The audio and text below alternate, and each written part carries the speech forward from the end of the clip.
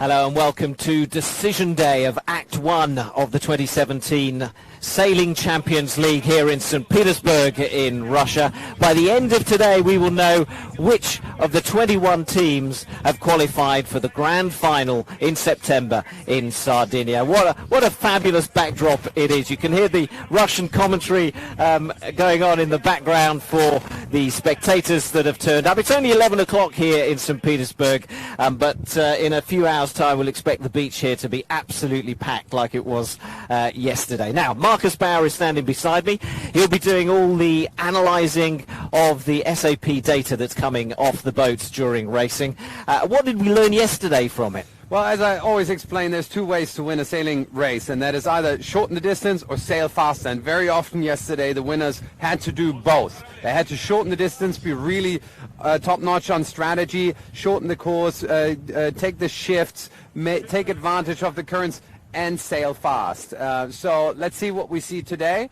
With the 4 flights coming up, we've got plenty of races, 12 races. The first of these 12 is just happening. I'm really looking forward to looking at those races and finding out who finds the best winning strategy today. Okay, well, the weather is a little bit different from yesterday. If you tuned in yesterday, you'll have seen what looked like a Mediterranean beach behind us. Well, it's rained overnight. We're expecting more rain later on. There is some cloud cover, although we've got more sun than we expected. About 21 degrees maximum temperature today, and a southwesterly breeze right now.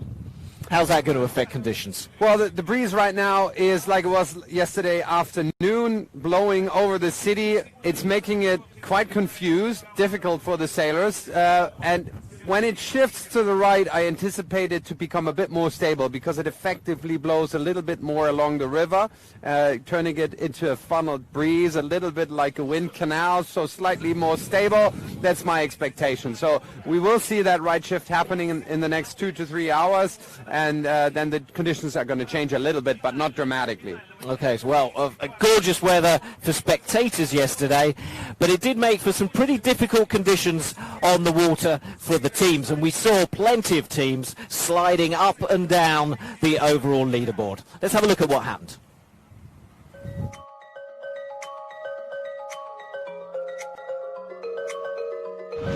Mein Name ist Julian Flesati, ich komme aus der Schweiz und ich segle für den Regatta-Club Bodensee. Hello everybody, we are here in St. Petersburg for Act 1 for the Sailing Champions League. Take a look how the day was. Okay, oh, we sure did take a look, and it was the hell of a day. Hey! Hey! Row! Hängen! Fahren, vorfahren! Vorbereiten! Und Spiel! The conditions on day 2 of the Sailing Champions League in St. Petersburg were extremely difficult. Shifty winds, heavy gusts, and doldrums within minutes. Bad luck and good luck, side by side. Races postponed, course changes, and a current that wouldn't let the boats advance despite winds of more than 10 knots.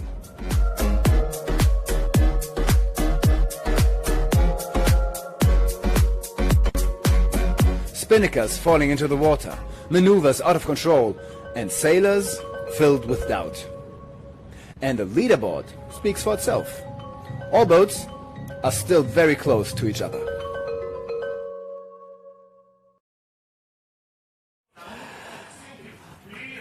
And that's how the overall leaderboard is looking right now, with the Danes in the lead, but it's all so very close, just a few points separating all those top teams. But it has to be said that it's the top 13 that we're looking at, because the top 13 from the fleet of 21 will qualify for the final in Porto Cervo in September in Sardinia. So we've got Lord of the Sail, Yacht Club Scheveningen of Holland, and the Cape Crow Yacht Club still hanging on in there in the top 13. But again, the points so close all the way down the leaderboard. So it really is a case of every race matters, and yep, anyone can, certainly the top few can certainly win the actual competition here in St. Petersburg.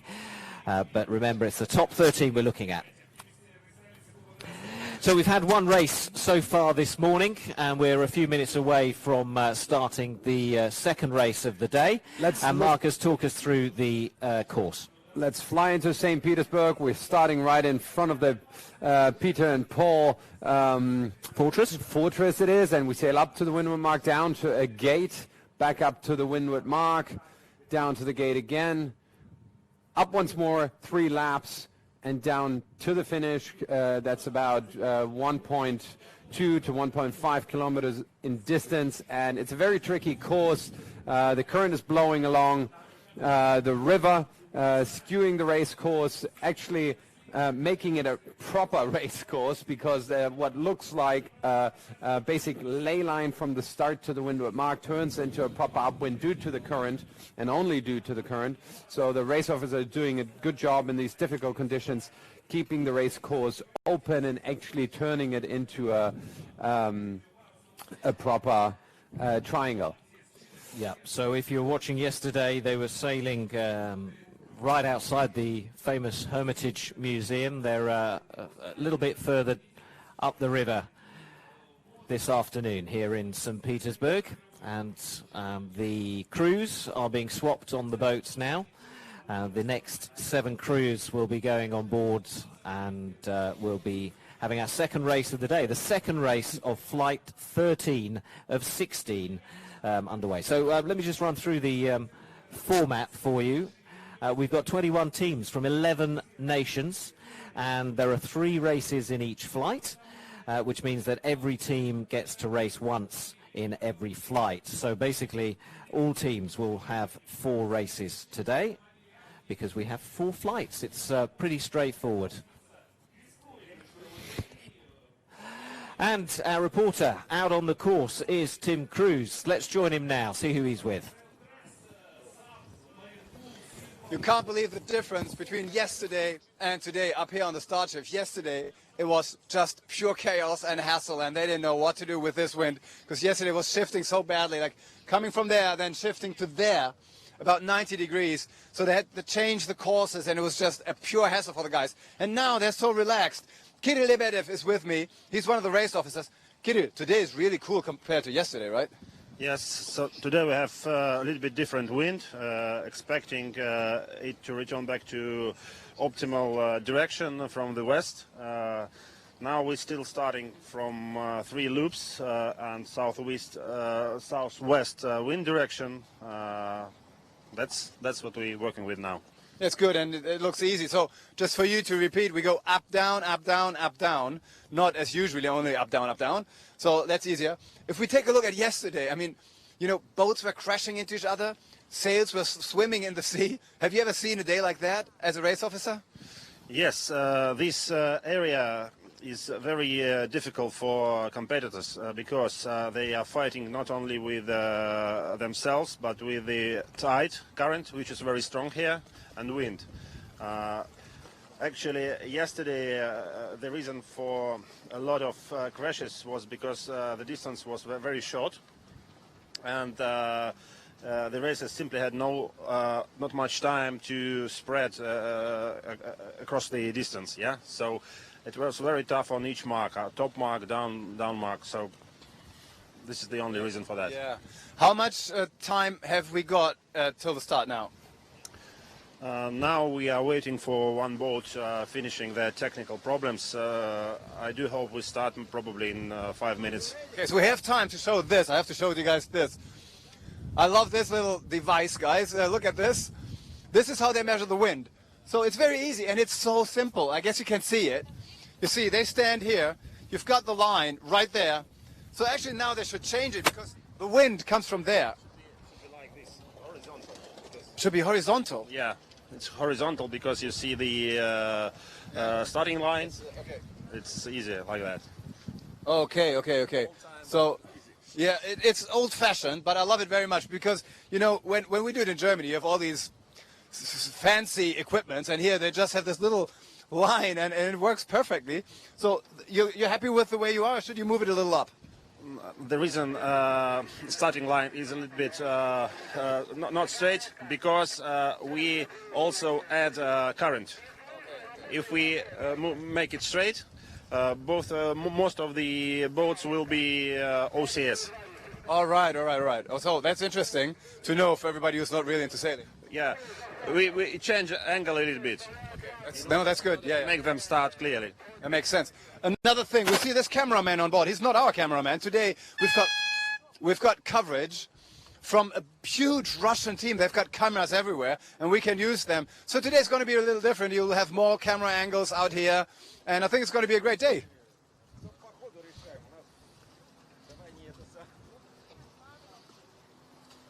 Thanks very much, Tim, and I'm sure it will be a great day. We'll have regular updates from Tim off the water throughout the afternoon here in St. Petersburg. Some fascinating stuff, Marcus, about how they set the line, and I love that basic stick with a few ribbons on in order to work out which way the wind is blowing. But of course we've got a real variety of viewers, and it doesn't matter how much of an experienced sailor you are, it's always good to get your head around some of the basics of sailing, and it's a perfect opportunity as we wait for race number 2 of the day for us to catch up with another one of the Marcus Bauer Masterclasses.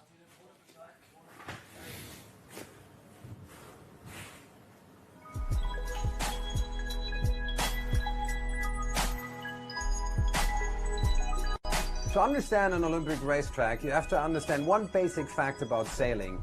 Boats can sail any direction apart from straight into the wind and about 45 degrees left and right of that. Boats need to use their momentum to tack through this sector and zigzag up against the wind. So why is it that all Olympic classes start straight against the wind? Wouldn't it be easier if boats would simply sail from A to B in a right angle to the wind without all that zigzagging? Yes, it would, but it would also leave out a lot of the strategy and tactics that make sailing so interesting. That is because sailboats, like race cars and cyclists, trail a wind shadow behind them. But unlike cyclists, sailors try to avoid that wind shadow like the plague, because it slows them down. If boats just raced from A to B in a straight line, whoever won the start would almost always win the race. So sailors decided that's boring, let's instead start straight into the wind, opening the door for the intricate strategies and tactics that are often described as chess on water. Sailors are always trying to predict which is the better side of the course, which has more wind, less waves, and above all, favorable wind shifts. That's one of the cool things about sailing. Sailors can actually shorten their track by taking advantage of wind shifts. So being fitter will help you sail faster, but being smarter will help you to sail a shorter distance. Everything he says is absolutely 100% correct occasionally. Isn't that right, Marcus? Just occasionally. So we are a minute or so, 10 seconds away from the start of our first live race of the day.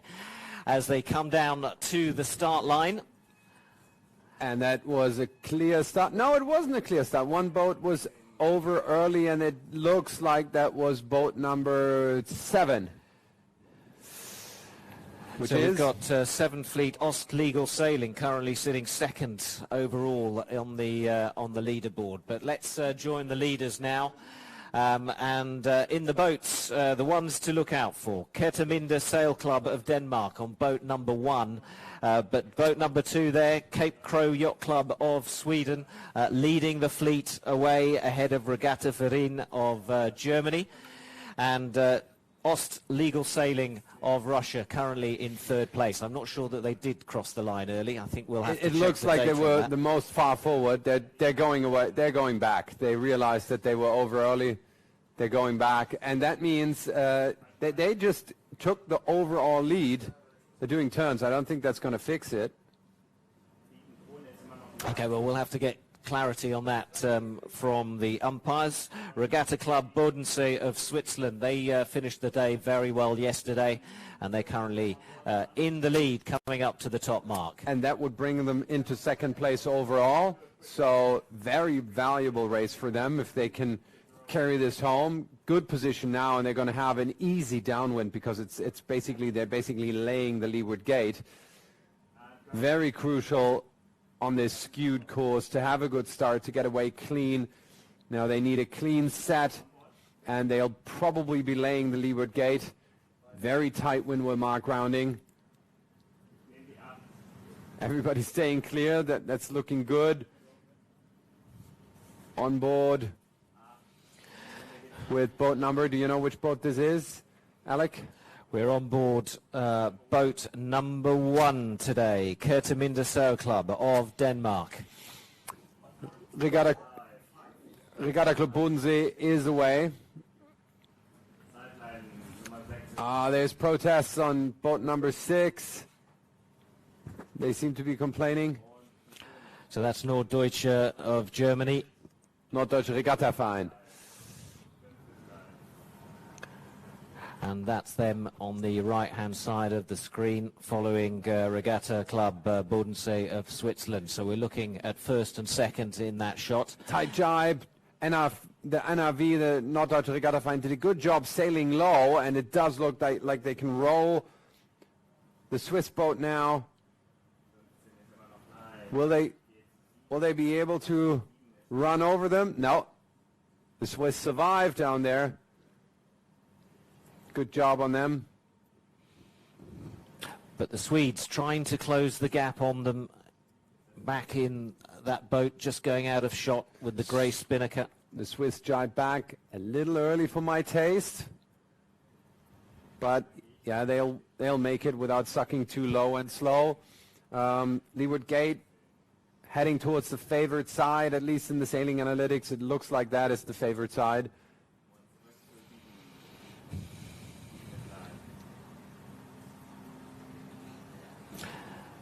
So Switzerland round the bottom mark for the first time today in first place. And you can see the boats are really careful rounding in a wide circle because the current is pushing sideways. They're trying to make sure not to hit the mark due to the current. And the current is vital here on the Neva River. And it's pushing against us at the moment from this view. So from left to right of the screen. Exactly. So 4 boats have rounded. Ostliga Sailing Club took the right-hand gate mark, left-hand from this perspective. Wind has shifted to the right a bit. It's a proper upwind course now. They'll have some tacking to do to get up to the windward mark.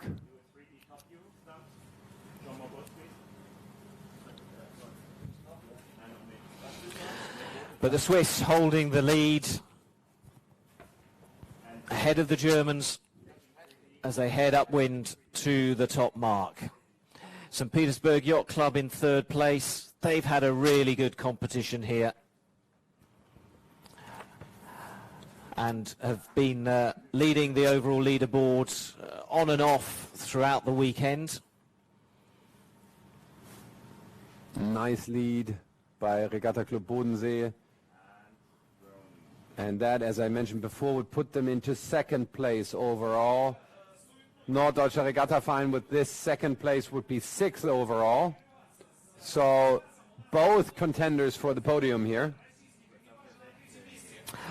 Yeah, I think with 10 races still to go, I think it's a bit early for us to start predicting how it's going to end at the end of the day, how it's going to end overall, and who will be the champion here in St. Petersburg, because anything could happen. And it often has done in the racing so far this weekend, as we see the rest of the fleet round that top mark, with St. Petersburg Yacht Club, sail number 8, rounding ahead of the Swedes. And the pink spinnaker of the Russian Ostlegal sailing team dragging them downwind towards the gate for the second time at the bottom end of the course.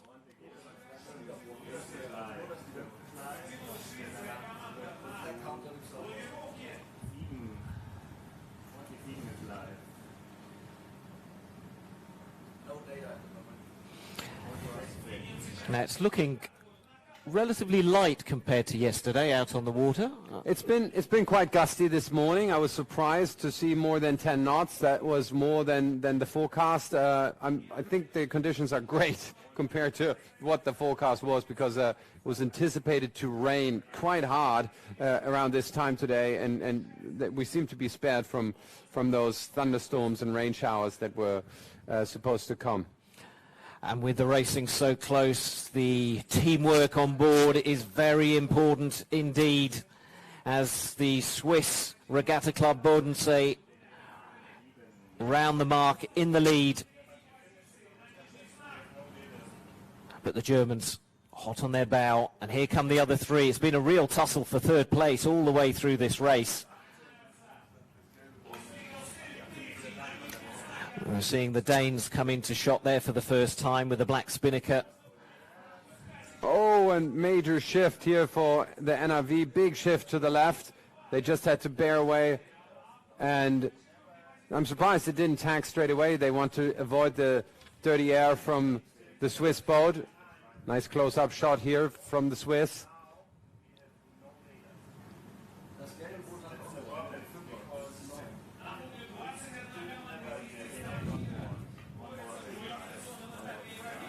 On board with a Swiss. There we go, the helmsman, Julian Flessati. The NRV has tacked. We just saw him behind, and the Swiss are going back into the middle of the course.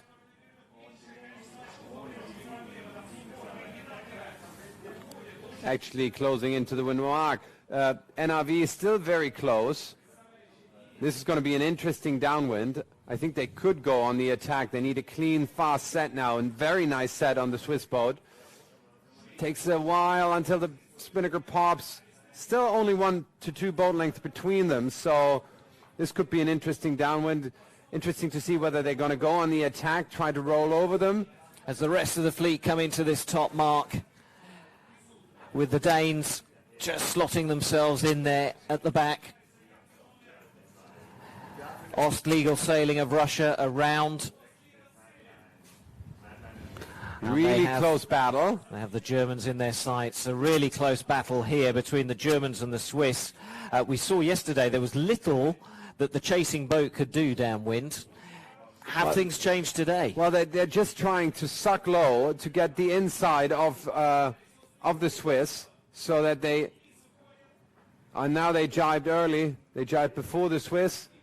And they need a good gust to manage to squeeze inside. It does look like they have good pace right here. Yes, definitely. They caught a gust earlier, so this is far from over.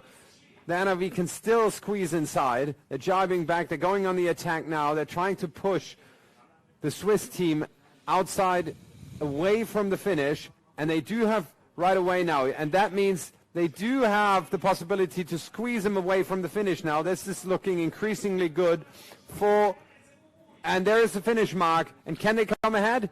It's really, really close. Bow to bow, neck and neck from this angle. It looks like it could be the Swiss, but it's going to be a difficult one to call. We're going to have to wait for the official result on that one. It does, and high fives on the German boat, high fives on the NRV, and they overtook him just before the finish. So a lot can happen on the downwinds, and that was a very crucial race for the NRV, and that's going to bring him forward into the top 5. It's actually going to bring him to it 6th. Could bring him up on the podium, but at the moment.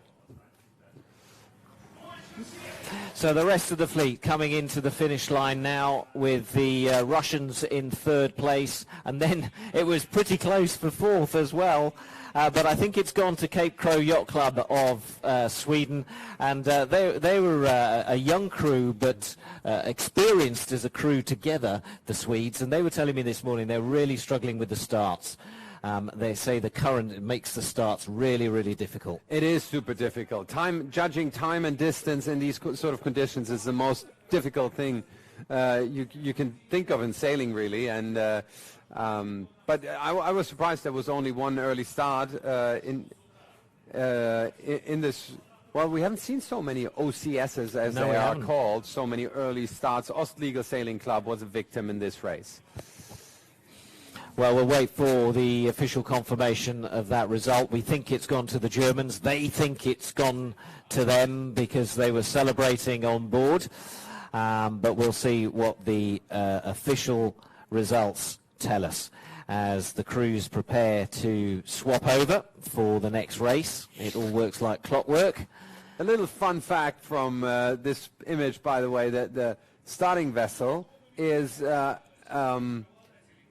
is 180 degrees in the wrong direction. The bow is pointing away from the wind. Why is that? You normally don't see that. That's because of the current. The current is so strong that when the boat anchors, it actually moves the boat into the current direction, which is against the wind at the moment. So they completely turned around the whole starting vessel.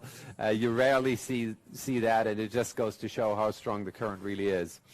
On board with the Swiss team, and they're preparing to hand over to the Norwegian team from Trondheim, who will be racing that boat in the next race. In fact, the final race of Flight 13. And that's what you were talking about. The flags are going one way, but the boat is going the other because of the current.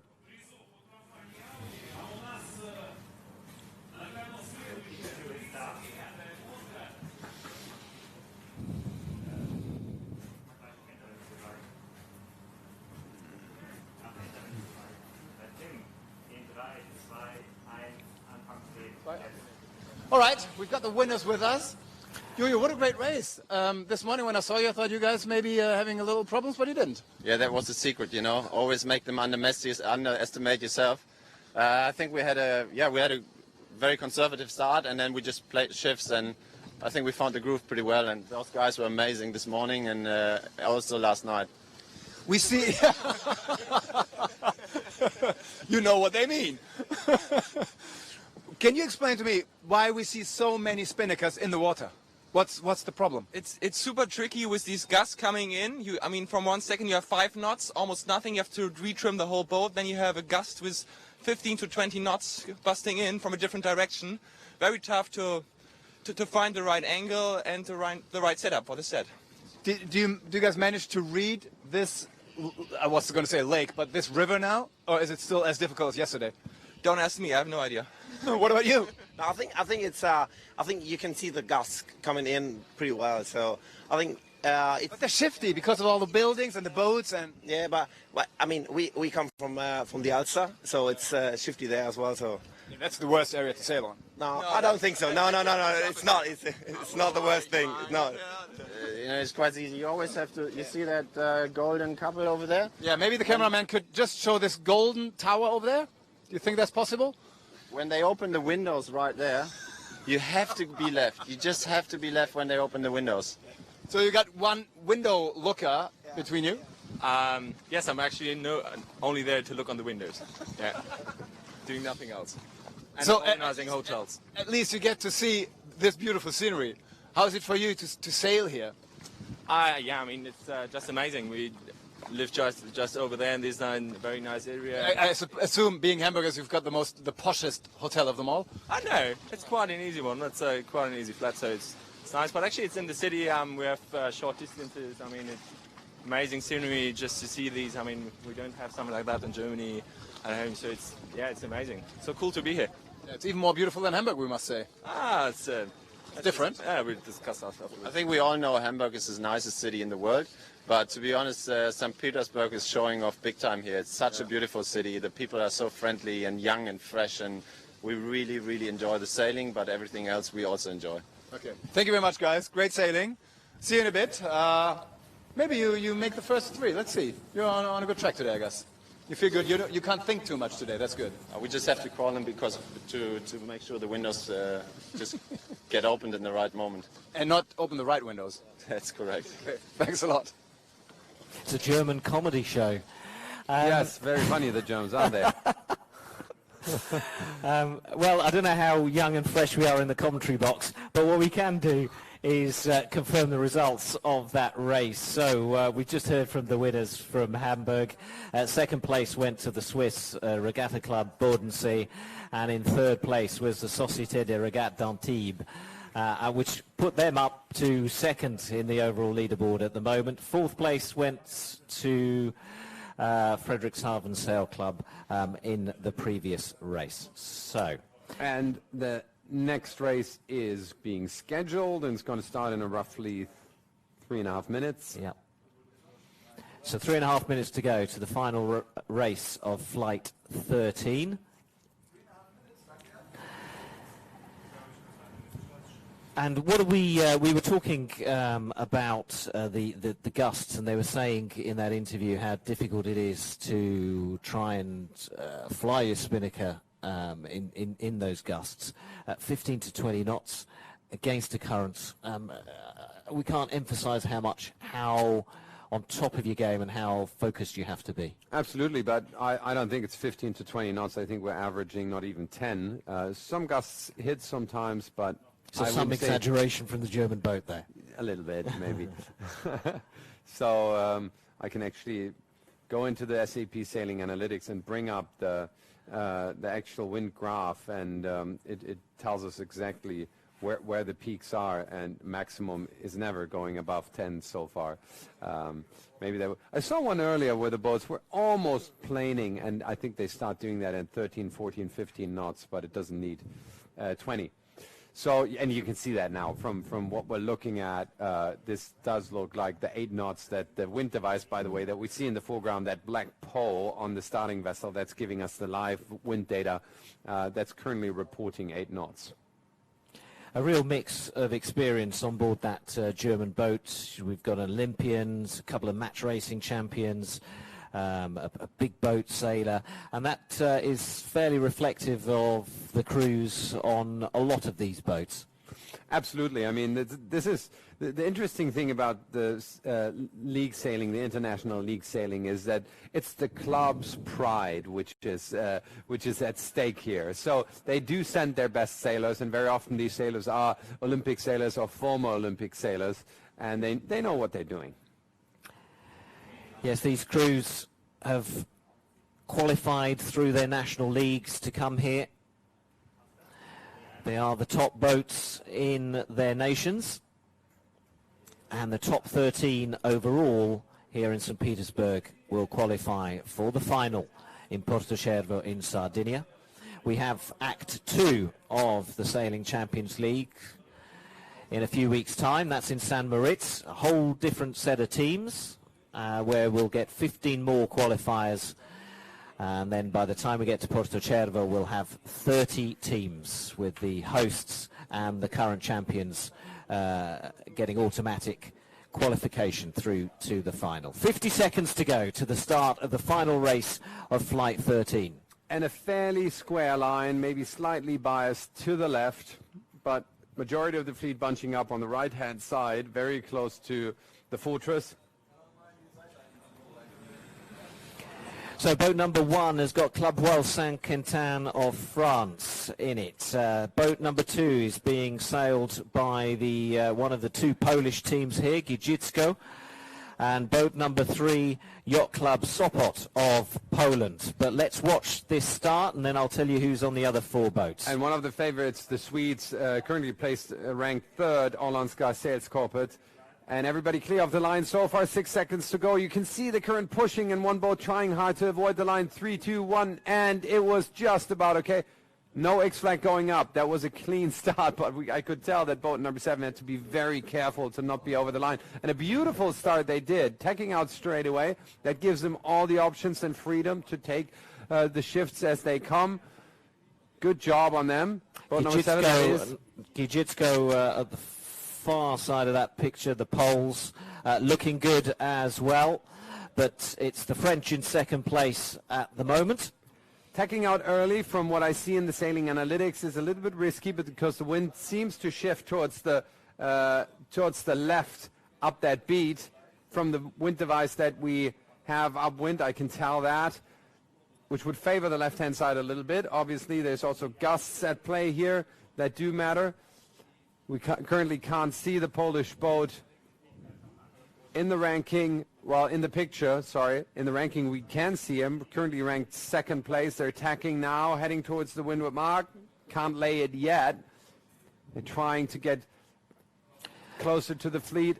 But this first leg, we saw it yesterday, always difficult to separate the fleet. It's often a very close start. But they do manage to pass. Nice job for the Finns. I think they have a good chance of rounding first. They have to put in another 2 tacks. Giżycko also doing well. They tacked now. Tacked again. It's really close matching there. But the Finns round that mark in first place, followed by the Poles of Giżycko from the town of Lotsen. We're looking at the leaders there. It's boat number 2. But the grey spinnaker is that of Giżycko, the Poles. They seem to have taken the lead there.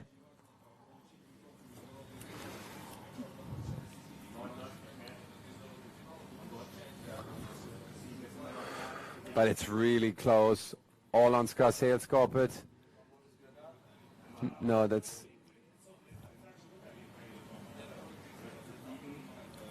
a difficult one, Alec. It's Ålandska Segelsällskapet, and they have to do turns. There was a close incident there. Windward leeward, I suppose. Okay, so Marcus can look back through his data and see what was going on there. But right now, what we're interested in is the fact that the leaders just still are the Finns. But how close are they being run by Almere Central of the Netherlands?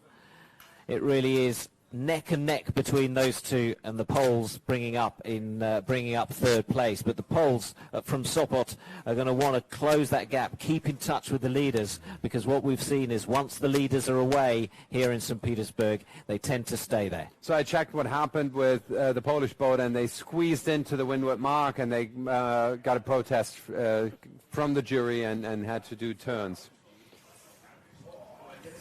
A turn, to be honest. So, just a few meters to the bottom gate as they choose which side they want. The Finns and the Dutch deciding left or right.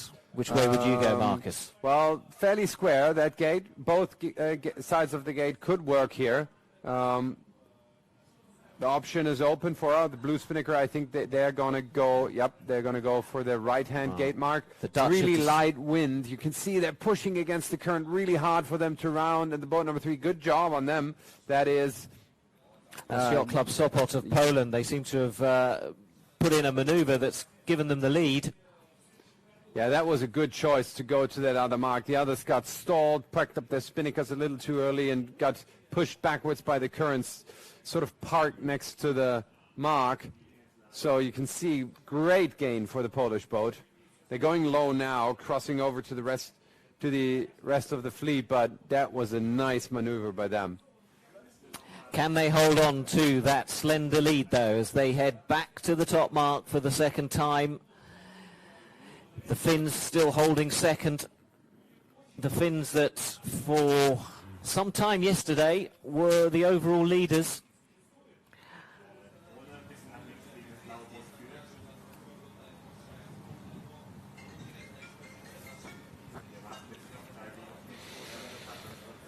Really nice work on Yacht Club Sopot. Overall, they're placed 15th. If they want to make it into the top 13, they got a bit of work to do.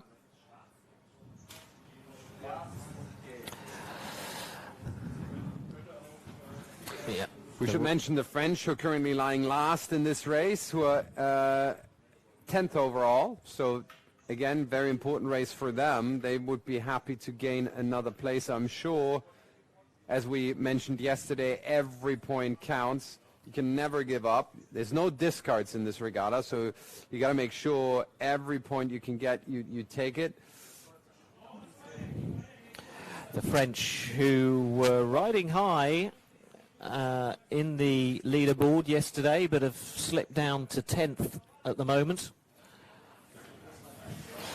So, as we start leg 4,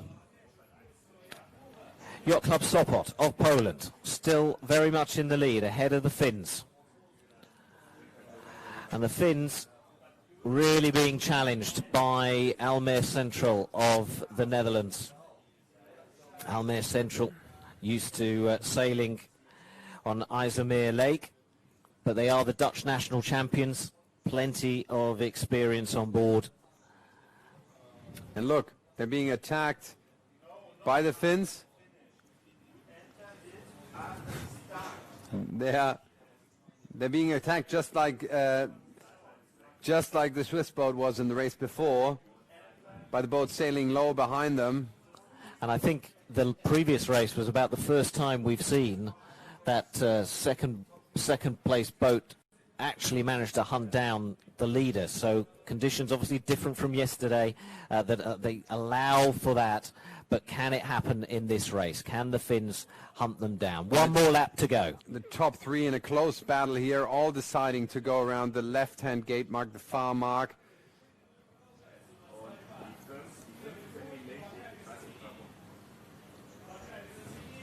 So a bit of a train ride here now. It's a bit of follow the leader. But I think the Finns attacking early. Yep, they tacked out. Loose cover on Yacht Club Sopot. Boat number 7 is getting lifted.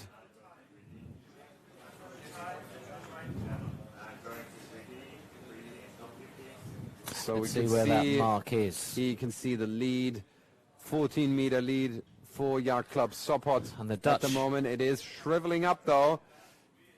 The Dutch have chosen their own route. They're closing into the windward mark and shift to the right and see how close it takes the Finns to the windward mark, and a very tight cover on the Finnish boat. They just gave him a big slap. So boat number 7 now choking a lot of dirty air, as it's called, from the Polish boat. But the Dutch still in contention in third place. It's not quite as close as it was in the race before, so it's going to be hard to catch up. A nice set on the Polish boat. They're off and running, picked up speed really quickly, so I think they're good to go to win this race. So the top three there, racing down towards the finish line. Can Yacht Club Sopot hang on to that lead? And as I mentioned before, crucial race for them. They're 15th currently, so they really have some catching up to do if they want to make it into the top 13. And they'll be sitting there knowing that they're yet to win a race in St. Petersburg. Could this be their first victory here? They've managed a few podiums. They've been close all through yesterday, but they never quite managed that first place. Can they do it here, or will they be hauled in by the Finns just a few meters behind them now? You can see some attack jostling happening from the Dutch team. They jibe away. They do all they can to gain an advantage on those last meters towards the finish. Jibing away is a risky move. If that takes him to a nice gust, it will make a difference, but there's not much distance to cover away from the finish line, and they need to hit the left-hand side of the finish line, looking downwind. Okay, well, they just a few meters away from that finish line. We saw the orange boy with the orange flag just before we came to the graphics. And there we see Sopot, the leaders, crossing the finish line to claim their first victory here in St. Petersburg. A little bit of celebrations on board the boat, a few punches of the air, and that feels good. The team from a town on the Baltic Sea near Gdansk have come here and have managed to register a victory, and that will please them very much indeed. Second place went to the Finns, and Almere Central of the Netherlands came in third, as the rest of the fleet crossed the line, with the Norwegians of Trondheim bringing up the rear.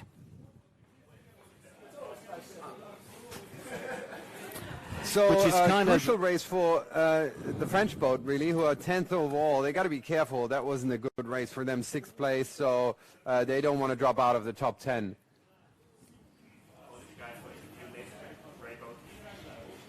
Now?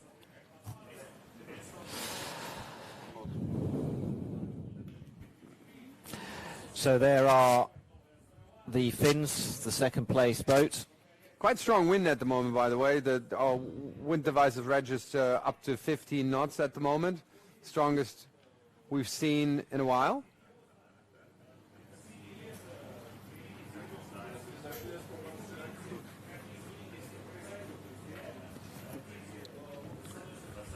So maybe a good time to bring up the preliminary overall leaderboard after the conclusion of this final race of flight 13 with 9 races to go, 3 flights to go.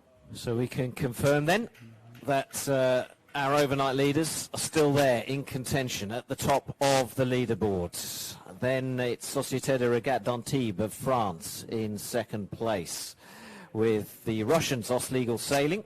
We saw them racing in our previous live race. They're in third.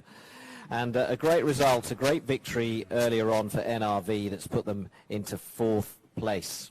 Tied on points with the third place. But also pretty close there, isn't it? Very close. So I think top 7 within 6 points. A lot can happen on the podium, but still some boats emerging to be contenders to win this. But with 9 races to go, 3 flights to go, a fair bit can still happen. So let's look on page 2 to find out who's in the top 13 and who's in close contention to still make it into the top 13. Yeah, very little change with 11, 12 and 13. They remain in those positions. However, the gap between 13th and 14th has now increased. So nice race win for Yacht Club Sopot, but 4 points they need to gain in order to make it into the top 13. They have a bit on for the last 3 flights. How important is it for these teams to win here in St. Petersburg? I know, for example, we can see their Cape Crow Yacht Club, who are in 13th place. They said they'd come here to win the whole event, not just to be in the top 13. How important is it, if you're going to qualify for the final, to go there as champions of one of the acts? Well, I think the qualification is what matters. They want to go to Porto Cervo. It's a dream destination. It's a high-profile event, and they want to represent their club there. So it's most important for them to be part of that top 13 lot. Taking away the win here is going to be a nice champagne moment for them. It's going to up their club pride as well, but I would think that the qualification is what matters.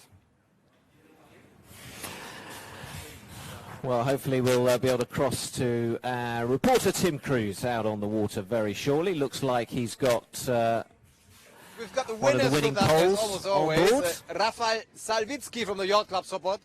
First of all, we have to say, you didn't sleep. That's interesting. So no, I sleep a little bit. I sleep a little bit. Come on. It was not so bad. But I really enjoy St. Petersburg, so... It is, everybody's like that. Like, Saturday night is the night out, and everybody enjoyed the city so much. It's a beautiful city to go out at night, and it's too hard to go home, right? Yeah, of course, but still the most important is racing. So we wanted to be ready, and we were ready, as you could see. That's the thing. You're ready, and that's so good. We just interviewed the German guys, and they went out heavily last night too, and they won also. So it's probably good not to use your head too much. And are you more of an instinct sailor when you're kind of hungover? Yeah, man, hangover. Come on, why you are talking about hangover? No, really, I was just focused on my job, and my crew was doing really good what they have to do. So the race was really nice. You expected a little more, I guess, because you're ranked somewhere in the middle. That's due to the fact that you don't have J70s in Poland. No, we don't have a J70. We don't sail this boat. So we are third time at the Sailing Champions League. We were twice in Porto Cervo, and always the same problem. We are struggling first 2 days. We are learning the boat again and again, and then it's better and better. So maybe that's why we now won the race, because now we know how to sail. Maybe we should call for a sponsor for you guys so you get a J70 finally. I think it's not a problem of the sponsors, but you know, the Polish league doesn't work like in Germany. We don't have a club life, so I think it's not the problem of the boat, just generally the format and how many people we have. I think we have 3 minutes and we are in this race. All right, let's go back. We have to go back 3 minutes. Yeah. But as long as we go back and we continue the interview while we're going back. You need to call the race because I have a race now, so we need to go. Yeah, we have boat number 3. Yeah, boat number 3. We're going back.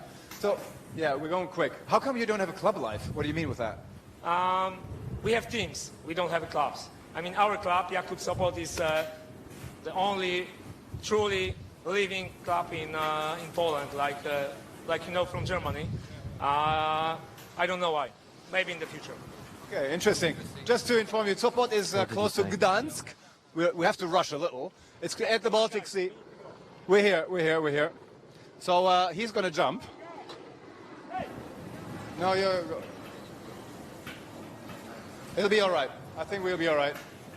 So that's an interesting point that he's made about the fact they don't have clubs, they just have teams in Poland. I guess the Champions League of sailing and the national leagues can work however the national leagues want to work. Yeah, sure. I mean, in the end, a club is a team, isn't it? And in the Eastern European countries, there's not such a strong club tradition. I think they used to be more sort of fraternities around companies in the East, or governmental sort of institutions for Olympic sailing, for example. In the West, there is a strong club tradition since more than 150 years. Some of the oldest clubs, actually the NRV, who starts here, is the oldest German sailing club that there is. And what's fascinating is pulled AP up, and there's a big cloud coming towards us. That's the big thunderstorm that was predicted to hit. You've been talking about it for 2 days. Yeah, yep. So let's see what that's going to bring. Potentially even some thunderstorms. Could be interesting. Could be raceable. Could be rough as guts. Well, we'll have to see what happens. Certainly the weather here in St. Petersburg has proved very variable. Conditions changing almost by the minute. Even yesterday, which was a fairly benign day. AP is down again, by the way, and the start is scheduled to be in 3.5 minutes, and I think that cloud is closing in, and it could be hitting us during this upcoming race. Well, clearly, if there's lightning and thunder, then they're going to have to postpone the race. But otherwise, a little bit of rain never did anyone any harm, and racing will continue. So we're on board with the Trondheim Club from Norway, boat number 5 in the next race as we count down to the start of Flight 14. St. Petersburg Yacht Club, who have done so well here on their home waters, are on boat number 1.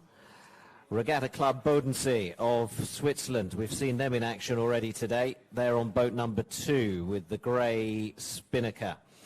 And our winners from the previous race, they've got back-to-back races, which is why obviously Tim was trying to conclude that interview pretty quickly so that the helm could get back on board.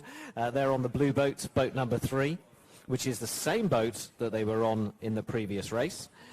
And Scheveningen of the Netherlands are on the green boat, boat number 4, with our camera boats. We've seen them already. Trondheim of Norway on 5. Red boat, boat number 6, Karteminde Sail Club of Denmark. And then the pink boat, boat number 7, is Regatta Club Oberhofen of Switzerland. So those are the teams we're looking out for. We're a minute and 50 seconds from the start. Wind is picking up at the windward mark. We currently register 13, 14 knots. Is the course set as it was? The course is set as it was, and it does look like a decent course. It's very short, obviously. With the wind picking up, it's only going to get shorter and quicker to get around.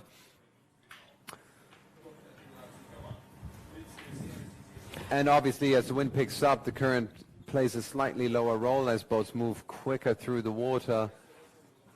The match racers amongst the fleet have said that they're finding it quite difficult to get all their timings and their positions right. They like to virtually rehearse their starts and know exactly what they're doing and where they're going to be doing it and when they're going to be doing it. But they're saying that the conditions here with the current and the changing winds have made that extremely difficult indeed. Good inside look at what the action looks like before the start. The boats need to find their gap. They need to get clean air to accelerate, have enough space to accelerate. If they don't have a gap to leeward, in this case, it's exactly the gap we're looking at. They don't want the boat to squeeze in there. They need to defend that gap because that's where they need to accelerate towards. 30 seconds to go. Wind has picked up. Wind device is currently registered 16 knots there.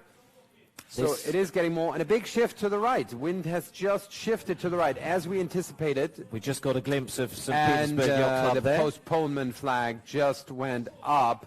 We were just, 10 seconds away from the start, but it's been postponed again. Conditions are changing the whole time, and they want to make the racetrack as fair as possible. And I think boat number 8, the Dutch, haven't quite spotted the postponement flag. And a big shift to the right now. That's what we anticipated. Wind to go from south-southwest to more westerly.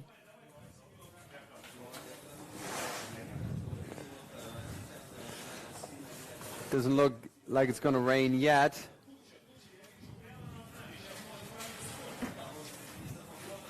So I guess at this point they'll be the race officials will be looking at maybe changing the course or waiting until the wind steadies.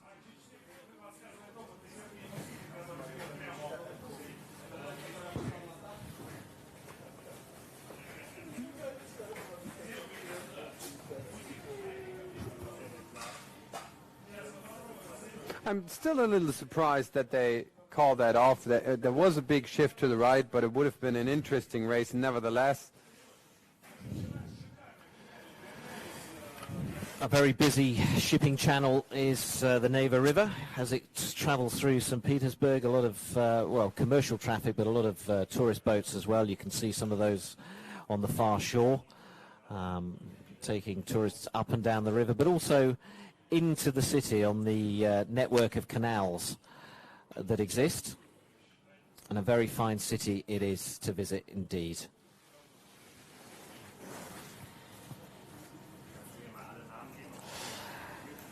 Yacht Club Sopot just drifting on the current, waiting for a decision to be made.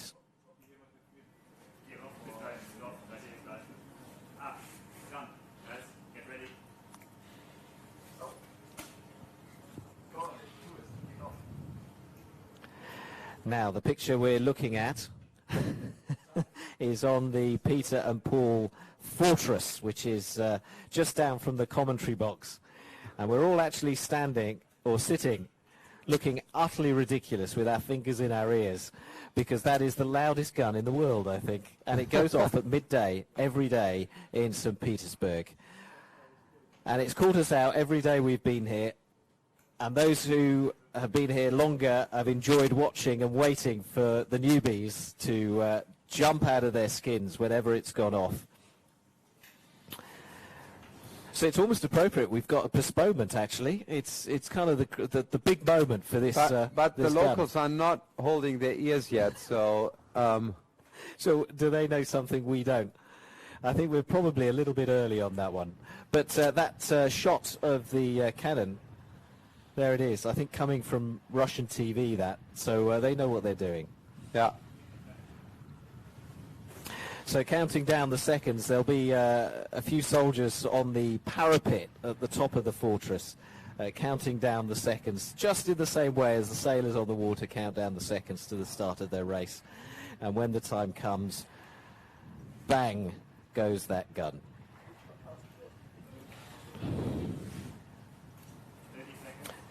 The wind getting stronger and stronger out on the racecourse, but it's not quite the sort of direction that we want. It's very confused, and there are the tourists waiting. I'm not quite sure how you photograph a firing cannon, but maybe it's video. Maybe that's what that guy's doing.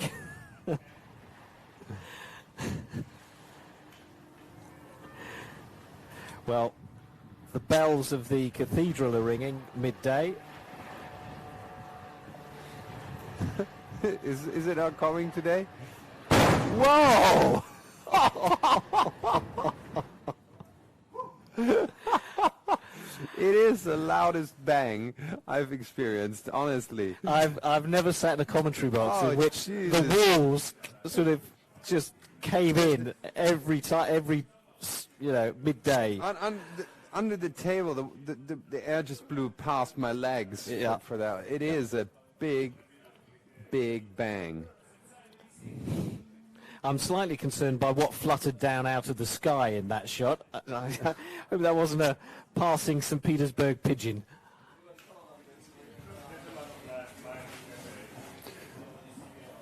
And it doesn't matter how often you hear it, it always makes you jump, even when you're expecting it.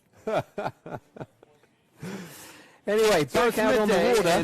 So it's midday in St. Petersburg. There we go. And the AP flag has come down. So what's changed that's allowed them to do that? Well, the wind has shifted to the right. They don't have to hold their ears anymore, so they can start acting again. They moved the windward mark quite substantially to the right. It's different race course now, different racetrack, but sort of the course is curtailed now on the right-hand side. You can't head out fully to the right-hand side, but you can head really close to the shore where you have low currents on the downwind. So I think we're going to see boats jibe setting more and sailing super close to the shore to avoid that downward current from the river. And in that shot, you can see that sort of cupola, that wall on the right-hand side is actually the fort that we were talking about, and that's where the gun was fired. So you can see how close that is to the racecourse and to the spectators who are waiting for the big moment. Well, the clock is counting down. We're under 3 minutes to go to the start. 7 more clubs ready to compete in the first race of Flight 14. Isaac Cathedral's Golden Globe, Golden Dome even, shining in the background of that shot we saw from our drone.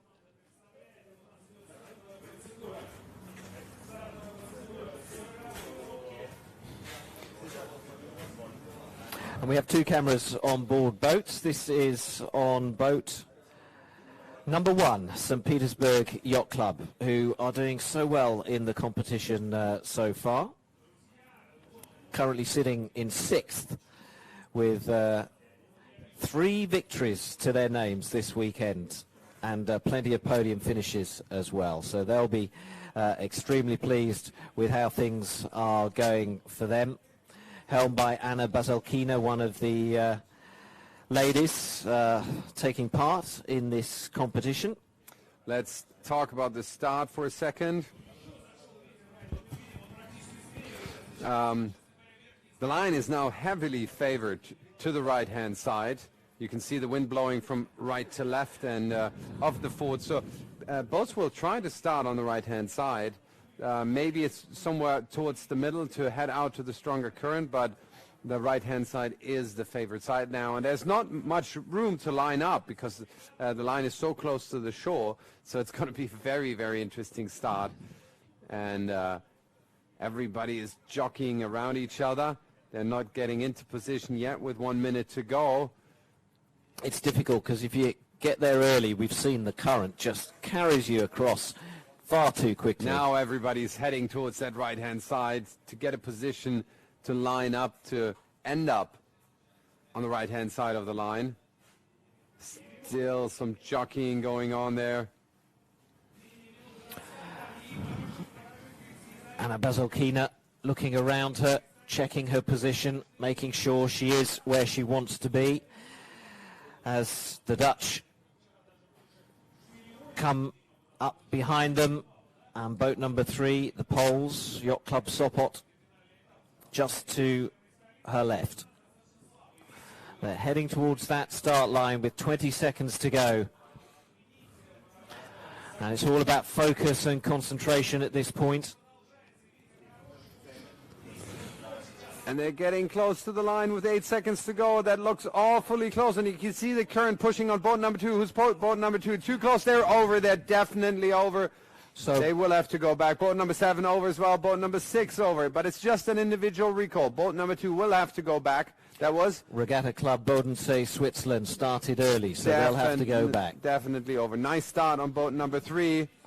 Lovely start from Yacht Club Sopot, our winners from the previous race. Perfect start for them. So round go the Swiss, but it's the Poles in the lead right now, with boat number 6 from Denmark also in the mix. Wind blowing at 11 to 12 knots at the moment. Yacht Club Sopot, that's who we're looking at, leading the race away, but look how close the distances are. There's still nothing in it. Scheveningen of Holland and Regatta Club Oberhofen in there as well.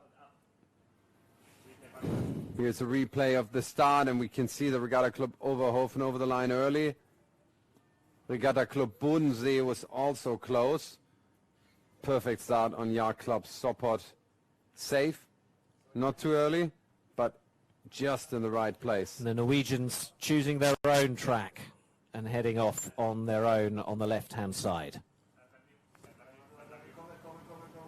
So let's catch up to the live race. And here we go. And it looks like the Danes have now taken the lead. has taken the lead. And here we are back to live pictures. And there we can see Bodensee of Switzerland chasing the fleets after their early start.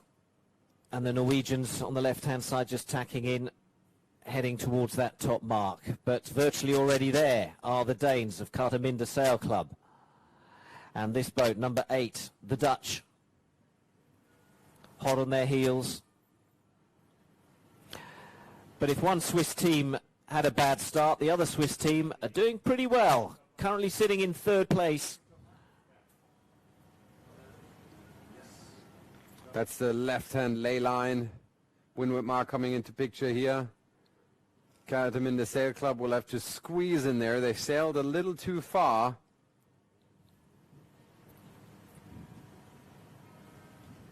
Will they make it in? Just about. They'll squeeze in. And they make it around. Just about okay. So Switzerland, or I should say Denmark, in the lead, rounding the top mark. The Danish boat. Oh, that was a close encounter there. There could have been a crash. You Jürgen saw that Moore boat coming Ernst. just in the last second. And you can see some boats jarred early, and they're in a nice gust. You can see the dark patch on the water. Cartaminde now getting the gust as well. Good speed on them. The boat's lifting up a little bit. Yeah, the Danes are away.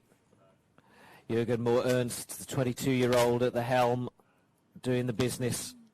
Cartaminde Sail Club in the picture.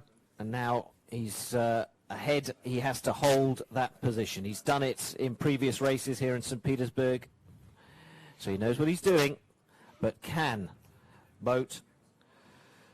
the blue boat of Yacht Club Sopot, close that gap? Yacht Club Scheveningen at the moment in 5th place and lying 13th, 14th overall. They're right on the brink of qualifying. Very important race for them. Bear in mind this is the first race of flight number 14, so the others will still add on points. So for Scheveningen, this is a very important race. But look how close it is. Cartaminde pulled away a little bit. All the rest. Danes heading down to the bottom gates. They pass the elegant green building of the Hermitage Museum here in St. Petersburg. But the Poles doing their utmost to close that gap. And you can see the distance between them closing on the little graphic on the top left corner of the screen. But the Danes well positioned now, as the Pink Spinnaker of Regatta Club Oberhofen of Switzerland, currently in 3rd place, also comes in. But look at Yacht Club Sopot. They're doing a great job squeezing in there. And this is what I predicted, that boats will close in very, very close to the shore where you have less current.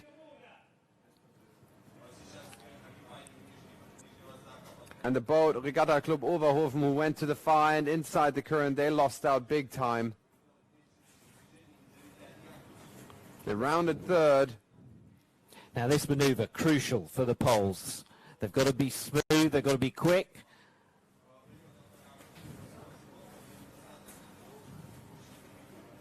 And they've done it. So the Poles around first, taking the lead from the Danes. And Regatta Club Oberhofen in the far end has dropped from 3rd to 5th, but they're now in the strong current up to the windward mark, whereas the boats down here, close to us, are in lighter current, pushing them less towards the windward mark. So let's see how Yacht Club Oberhofen, that is on the far end, that is Regatta Club Oberhofen, how they're going to do as this upwind progresses. It's the boat bottom left, not looking too flash at the moment. And the other Swiss team in this race, Regatta Club Bodensee, struggling to make up the distance they lost on the start when they started early.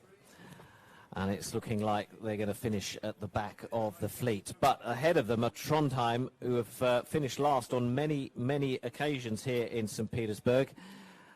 You can see that, now they're in lighter breeze. Again, the boat in the background, they were looking quite good just now, but now they hit a light spot, light patch, and fresh breeze filling in from the right-hand side. That's good news for the boats on the right. I did think for a second that Regatta Club Oberhofen would have an advantage of the left-hand side, but that didn't materialize just now. St. Petersburg Yacht Club in the foreground with their 2 female crew on board. Marina Taran, the bowman, Anna Bazalkina, former Olympian, at the helm. We're on board with them now. Everything seems calm, collected. They know what they're doing. But what was interesting was that she told us yesterday in an interview after winning one of the races that this was only the 2nd or 3rd time she'd actually sailed here on the Neva River in St. Petersburg. We thought that maybe she had home advantage coming from the local club, but these teams don't always train. It's not a training venue. It's not a training venue. It's a showcase venue, but she's a very experienced match racer, and she knows these sort of conditions from all over the world because match races often take place in such venues. But that's the situation at the front of the fleet right now, with the Poles 18 meters ahead, leading Cartaminde Sail Club and the Dutch team in 3rd place.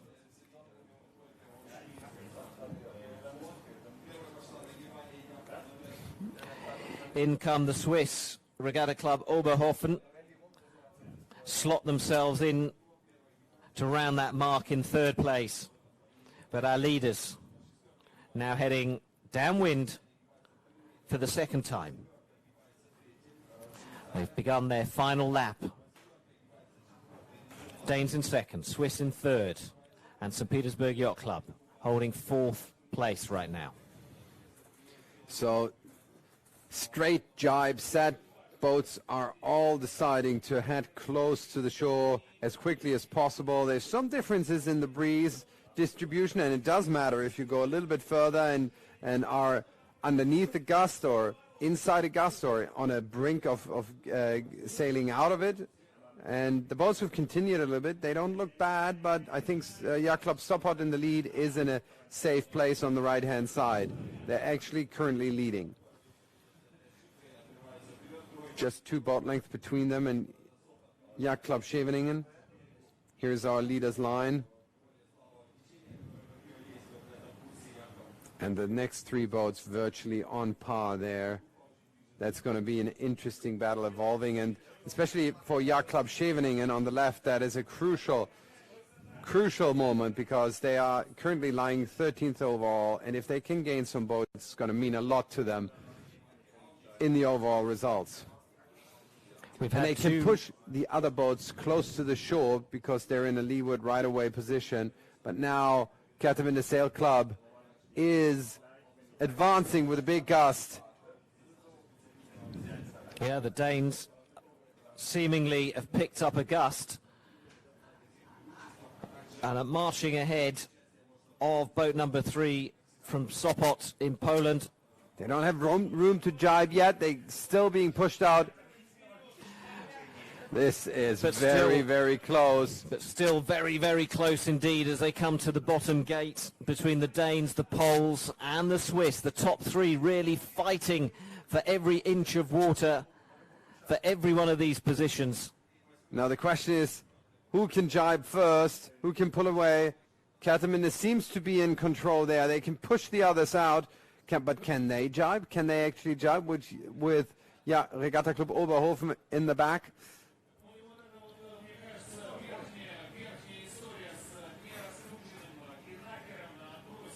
And there's the finish line. And Jakob Sopot. Still one leg to go. Still one lap to go. Sorry, too early a call for me, but it is the finish now. They changed the race course. They did finish. Well, they sailed past the gate. That's what was confusing. No, they did finish, and it is Jakob Sopot who finished first. Kerteminde Sail Club finished second in our preliminary results, but I think they are reliable.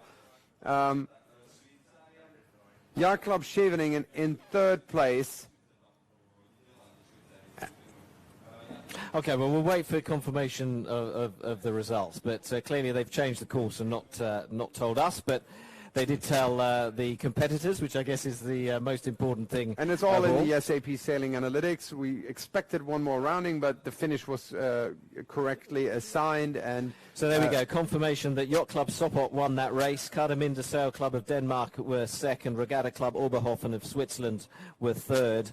And the Dutch team from Scheveningen are fourth. St. Petersburg Yacht Club fifth. Trondheim of Norway sixth. And Regatta Club Bodensee never recovered from their early start and finished in last place.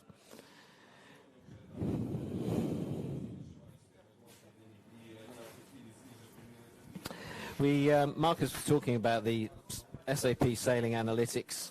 You can find those at sapsailing.com and go to the event page, and you'll find all the breakdown of who's done what where, who's achieved what, who tacked when and where and why. It's a fascinating thing. You can get as geeky as you want, but equally you can, so we can bring up some of that data just now.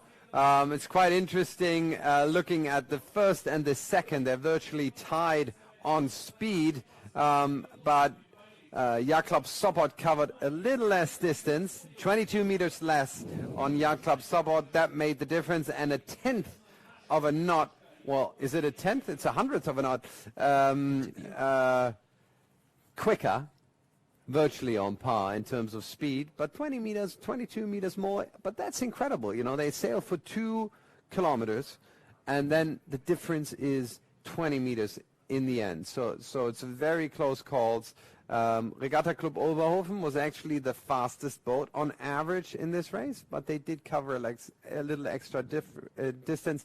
No huge differences in the maneuvers between some. Well, actually, Yacht Club Scheveningen did twice the maneuvers. I think they're happy with their 4th place, which puts them into 13th place overall, considering that this was the race 1 of flight number 14, and the others are just going to add points, so it's going to wash them further to the front and in this more safe zone to qualify for the big final in Porto. Okay, reaction from the water. Here's Tim again.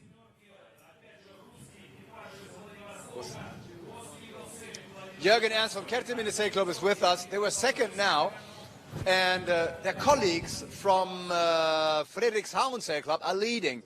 So before this race, before the whole regatta, we were talking, and he said your goal is to beat the other Danish guys. Yeah. That doesn't work out anymore. No, definitely not. We've had a few trouble with our boat speed, and that affects the rest of our racing. Yeah, I think you guys are around 16th, and they're leading. I mean, are you still happy for them? Yeah, of course we are. Of course, with fellow Danes, it's very good. We have them winning. Yeah. Are you all still friends but competitors at the same time? Yeah, sure. We were, we party at night together, so it's we're close. Yeah. Why are they doing so well, and why are you so unsatisfied with your performance? I think it's the experience that's a big difference. And they're 10 years older, and I think they've sailed together in the middle 24 for 10 years also. Wow. and we've sailed together for 4 years and only 4 times a year, only the events here. So it's a lack of practice. I'm pretty sure that's, yeah. How can you change that for the future? Yeah, we'll practice more, I think. Yeah, we don't have J70s or any sport boats that's similar in the academy. So we're trying to get one, but it's a tough battle. But getting a J70 to the club would be really big, I think. You come from the Baltic Sea, which is a little different from this. How do you still get along here? I mean, is that a problem too, the current? And we just talked to the Germans from Chiemsee. They touched the starting boat and all these things. Is that something that's kind of hindering you too to be as good as you could be?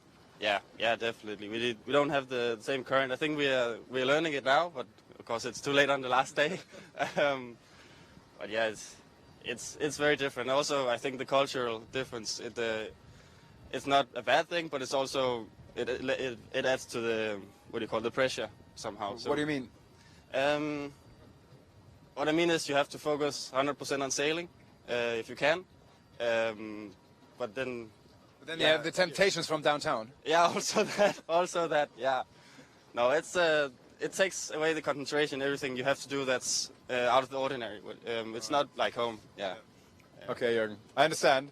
Thank you very much. Place 13 is not so far away, so we might see you guys in Porto-Cervo, and I would be very happy to see you. Yeah. Me too. Thanks a lot. Good luck. Thanks. I think his point was that with every country you go to, there are different ways of doing things, of managing races, of changing the course and so on. And I guess when you're 22 and you're not that experienced, it can be distracting. Yeah, sure. I mean, sailing is a sport where experience matters. Experience is the key. So old sailors do have an advantage. They've just got more experience under their belt. And it's also one of the beauties and specialities about sailing that you can do it for a long time. Fitness does matter, but it's not the crucial factor. It depends on the boat, obviously.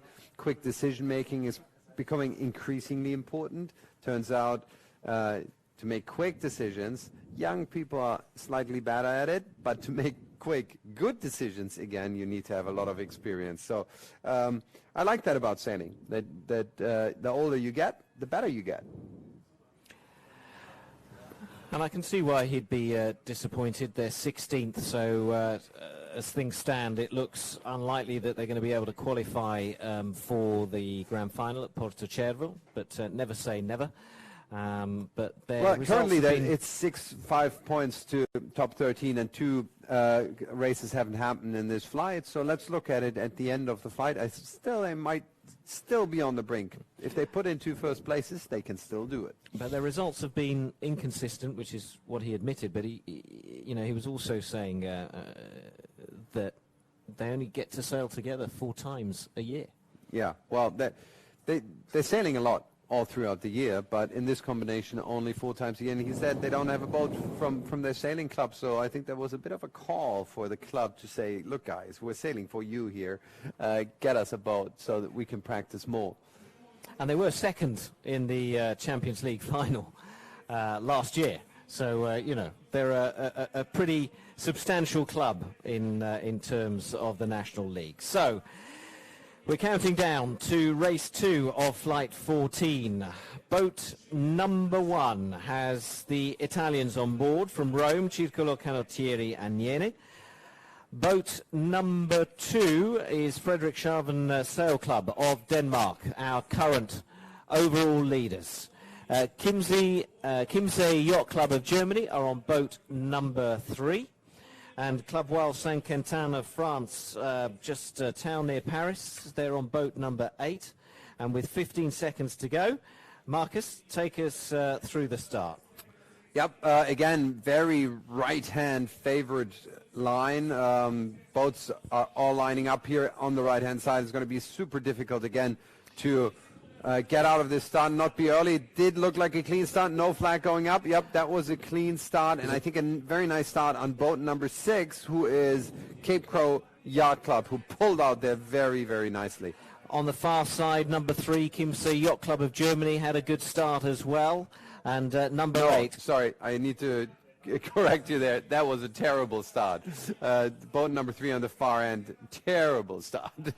Club Royal Saint-Quentin, number 8 of France, up in the running as well. There we go. We got a replay of that start. Yeah. And you can see the advantage line, the red line, and the German boat is far behind that line. They totally started on the wrong end of the line.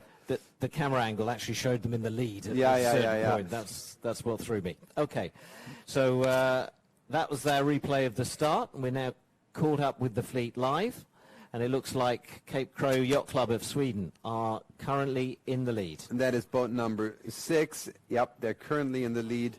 Boat number 2 on their heels, Frederikshavn Sail Club.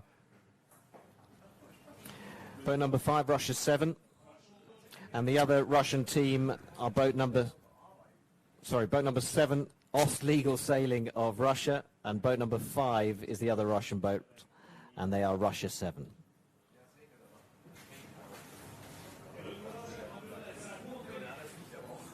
The wind currently blowing with 8 to 9 knots, so it is up and down. It's going between 6 and 15 knots, really. But plenty of breeze for good racing. Highly demanding. Tacticians have to be on the outlook all the time. You can see them looking ahead now, trying to spot the good gusts.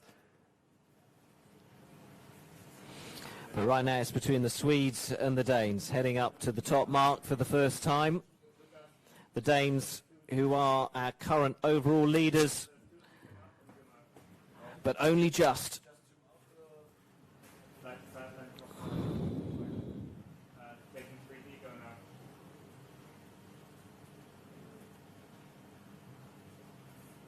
They closed into the ley line. That's that yellow line coming into picture. Is that yellow or green, Alec? Yellow. Thanks a lot. But the green boat is at the bottom of the screen, Club Royal Saint-Quentin of France. Be interesting to see what tactic they're using on the right-hand side of the course. Frederikshavn Sailing Club squeezing off Cape Crow Yacht Club, but I don't think it will be enough to push them outside, or will it? No, they got rid of the overlap. Cape Crow Yacht Club needs to go around them. Will they do that? No, they're squeezing in. I think that could mean a protest. It did look like there was no overlap anymore. I think the Danish could complain. But the Swedes are away ahead as the Italians round that top mark. Russia 7.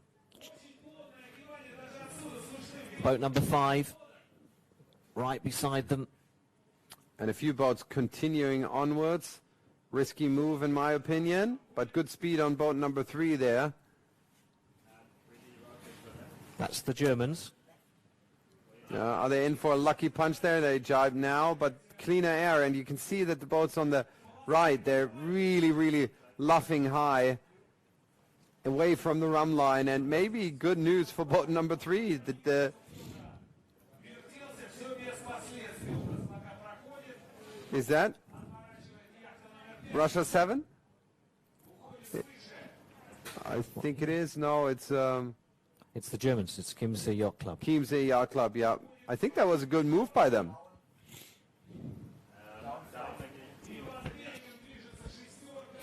But we've seen the side of the course that most of the fleet have chosen, nearest to the shore, the side of the course with less current.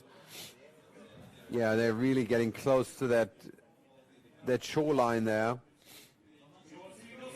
Less current effect, making the distance, and it's sailing really super low down there. And the orange buoys that you can see closest to us are the limits of the race course. They're not allowed to go in there. On board the Swedish boat, discussions going on when to jibe. They're getting ready to jibe, and here they go. Patrick Sturesen at the helm.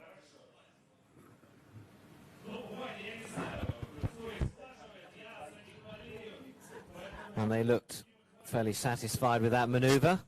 And they're jibing back again because they want to get ever closer to the shore. But certainly they're increasing the distance between themselves and second place Danish team. And by the way, if the results remain as they are, with the Danes in second, they will be knocked from the top of the overall leaderboard. But there's a long way to go yet.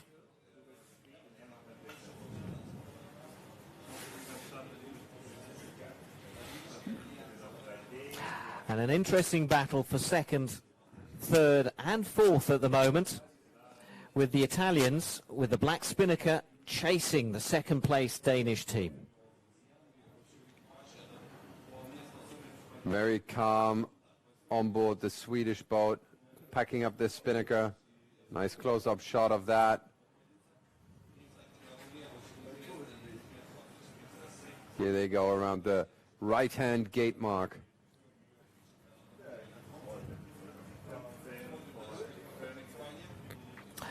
Okay, so the second place boat is round. Now, the Italians have to keep this clean and efficient. And it's Chiemsee Yacht Club heading off to the far end again. They love that side.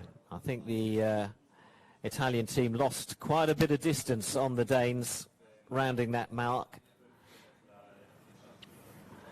But they're away now, followed by boat number 8 from France. Very important race for Cape Crow Yacht Club, by the way, because they're currently lying 12th overall. So they need to get in good results to manage to qualify for the big final. Well, it certainly looks like they're doing what they need to do right now.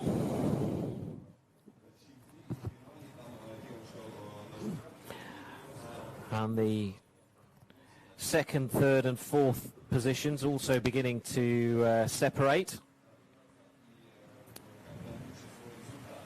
But who's going to win that third place at the moment? It's a real battle between the French and the Italians. And the Italians that we handled as favorites yesterday from Rome, the Roman team with a super experienced skipper, currently in 7th place overall. So they're still safely in the top 13, but not in a position to win this at the moment. Italian National League champions. It's their 3rd year competing in the Champions League, so an experienced sailing club when it comes to Champions League sailing. But but struggling here in the current and the winds of St. Petersburg. Well, struggling by their standards anyway. Now, Chiemsee Yacht Club of Germany, boat number 3 on the far side. They seem to have been sailing their own tactics and their own race, and it's paying off. Yeah, sometimes it's just good to divert from the fleet and to avoid other boats, because that can be costly if you get that dirty air or they force you into maneuvers. And going out into the deep side of the river on the upwind seems to be a safe bet anyway, and that's just what they did on this last and final upwind.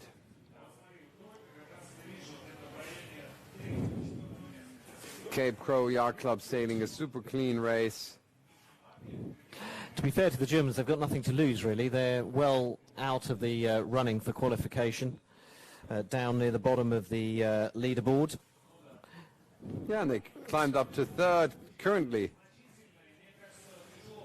Incredible job by them. So the leaders begin leg 4. Any sign that they've shortened the course this time? Do we have another lap? No. They're heading towards the finish now.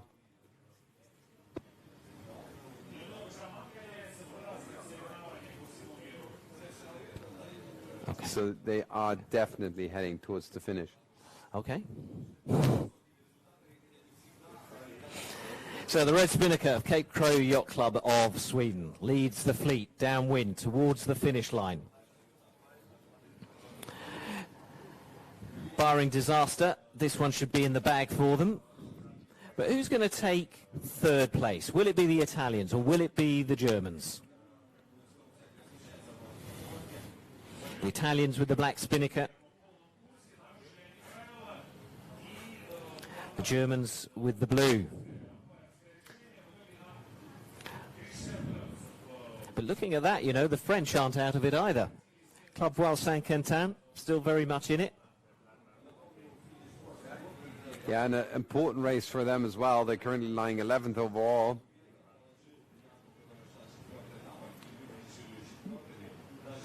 But you can see in the trail of Chiemsee Yacht Club that they already covered some extra distance, and I think the Italians do have the upper hand, and they will hit the low current earlier than Chiemsee Yacht Club.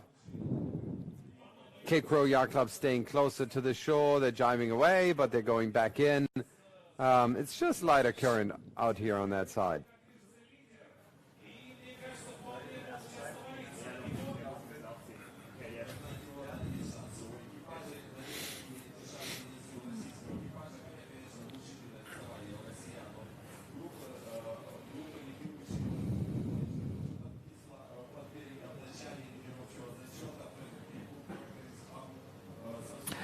Now that's interesting because we've been talking about the battle for third, and at the moment it looks like Russia 7 have come in and taken that position. They have. We were looking at the Yacht battle. Club is down in 6th. Yeah, we're looking at the battle between the Germans and the Italians, but the Russians have sneaked in there.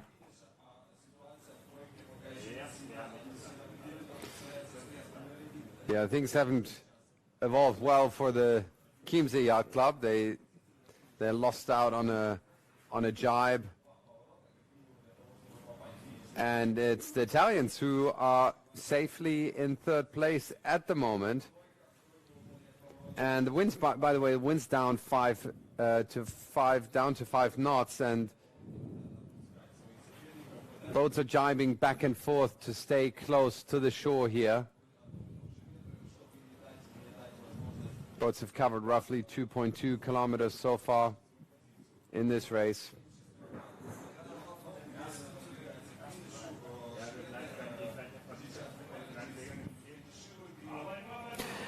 So here we go as Cape Crow Yacht Club approach the finish line to win this race here in St. Petersburg, the second race of Flight 14, and that could be a very, very significant victory for them because it keeps them in the top 13 as things stand. Let's see how the rest of the fleet finish, because sometimes your position in the overall leaderboard is out of your hands. It depends on other results, and right now the overall leaders, Frederikshavn Sail Club of Denmark, are in second place, where they've been for most of the race.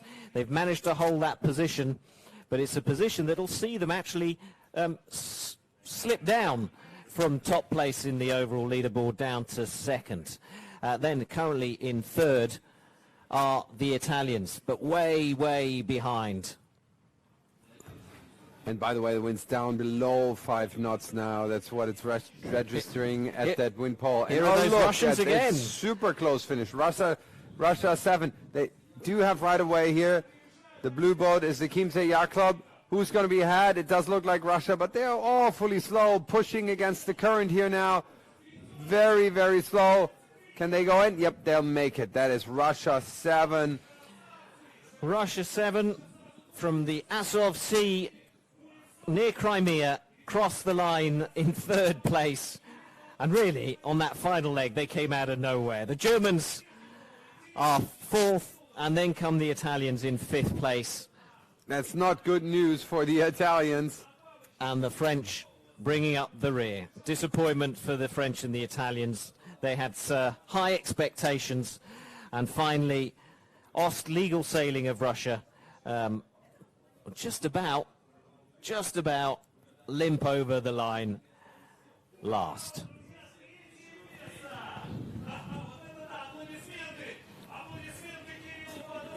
Well, Ost Legal Sailing were up in the top 5 overnight, but they've dropped down. They've had a few poor results, a 7th, a 3rd, and now a 7th again today.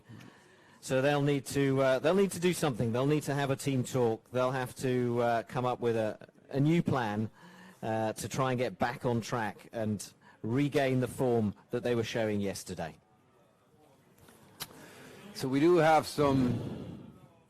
We'll work on the analytics and give you the data of that race. It's quite interesting. I already can look at it in the SAP Sailing Analytics like anybody can. Just go online to sapsailing.com and open it on your second screen and always follow the data and the scoring and where the boats are and where the wind is blowing from and lots of other things that the SAP Sailing Analytics provide and give you an experience to follow sailing like you could never before. Do our analytics tell us how long that race took? That's a question. Well, it started at 11:24, 11:25 it started, and it finished at 11:38. So let's do the math ourselves. Okay. So we're well within 13 minutes time limit of 25 minutes. That was as the wind 13-minute 2.2 kilometer race. So as the wind drops, we're obviously keeping an eye on things because there is a time limit of 25 minutes for each race, but we seem to be well within that. So here's our analytics data, and it's about as perfect as a correlation as you can get when it comes to speed. We did see Cape Crow Yacht Club being the fastest boat on the race course. They had clean air from the beginning onwards too. They did roughly the same amount of maneuvers as the rest. Frederikshavn Sail Club, they did keep it a little bit more simple with just 11 maneuvers, but speed did matter. And Frederikshavn Sail Club, by reducing the distance, could not make up for the speed difference about roughly a quarter, not less, compared to Cape Crow Yacht Club. But good work on Cape Crow Yacht Club. I think will be interesting to see how they'll do in the remaining two flights. I do see them in contention to qualify for the final. And that's what the data reflects here. They are they're really fast, and I think they'll remain to be for the next two races to come. Circular Canottieri Agnene, slowest boat in this top 5 fleet. They'll have to get the pace up if they want to make it to Porto Cervo, where they performed so well last year as well. Reaction from the water, here's Tim. That was terrible. We couldn't even... Oh, we're on. All right, guys, we're just still talking about yesterday. All right, we've got Frederikshavn Sail Club with us. I hope I pronounced that correctly. Yeah. They're leading, and they didn't really expect that because St. Petersburg to them was something they didn't know what to expect. And now you're performing so well. How do you do that? We're just trying to do what we normally do, stay out of trouble, and then we know we have good boat speeds, and then we'll just try to avoid troubles and try to avoid the penalties. And so far you managed. We were laughing just about yesterday, because yesterday I saw you were trying to get back against the current, but at that moment the wind was so weak, so we were just stuck. That must have felt terrible. It did, but it also shows you that this is tricky conditions. It can happen for everyone. And we were just laying there and just, that was the end of the day, so what could you do? You're still leading. We were talking to the other Danish team, and they said they want to beat you, that's all. Is that your goal too, in the beginning? No. You want to beat everybody. Yeah. We don't have that specific personal goals, so we just, our goal is to qualify, the big thing is on the Sardinian, So we are happy to be in front, and we are quite comfortable that we're going to qualify right now. So I think it's done. Even if you have several sixth places, you should make it. Yeah. How was it? Did you go out together with your Danish colleagues, I call them, yesterday?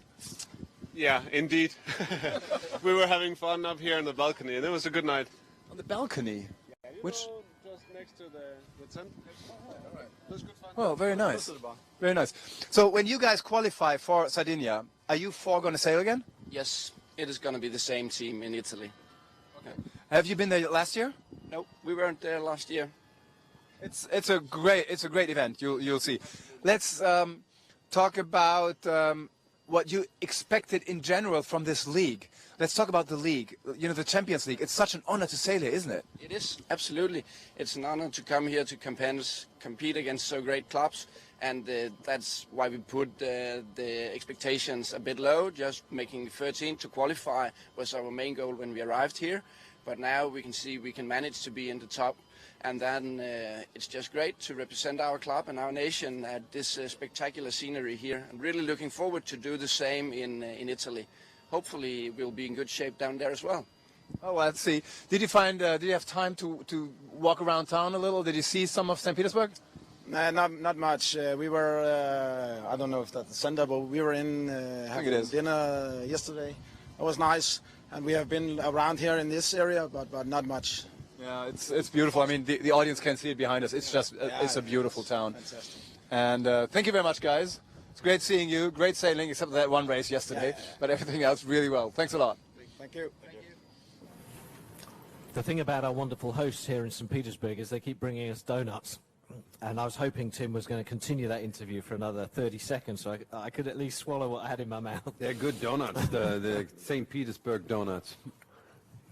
But good to hear from the Danes. Yes, they've slipped down to second in the overall leaderboard, but only by 0.4 of a point. So it's almost irrelevant because, as you've said, all eyes really are on qualification for Porto-Cervo, and they've pretty much done that with their position. So, who is top of the leaderboard now? It's the French team, Société de Regatte d'Antibes from the south of France, who've had a really interesting time here in St. Petersburg, because they've registered 4 victories so far over the weekend, but they've never finished outside the top 5. So I think consistency, as in most competitions, is very important here, but it's actually very difficult to achieve. Well, I think the art is to manage risk really well, and it's easy to win a regatta and come last a race and come last in the next race. So often reducing the big risks and doing the simple things right is the key to success, and putting yourself in a position where you can use opportunities that are presented to you and just sail with a bunch. If there's nothing presented to you, I think that's the key. So consistency does matter in sailing. If people win too many races, it's almost a bad sign. It's a sign that they take too much risk. And our overall leaders that we're talking about, Regatta d'Antibes, will be in our next race, which we will continue in our live coverage. Regatta d'Antibes will be in boat number 5, the yellow-bowed boat with the yellow spinnaker. So they're the boat to look out for. We'll run through the teams in the final race of Flight 14 in a moment. But first, let's hear a little bit more about the Champions League of sailing. The 4th Champions League season has just started. I'm standing here with Olli Schwall, the founder of the Champions League. We're in St. Petersburg, and it's the most beautiful scenery you can imagine. How did you choose this beautiful spot? Well, I mean, we are very lucky this year. I mean, and this is one of the best sailing arenas I've ever seen, to be honest. And this is the second time that we are here in St. Petersburg. It's the perfect condition for the sailors. We have sun, it's warm, we have the right wind direction. And yeah, we are happy that St. Petersburg Yacht Club approached us a couple of years ago that they want to host an event here. And now it comes on a regular basis, and they think we will be back next year. How difficult is it here with the current? And, you know, we're in the center of town, so the winds are kind of shifty. It's quite gusty today, too. How difficult is it for the sailors? It's quite a challenge, isn't it? Absolutely. It's a very demanding race course here. The current is pretty strong, and it comes from the other side of the wind direction, so it comes from the back. But in the end, the rules and the game is for everybody the same. So you can see that the top crews from the top clubs are, you know, always ahead, and they learn to play with these conditions. And the best thing is that we are so close to the spectators, which is so great. I mean, we've never seen a venue where really the starting line and the crossing is so close to the pier that everybody can follow. That's fantastic. Yeah, the boats are just crossing right here, just like 10 meters away. It's amazing. I was interviewing you many times, 2 years ago, 3 years ago, about the Champions League. And back then your dream was that maybe one day even Americans could join the Champions League, or Australians or Chinese. Is that still a goal? Well, what our ambition was always that we are, uniting and connecting people all around the world. And the idea of league sailing became so popular now in 14 countries, 15 countries. Year by year, 2 to 3 countries are stepping in. We got more requests for hosting venues like the Champions League. It's growing everywhere, and that's fantastic to see. And the sailors, they meet on a regular basis on the national leagues and on the Sailing Champions League. I think it's a fantastic format for amateurs and for professionals and for very ambitious sailing clubs. So I think we did the right concept because without pushing it too much, the demand of getting more involved is coming on its own. You've got so many ideas and so many venues going on, and you're on so many events. How do you put that all together? Like you're just traveling all the time, right? Well, I'm myself as well, but I have a very, very strong team behind me, so they are very familiar with hosting events like that. But to be honest, I mean, it would work without strong yacht clubs behind us. So it's the same in Germany, it's the same worldwide. You need the clubs, you need the hosting cities, like here St. Petersburg. They are really helping us so much with the whole setup, with volunteers, with boats, with everything you need. And so it's not all about us, it's about, getting the community of sailors and clubs involved, and this makes this whole concept work. Olli Schwal, thank you so much. Let's enjoy this beautiful weekend here in St. Petersburg. Thank you. Thanks a lot. Well, that was recorded yesterday in the glorious sunshine that we had. Not quite as glorious weather-wise today, but it's not as bad as they'd forecast. We're expecting torrential rain, which hasn't really materialised, but the clouds are dark. And in many ways, the conditions have actually proved better on the water today than yesterday, or less tricky for the marshals. Especially now as the wind has shifted towards the right, it could get a little bit more stable. As I mentioned before, we were expecting this shift towards the right, and breeze is getting more funneled through the lake, as we might see if we get another animation of our race course, slightly zoomed out. We're not getting that at the moment, but then we could look at the layout of the race course on the river. But good enough to mention that breeze is more stable. It's picking up again. We're back up at 8 knots, I'd say. And the crews are now on board and ready to go. So the crew swap has happened, and very efficient they are in that. Everyone is given a time slot to be ready and to be waiting, and then they're taken out to the boats as soon as the previous race has finished, and everyone gets on board. And then the crews have a short, small time window in which to analyse the boats and study what is there to make sure there's no damage, nothing's changed or been tampered with, and provided there is no damage, then that window closes and they race in that boat in the state that it is in. For example, boat number 4 was damaged yesterday, and that's why we have a boat with a sail number of 8 on the screen, in the middle of the screen there, because that was the replacement boat. So, a few minutes to go now. Flight 14, the final race of Flight 14, and then there are 2 more flights to go before we have the final decision on who will go to Porto Cervo or not. Boat number 1 will have the German team, Regatta Verein of Germany. Boat number 2 with the grey sail, the grey bow, Lord of the Sail of Russia. Then we see the Poles return to action. Giżycko Club of Poland on boat 3, the blue boat. The green boat, number 8, will be Mason Ruhr of the Netherlands. Regatta d'Antibes, our current overall leaders, are on boat number 5 with the yellow spinnaker, and we're on board with them as well, so we'll get a great view of the racing from the overall leaders. Boat number 6, Segelsällskapet of Finland, and boat number 7, which is the pink boat, is Almere Central of the Netherlands.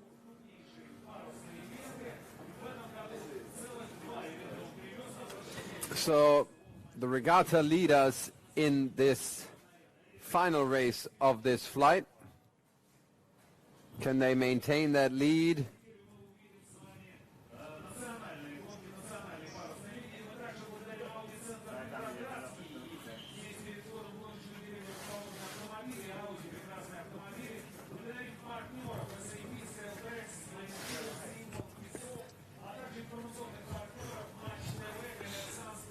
So 2 minutes and 30 to go to the start.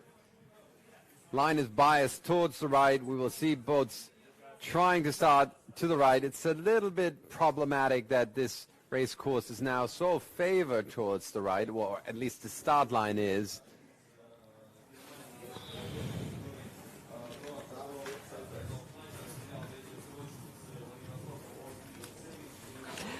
But we saw the German team in the previous race 2 minutes head off on the to go. left side of the course, and actually it kind of it paid off in the end. Yeah, but you don't want to be on that side at the start because the right-hand side of the start line is so favored right now.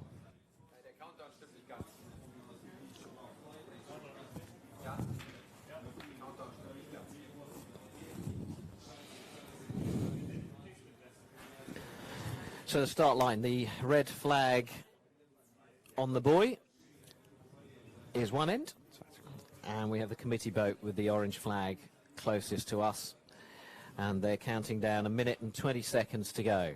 6 knots of wind at the moment on the starting boat. That's, by the way, that small black pole that you see left of the flag with the number 2 on it, and this is in the wind shadow of the Fortress, by the way, so it's a little bit stronger wind up at the windward mark and a little bit further to the left, away from that wind shadow. 1 minute to go.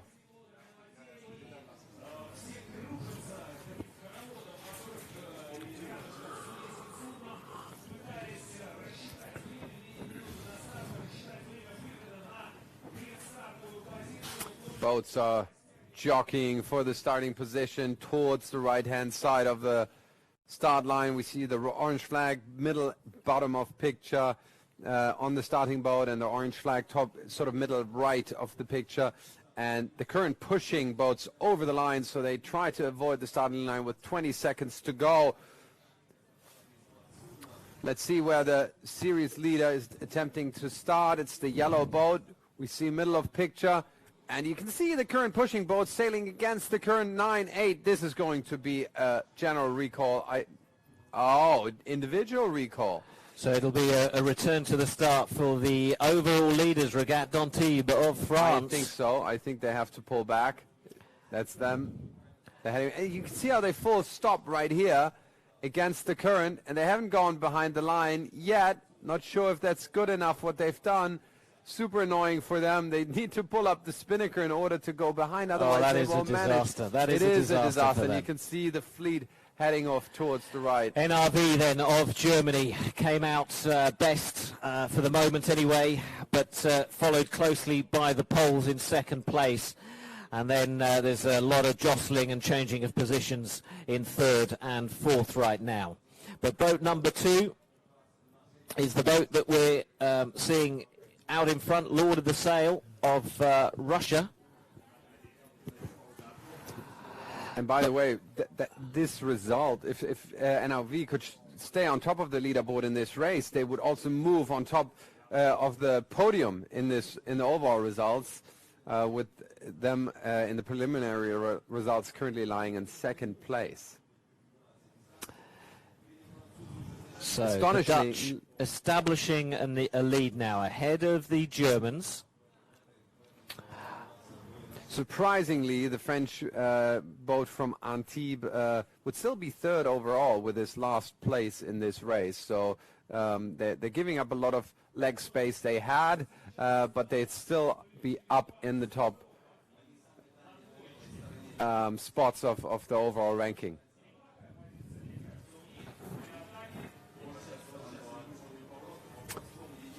Windward Mark was just in the picture on the right-hand side. We're on board. NRV, skipper Johannes Polgar. The man with so much experience, sailed a tornado at the Beijing Olympics. He's currently in a campaign for the Tokyo Olympics on the NACRA 17 with Carolina Werder. Which is a comeback, we should mention, because he's been working hard in his job at the Audi car manufacturer in the past 6 years. But they've given him a break in order to campaign for Tokyo 2020. And right now, he's out in front and has shown his experience and has made his experience count on numerous races this weekend here in St. Petersburg. And a really mixed experience on board this team from Hamburg, with big boat sailors, match racers. And it's all about funneling that experience into a great performance. Not much in it though. They're out in front, but the Poles are hot on their heels as they round the top mark for the first time in this race. Kijitsko of Poland round in second place and will launch their blue spinnaker.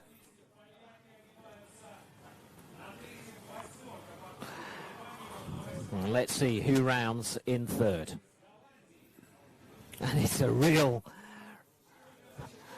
battle for that third, fourth, fifth place, isn't it? Number 8. Good speed on Massen Roa of the Netherlands, seemingly coming to a halt. Good speed on the Polish boat, who's trying to roll over the NRV. They're sailing low, though. Both boats heading towards that. It looks like a boat got stuck on the windward mark there. Well, I think everyone seems to have got stuck, but we saw this yesterday as well. And if you get it wrong, that current pretty much stops you dead. Well, with only slightly now, could this be below the 5 chance knots for Regat d'Antibes, who are coming in from the back after that false start? Could it be their chance to get back into the fleet? Absolutely, absolutely. We see NRV jibing away. They try to avoid that wind shadow on the left-hand side. They want to get into the light current, but they don't want to get into the wind shadow of that island on the left-hand side. So they're jibing back towards the middle of the race course. Here we have it. NRV coming back. Only a slight lead, 2 boat length, not even that, over the Polish boat.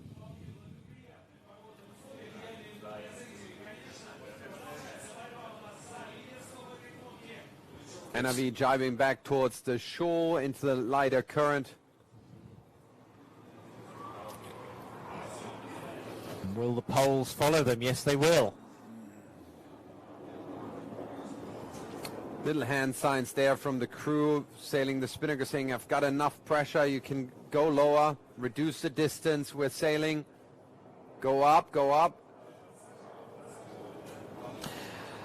Boat number 3 from Poland, trying to close the gap on the leaders. And then Lord of the Sail of Russia, the grey boat, just at the bottom of the screen, trying to sneak in to that third position ahead of the Dutch. Good work on the NRV so far. They doubled the lead from 11 to 22 meters.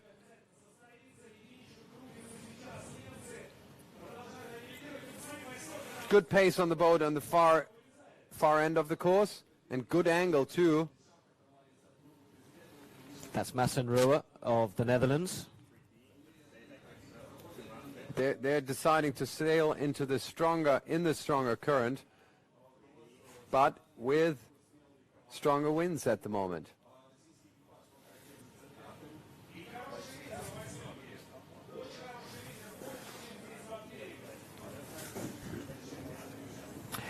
Now keep an eye on that yellow boat at the back of the fleet, because that French team had a false start. They had to turn around, start again. The rest of the fleet went away ahead, but they're closing the gap. And they're still third overall. Yeah, and every position they make up helps their overall position. And currently, yes, they've dropped from that leading spot that they were in at the start of the race, but they are still sitting third. Now this is the important bit. There is no discards in the league sailing. Keeps it nice and simple, but it also means you have to sail every race at your best. I very much like that system. I'm not a great believer in discards. They only add complication, but not a whole lot more.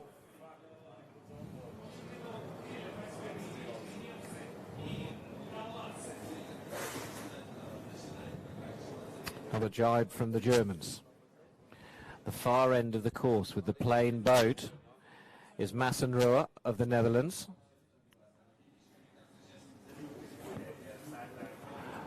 But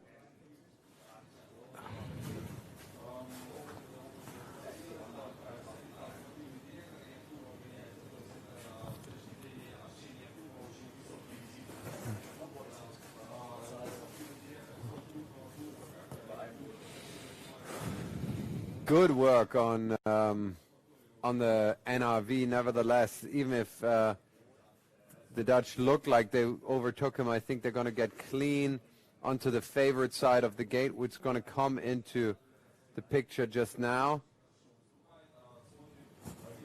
But also good work on the Dutch boat, who rounded fifth and now took the lead, and they headed out to the far end. Not sure if that side of the gate is that favorable. Definitely not pushing them upwind more. Johannes Polgar completes that turn round the mark, heads back upwind. Surprisingly, the team from the Dutch city of Reur also follow the NRV, still in picture here, around the right-hand gate mark, because they just gained so much on the other side of the course. So it surprises me a little bit that they didn't opt for that other side. See the pink spinnaker of Almere Central of the Netherlands just coming into the gate there. Not seen much of them this race.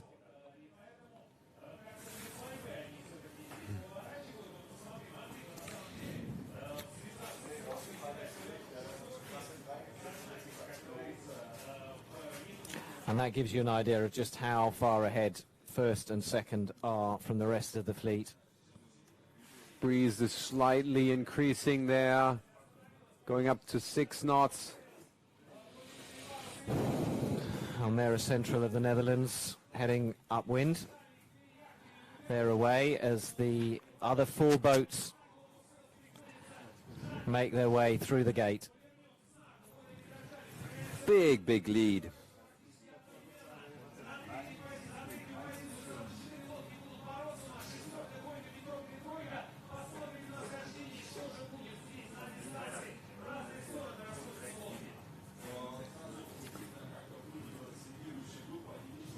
.30-meter lead now. 40 meters actually.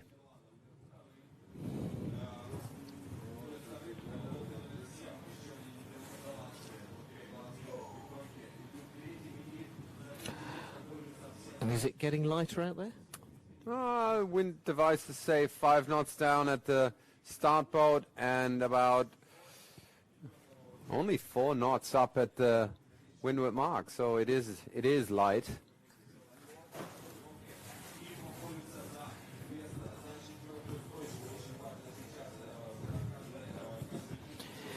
We're on board the leading boat, NRV, based in Hamburg.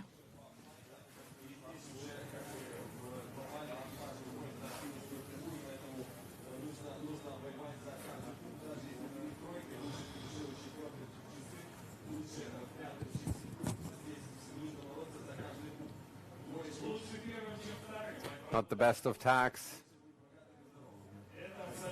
but good enough to maintain the lead, obviously.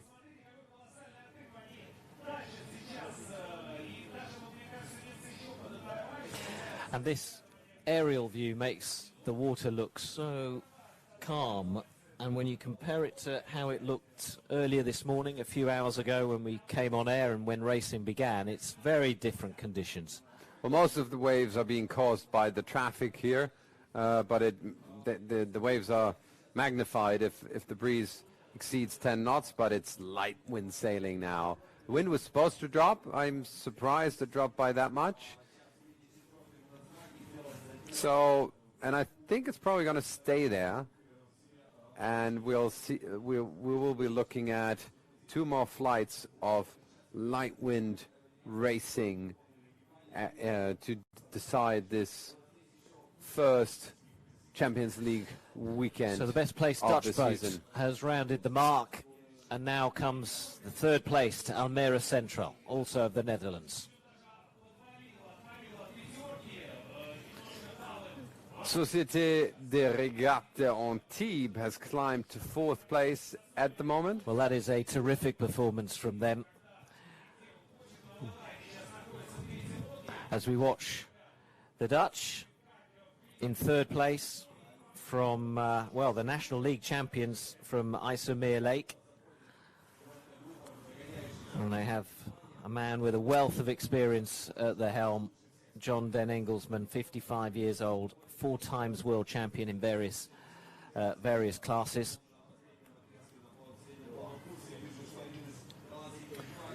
Just checking the weather forecast once more, and some models predict slightly increasing breeze, but not much in it. I think that's what we are to expect in the next 2 hours, in which we will see who is going to be crowned champion of this weekend's Sailing Champions League qualification.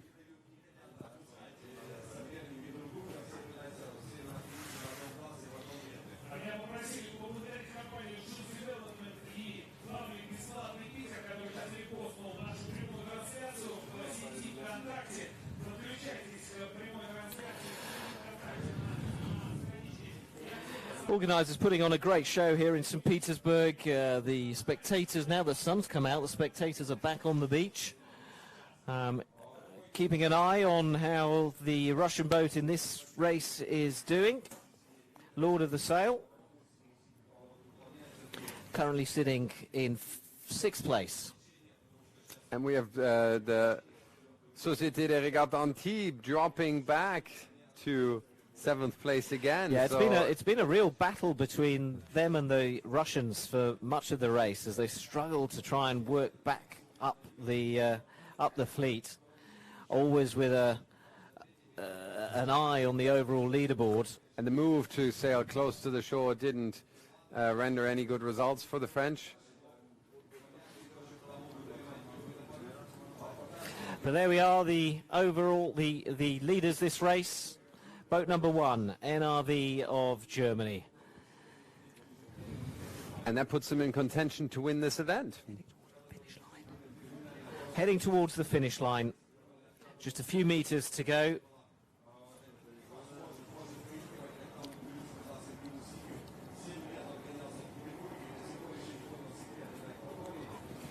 Nice roll jibe, that looked clean. The same on the Dutch boat.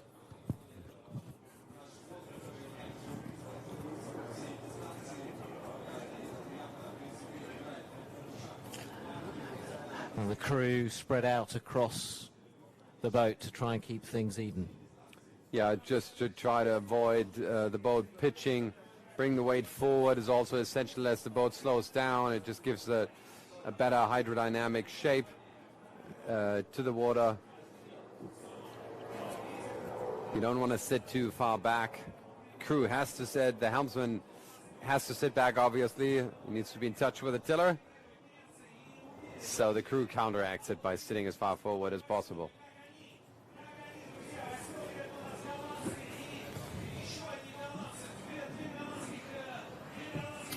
So here we go. The Germans cross the finish line and celebrate victory in this flight. And it means they move up to 2nd in the overall leaderboard as things stand, with their 2nd victory of the day, their 3rd of the competition. But what a competition they're having. Only once have they dropped out of the top 5 on any of their races, and they've had 14 of them so far this weekend. And that concludes Flight 14 with victory for the Germans. 2nd place went to Massenroa of the Netherlands. The other Dutch team, Almere Central, came in third, and then the Polish team that were leading for a short while at the start of the race, Giżycko come in fourth. Almere Central actually moved to second just before the finish, very, very close finish. So again, this is preliminary, but it does look like they finished ahead of Mas and Oreur. And we'll wait for confirmation of the back end of the fleet and see how the French did, the overall leaders, and where they crossed the finish line.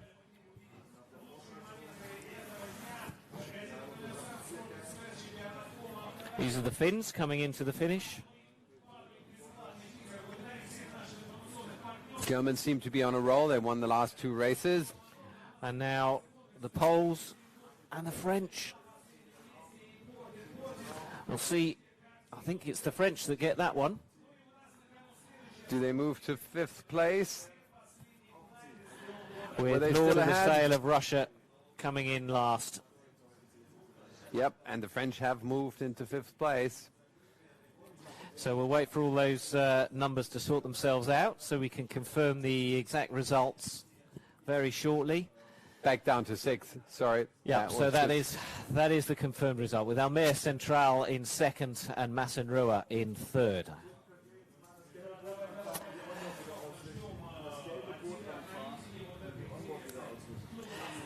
The good thing about this sort of racing is even when we've got a leader out in front on a race like this, where the Germans were clearly in control of the race, there's so much else to keep an eye on down the fleet, as every position makes a difference to the overall leaderboard. Especially for the cutoff of the qualification. If we once we look at the overall leaderboard in a minute, we'll see that it's awfully close, around the 13th place, and a lot can happen there, and especially the Russian boats are in and out of that qualification group. Lord of the Sail, who finished last in that race, will be kicking themselves because they're currently sitting in 13th place, but equal on points with the 14th club, Sopot of Poland, and that'll make that's what we're saying about every position counts.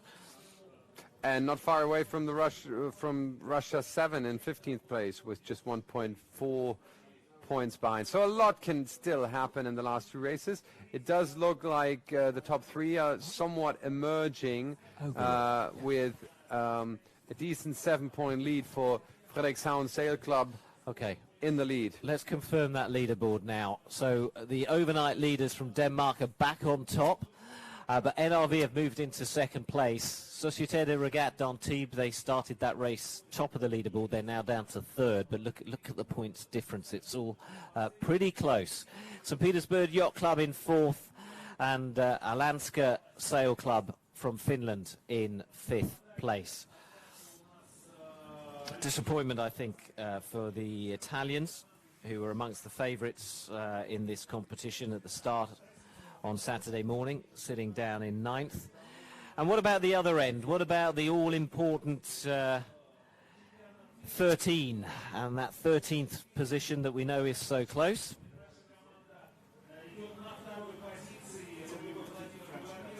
Okay, before we look at page 2 of the leaderboard, we have an interview lined up. Let's hear from, I think it's the French, is it? We're hearing from? Okay, so Regatte d'Antibes. A little disappointed because you guys were leading, and now you had a not very good race. What happened? No, we were over the departure line, so it was hard with the current. We should put the spinnaker to cross the line. So yeah, but you didn't have to make a 360. No, just cross the line again, but it was hard, and then we were very, very far from the other boats, and we succeeded in getting 2 boats, I think. So yeah, so that's not too bad. I mean, being 4th of 7 is all right. When you mess up the start, it's even pretty good. Yeah. Now we don't have, we must not do any mistakes. So yeah, and we will see. But we're quite happy to be here. Yeah, that's for sure.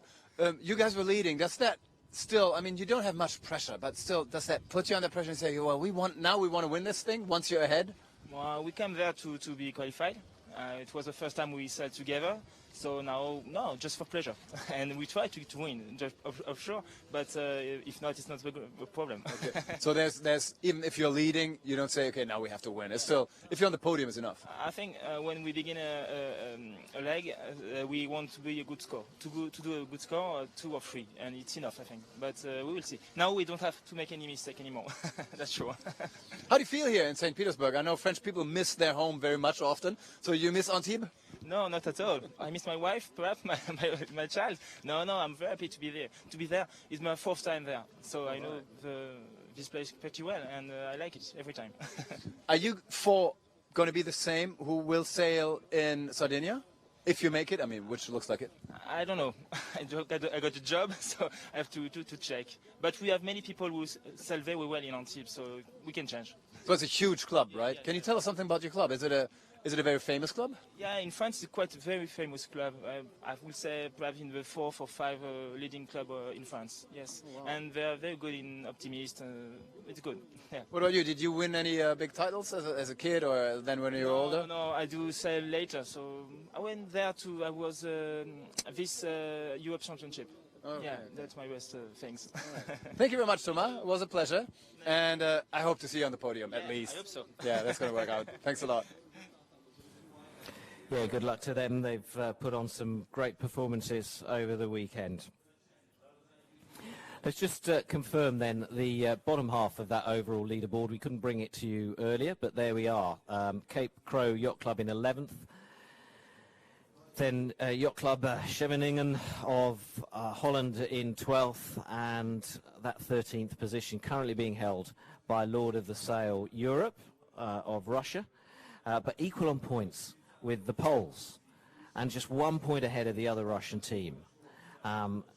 Very small differences in that bottom half of the table. So that is a battle that we will definitely be keeping an eye on over the next few hours as racing continues and as we head into flight 15 of Act 1 of this year's Sailing's Champions League in St. Petersburg. The start line awaits for race 1 of flight 15.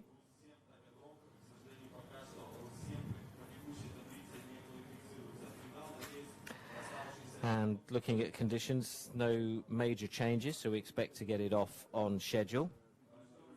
But it is light. It is 3.4 knots being registered at the right-hand side of the start. That is light. And it's not going to get a whole lot better, I expect.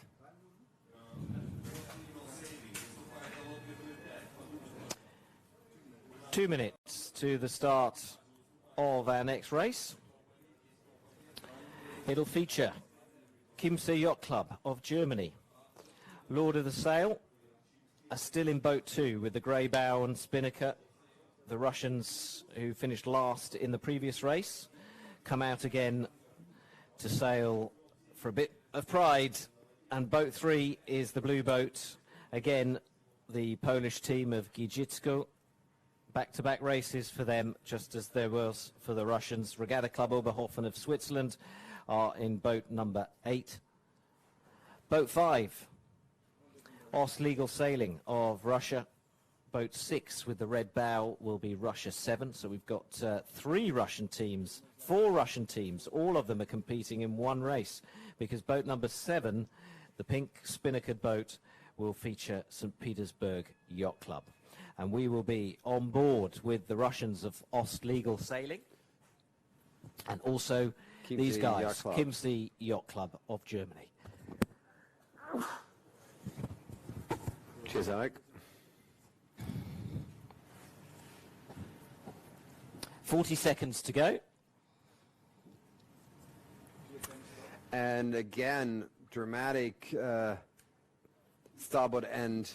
That is a boat end advantage on the starting line. And that's where boats will want to be starting.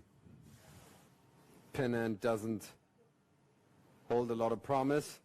That's where Chiemsee Yacht Club is. No, sorry. That's Ost Legal Sailing of Russia. Surprised that three boats are heading towards that pin-end side, and they're approaching way too quick. Boat number 7 really has to get out of there.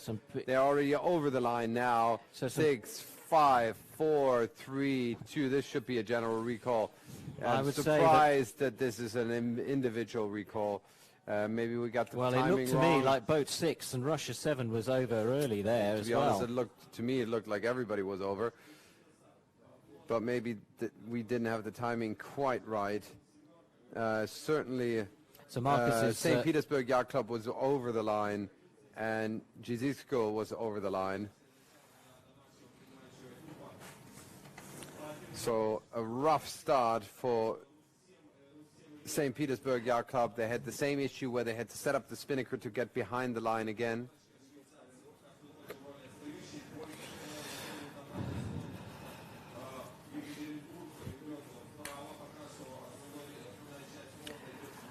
Well, you say Jizitsko over the line early. They're currently being given the lead in this race, ahead of Kimsey Yacht Club and Russia 7. All in the mix right now as they head to the top mark. Kimsey Yacht Club of Germany, the black-bowed boat on the right, and boat number 3, Jizitsko of Poland.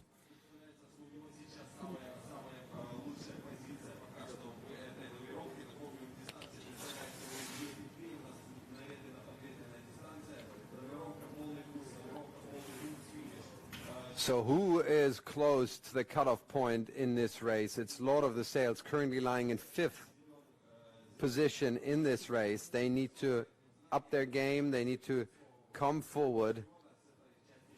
Yeah, well, it's quite a battle for 13th because Russia 7, their compatriots, are also fighting for that 13th spot at the moment. And they're doing well, up in 3rd place. So the interesting battle in this race is between the 2 Russian boats, I'd say. And if we look at the overall results, we shall not forget that this is the first race in the flight and that the other flights are going to bring in points for the other boats as well. But once that happens, the 2 Russian boats will still be battling it out for this 13th place. Yeah, with 6 more races to go this afternoon here in St. Petersburg to the end of Act 1, I think the only tactic they can have on board really is just, whatever you do, don't worry about the others. We just have to finish as far up the fleet as possible. 2 more Russian boats sort of in the safe zone. It's Ostlegal Sailing Club, the yellow boat here, boat number 5 in St. Petersburg Yacht Club, currently in 7th position, but overall in 9th. So 4 boats that can qualify for St. Peter, for Porto-Chavo. I think that's a lot. Well, the Russians are round in the lead. Ostlegal Sailing, just behind them, Kimsey Yacht Club of Germany, and in 3rd, Jizitsko of Poland, with boat number 3. Now bringing up the rear, St. Petersburg Yacht Club, who had to go back and start again. But we've seen that doesn't necessarily mean that you're going to finish last. We saw the French climb their way up the fleets in the earlier race, and here again we see a similar scene to what we saw in the previous race, where the current almost, stops the boats dead in their path. And interesting split happening here. Yellow boat headed out to the shore side. The red boat is continuing that way. The yellow boat jibed back and converged back to the middle. Surprises me a little bit, but it does look like the shore side does look particularly light, but the current's so much stronger in the middle of the race course.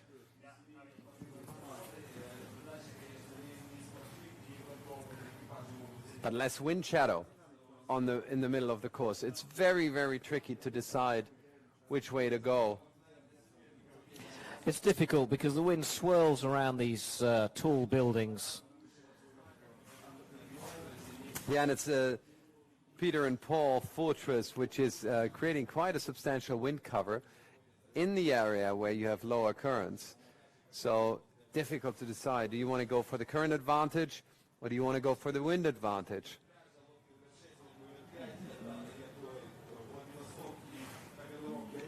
The black boat is that Chiemsee Yacht Club, currently taking over the lead, but can they sustain it out there in the stronger currents? It's a difficult one to call at the moment because everything is so close. It could go the way of any of these leading boats right now.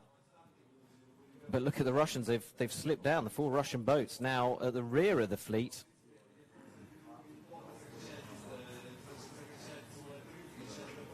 The yellow boat has to jibe again as it's pushed out to the left, to the shore side by the purple boat.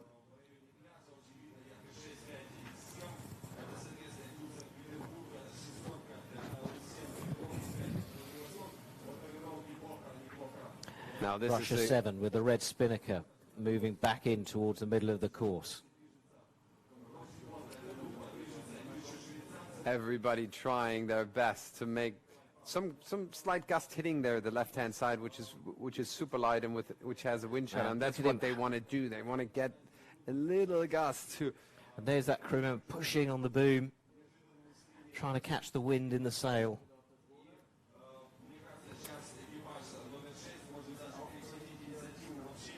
Chiemsee Yacht Club converging back in the middle. They didn't. In the end, it didn't work. The strong currents out there just stops them too much. So sailing close to the shore is the way to go. So I put my money on Ostlegal Sailing, who's the closest to the shore at the moment. Their problem might be that they can't go to the favorite side of the gate, which is the right-hand gate mark. Just coming into picture on the left, but the lighter current is favoring them greatly.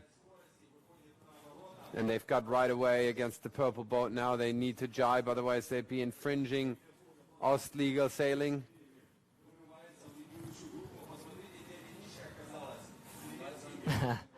It is so close. About 4 minutes ago, I was talking about the 4 Russian boats being at the rear of the fleet. Now they're in the front. Now they're at the front. Yeah, that's... The left-hand side has really paid.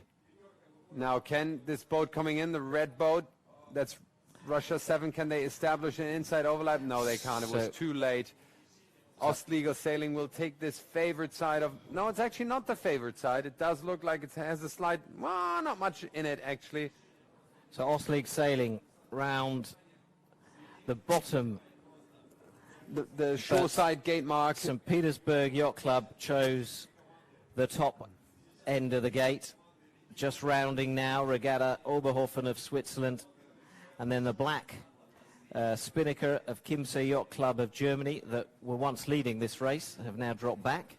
Now the dynamic reverses. You got both advantages out on the far side. You got less wind shadow on the far end, and you've got more current pushing you up to the windward mark on the far end. So I think a better position for St. Petersburg Yacht Club in the middle of the race course, and I wouldn't be surprised if they can maintain that lead up to the windward mark. Yeah, Anna Bazalkina on the helm of that Russian boat from St. Petersburg, really playing the tactics spot on. Ostlegal Sailing, second place. Vladimir Lipavsky at the helm there. They've come all the way from Vladivostok to sail here in this competition in St. Petersburg. And that's them just coming in with the yellow boat, left of picture. Nice move by them.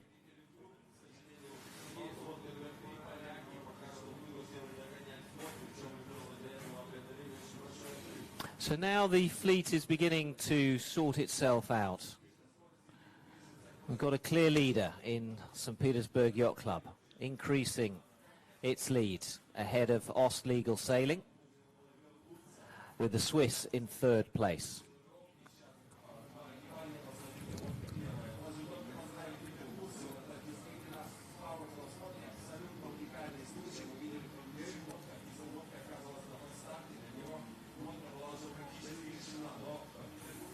But as we've seen, when they come to this top mark and they try and round it,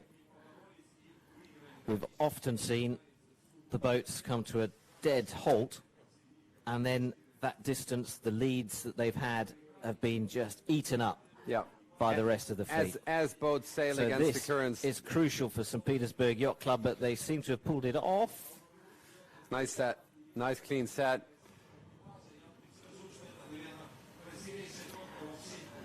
And we're on board with the other Russian team as they round the mark. Ostlegal Sailing. Boat number 5.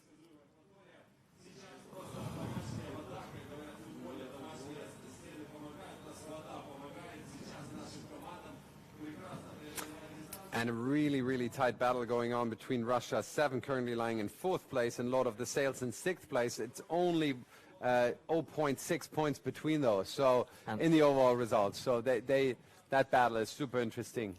And they're just rounding the mark at the moment. We'll tell you how that panned out as Lord of the Sail, the other Russian boat, comes across our shot. But the leaders with the pink spinnaker remain St. Petersburg Yacht Club.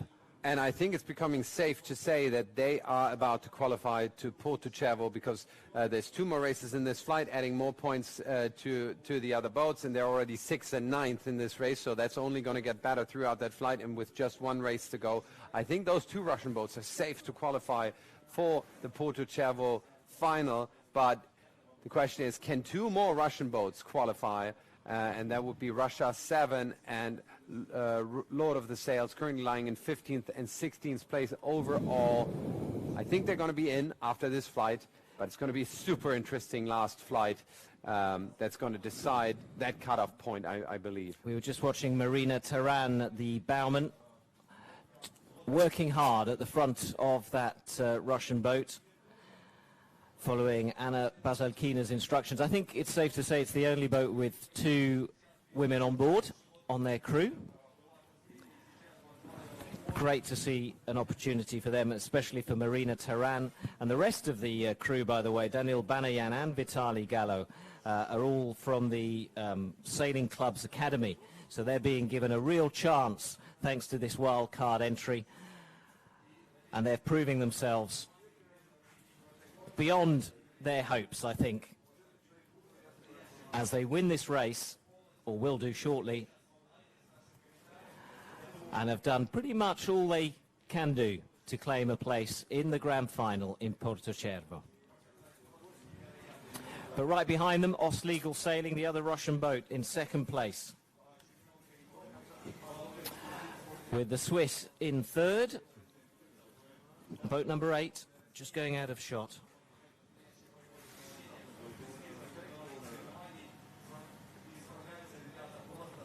And this will mean that St. Petersburg Yacht Club is climbing up at least to 4th place after this flight. They're in 6th now, but only 1 point to place 4. They could potentially even make it on the podium now. But Anna Bazalkina takes her boat and crew across the line for victory for the St. Petersburg Yacht Club, their 4th victory of this regatta.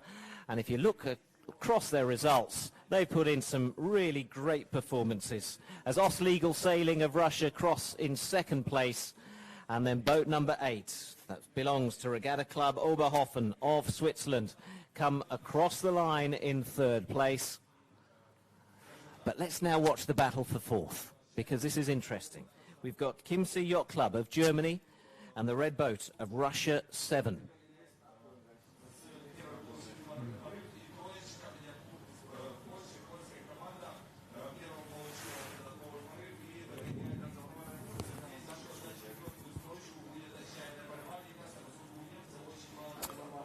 So who gets the upper hand, Russia 7 or Lord of the Sails?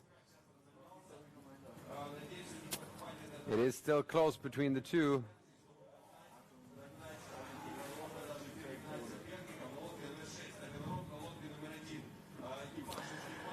Well, let's follow them down this final leg. There's a collapsed spinnaker on that grey boat.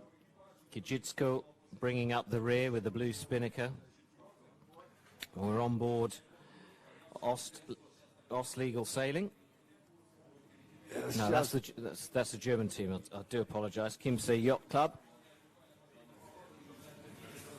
And it does look like Russia 7 can maintain their lead ahead of Lord of the Sails, the other Russian team. And they're just within 1 point, 65.4 and 65 points. It's super, super close. So the Germans cross the line in 4th place. And then come the 2 Russian boats, Russia 7, Lord of the Sail. And we'll see Poland coming in last. And on that German boat, we saw Carla Gerlach, another female helmswoman, just 20 years old, cutting her teeth in the National League and now in the Champions League, but doing extremely well and holding her own against far more experienced competition.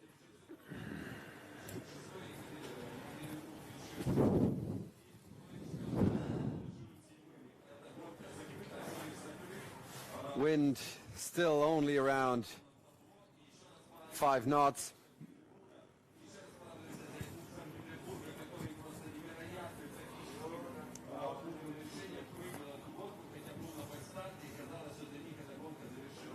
And that concludes race number 1 of this penultimate flight.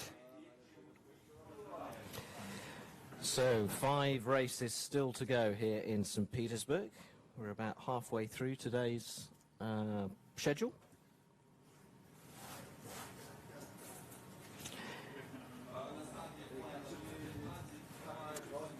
So if we could get preliminary overall results.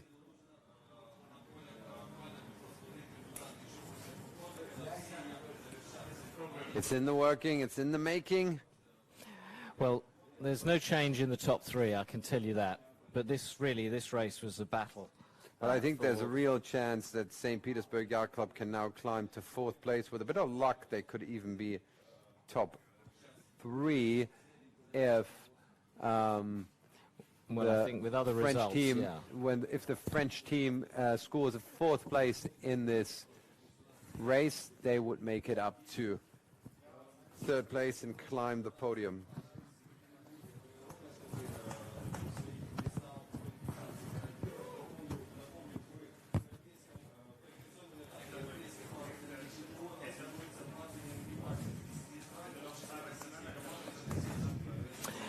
Difficult to predict the weather here. Looks like dark clouds coming in, but if you look in the other direction from our commentary window, it's bright sunshine. Yeah, and it's actually getting warm again in our commentator booth. Yesterday was hot.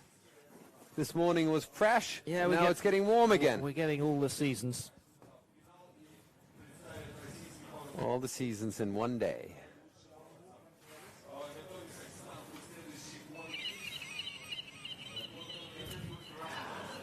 Plenty of wildlife as well, but as we spot the seagulls fly past, let's go out on the water and hear from our winners. CS winning. I'm going to Lou. We're on? Okay, we've got Anna Basagina here. I should bow down to her because she is a hero here. Everybody knows her, everybody loves her. People take pictures with her, they want autographs and everything. And the craziest thing is they had an OCS and they still won. How the hell did you do that? I wasn't in stress. It's unbelievable, but I wasn't in stress. So you stayed calm, you said, okay, we do the OCS, we go back, go in again, and then you thought, okay, I win it anyways. No, we understand that the boat all too close to each other, and we have a chance. Of course we will have a chance. And we made a very good decision when we went from this side, and we are yes, and we turned the right mark. Yeah. So you went into the current, and that was your secret. Yes. Yeah. That's so clever. Yeah, that was a very good decision. But don't we all know that the current is stronger in the middle of the river? Everybody know this. Why don't everybody go there? I don't know. I don't know. I don't understand. But you're the sailor. Why don't you go out out like this and close back here. You do, usually. Yes, yes. So, how is it for you coming back to St. Petersburg, sailing this wonderful league, the Champions League? Yeah, and you are a hero here. Like, everybody knows you, everybody loves you, really. And now you just won. So people were cheering and clapping, and they're so happy that you won for St. Petersburg. How's that for you? I feel wonderful. Yeah, because I'm at home, and a lot of my friends here, sailors and family. Yeah, everybody wants that we will win, of course, and we too. And you did, exactly. And you were an Olympian sailor in 2000 in Sydney. That is quite a while ago. But will you? Do you feel like you're going to sail all your life? Is that like mostly all you have in sports? I don't understand what you ask now. Will you sail on like till the rest of your life? Is that like the center of your life? Yes, it's not like center of my life. It's my life. Sailing, it's my life. I can't live without that. Okay. Yeah, I had some couple months when I was pregnant with my kids. So yeah, we saw your beautiful daughter yesterday. I have one son also. He's older. So just couple months when I was pregnant, I didn't sail. And are your kids going to sail too? Yeah, my son just won on laser. How can I say? A laser competition? Yes, in St. Petersburg. Good enough. Some laser competition. Anna, thank you so much. Really, it's wonderful. I know it's hard for you to speak English, but it was good enough. It was very good, and it's a. Now you're more nervous than in the race. Yes, yeah. Now I'm stressed a little bit. Okay, I'll leave you alone. I hope I'm not stressing you too much. We should not stress people. Thank you very much, Anna, and enjoy the rest of this event. Thanks a lot. Very happy Anna Bazalkino, and loving the stories coming off the water, thanks to Tim's interviews. So we're only one race into Flight 15, but it's worth having a look at the leaderboard. No changes at the top, but if we flip over to the bottom half, this is where that race was significant, because it's the top 13 that go through to the final in Portocervo. And at the moment, we've seen Lord of the Sail and Russia 7. They've now moved to 15 and 16th. With the Poles, the Swiss, and the Norwegians at the bottom looking out of the running now.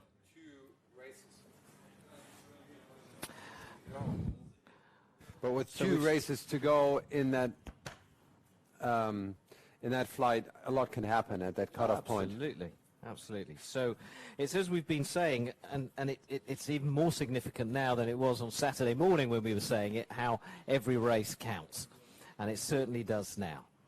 As time is running out, the races are running out to make a difference, but equally every position is now seemingly worth more in the overall leaderboard.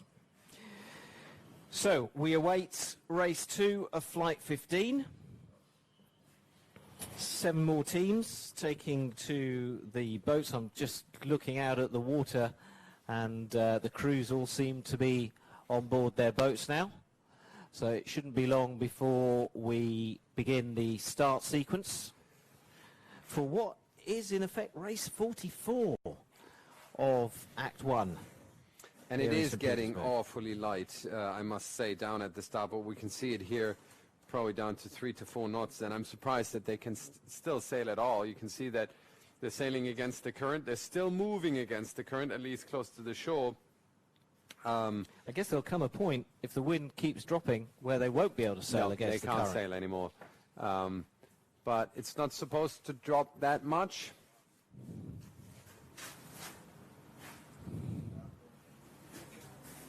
But it is light just now.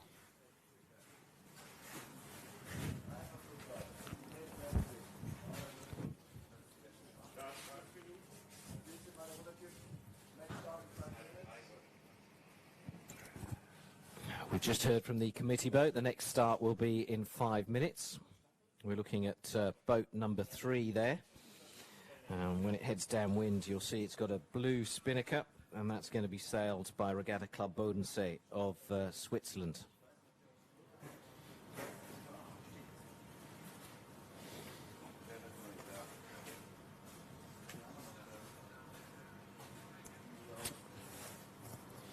So 3.5 knots currently out there at the starting boat. That is absolutely the low end of what is raceable.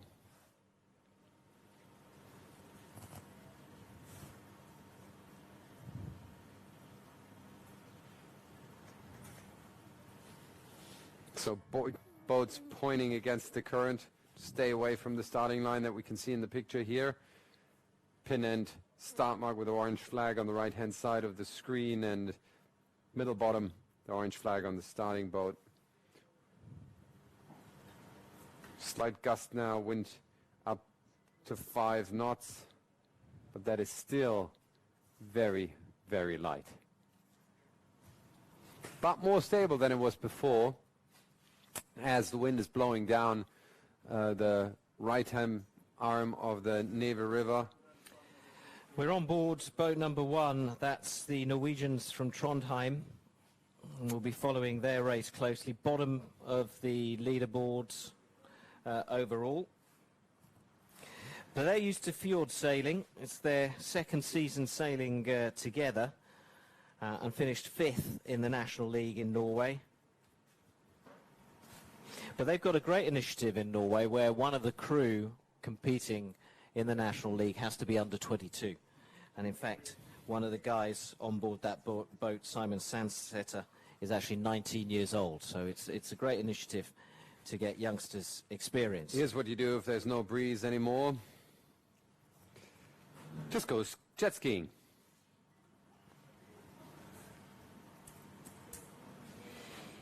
And now you could see there was a boat that just that was just parked completely next to the starting line in the middle of the race course, and you can see they're hardly moving against the current now. So if you're on the left-hand side, you can still move against the current. On the right-hand side, you actually have a hard time doing so. So you can have really picturesque starts, probably not the right word for it, but you could have boats standing right at the start line, pointing in the other direction, and when the start gun goes, they turn around.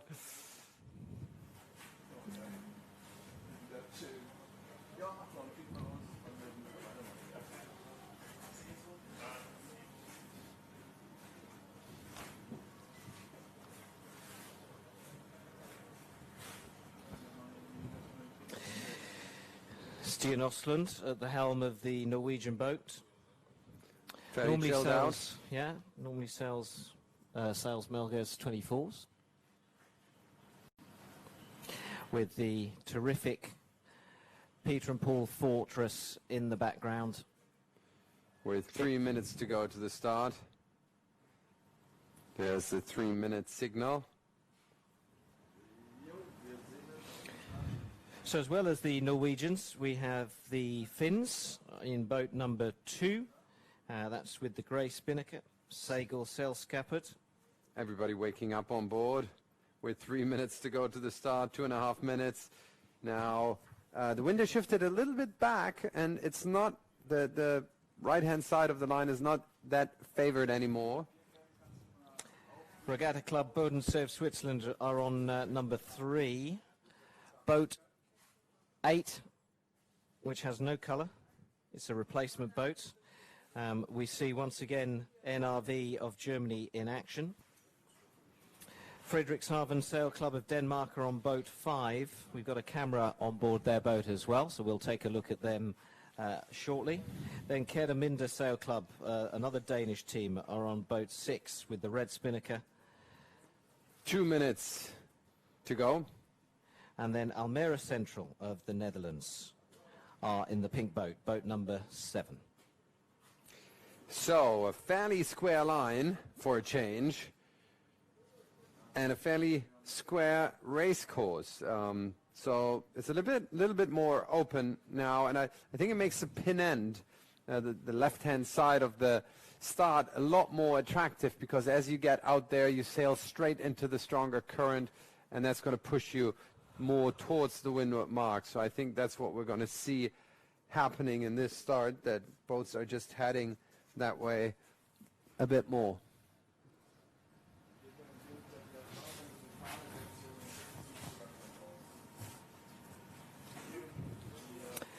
Just over a minute to go. We're on board with the Danes, Frederikshavn Sail Club. Currently our overall leaders. Are they going to give us a masterclass in sailing on this river? And the wind has even swung a little bit further to the left.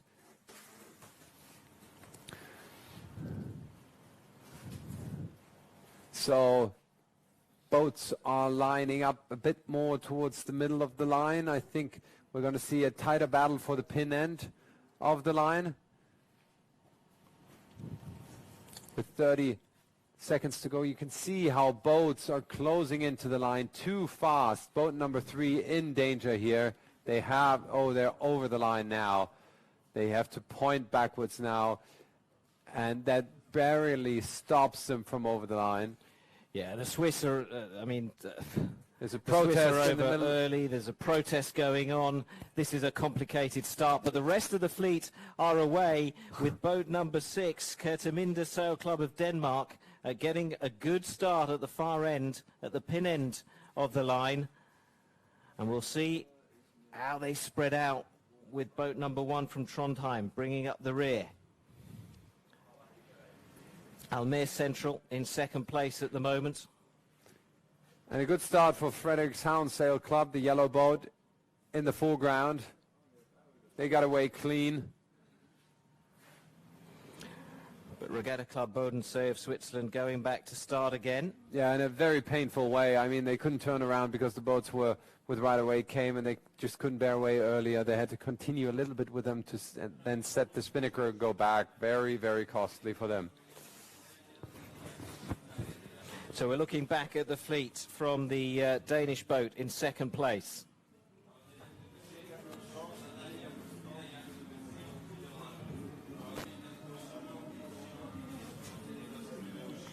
So majority of the fleet heading out to the left-hand side with a stronger current. They almost hit the middle of the course now. Time to tack for them, otherwise they overstand the line.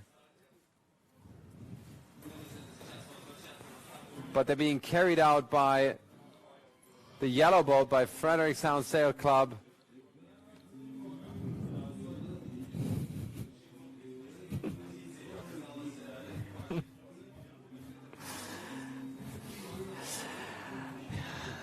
As the race unfolds on the course, I think the onshore entertainment has begun. Yep.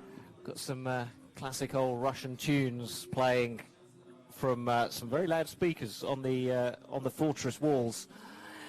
But that doesn't take anything away from the fact that we got Danes in first and in third, and there's very little in between those top 3 boats. And the Danish boat is putting up a great performance. We have to acknowledge that. In the lead again, in the overall lead, giving them a solid position to win this for the last flight coming up. They would have almost a 4-point lead now over the second place boat that hasn't even raced yet. So minimum a 4-place boat. They could be winning this before the last race. Yeah, but let's not get carried away, because also in this race is the German team NRV that have put in some fantastic performances today and moved up the leaderboard into third place.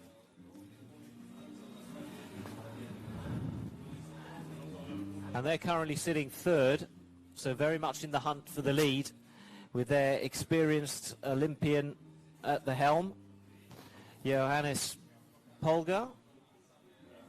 And there they go. That's boat number 1 from Trondheim.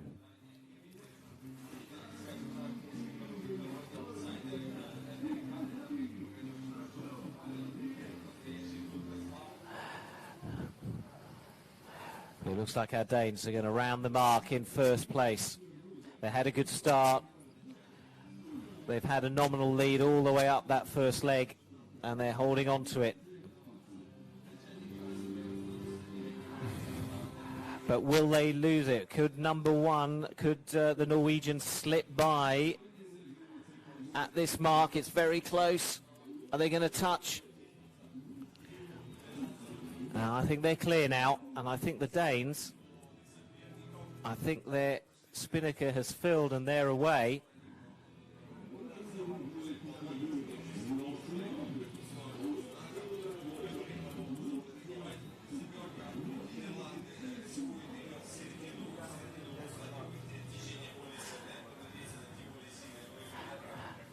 And as predictable, they've all headed towards the shore where the current is less strong.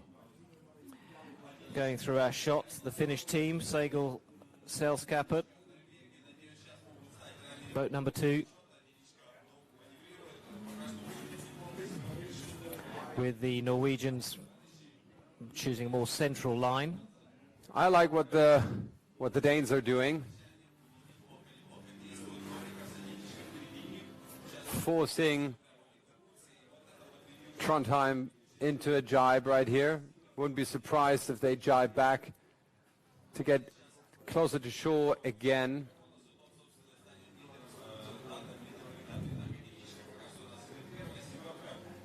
They carry a lot of wind shadow now. And now their spinnaker is collapsing.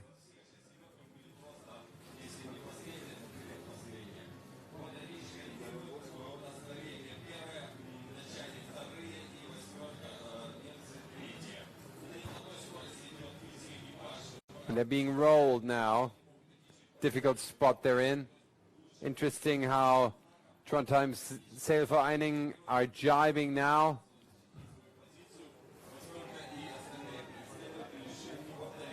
Oh, and a big port starboard incident here. Bad news for Trondheim. They will have to do turns, I'm afraid.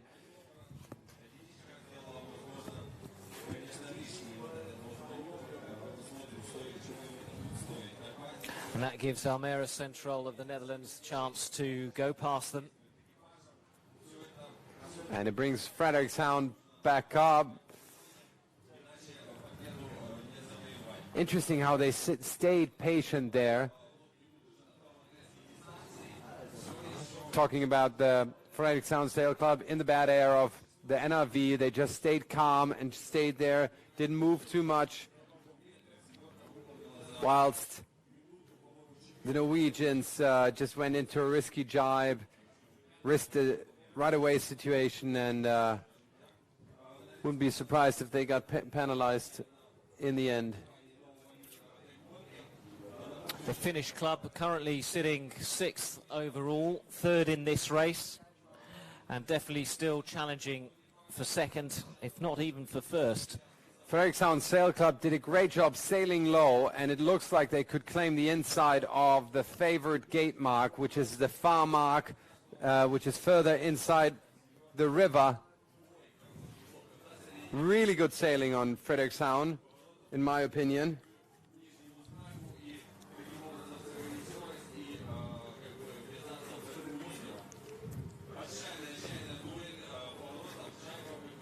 They're not taking the far mark. Everybody's going to the... Oh, and that means Frederikshavn's going to be way outside.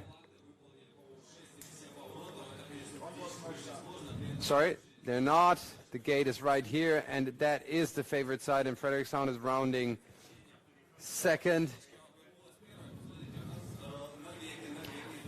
At least on the left-hand side. But the Norwegians chose the far end of the gate to round, and they're away up the left side of the course, with Almere Central number 7 just going out a shot, followed closely by the Finns. The Finns currently sitting 6th overall.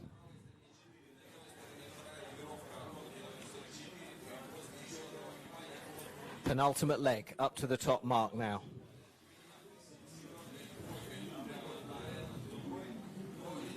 I'm surprised the Norwegians didn't get penalized, but maybe I got that situation wrong. I had expected that they had a port starboard incident, but either the jury didn't see it or I was mistaken. Well done by them anyway.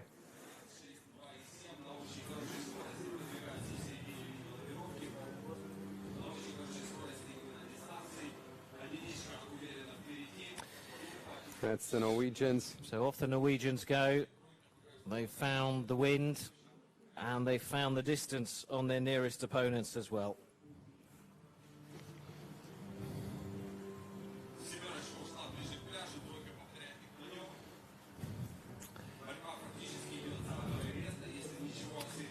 Kerteminde Sail Club of Denmark.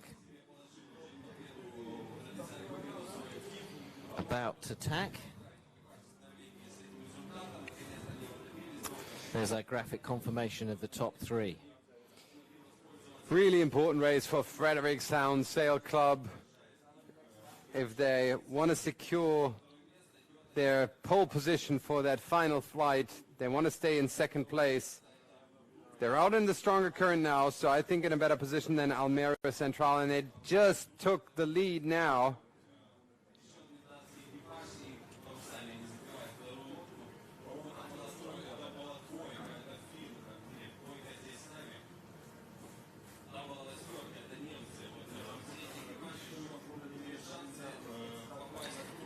So our leader begins his slow slide towards the finish line. But let's have a look whether Frederikshavn, the yellow boat just approaching that windward gate, can make it in to the gate. We'll see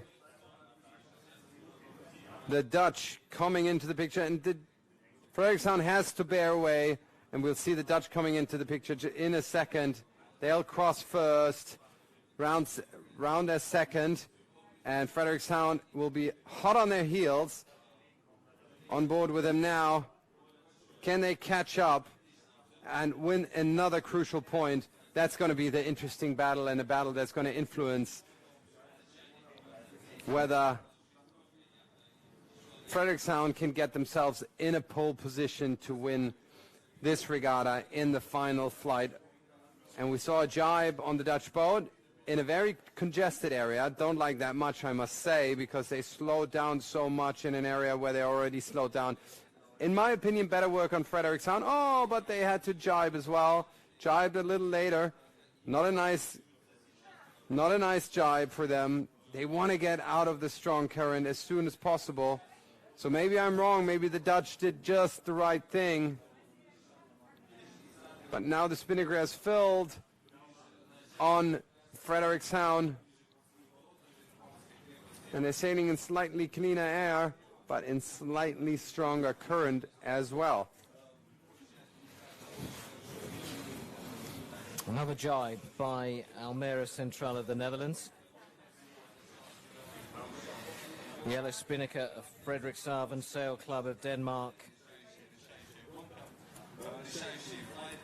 Still holding on to that third spot, but can they hold on to it for long? The Germans hot on their tail.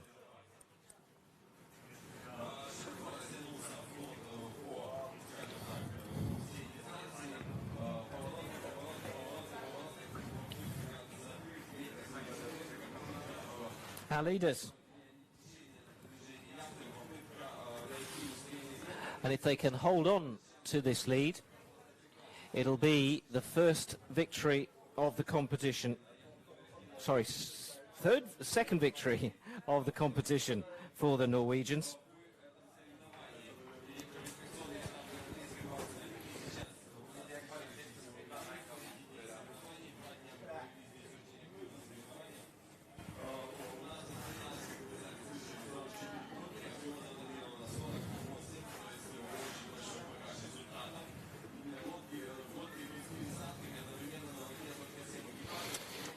.86 meter, 96 meter lead for Trondheim.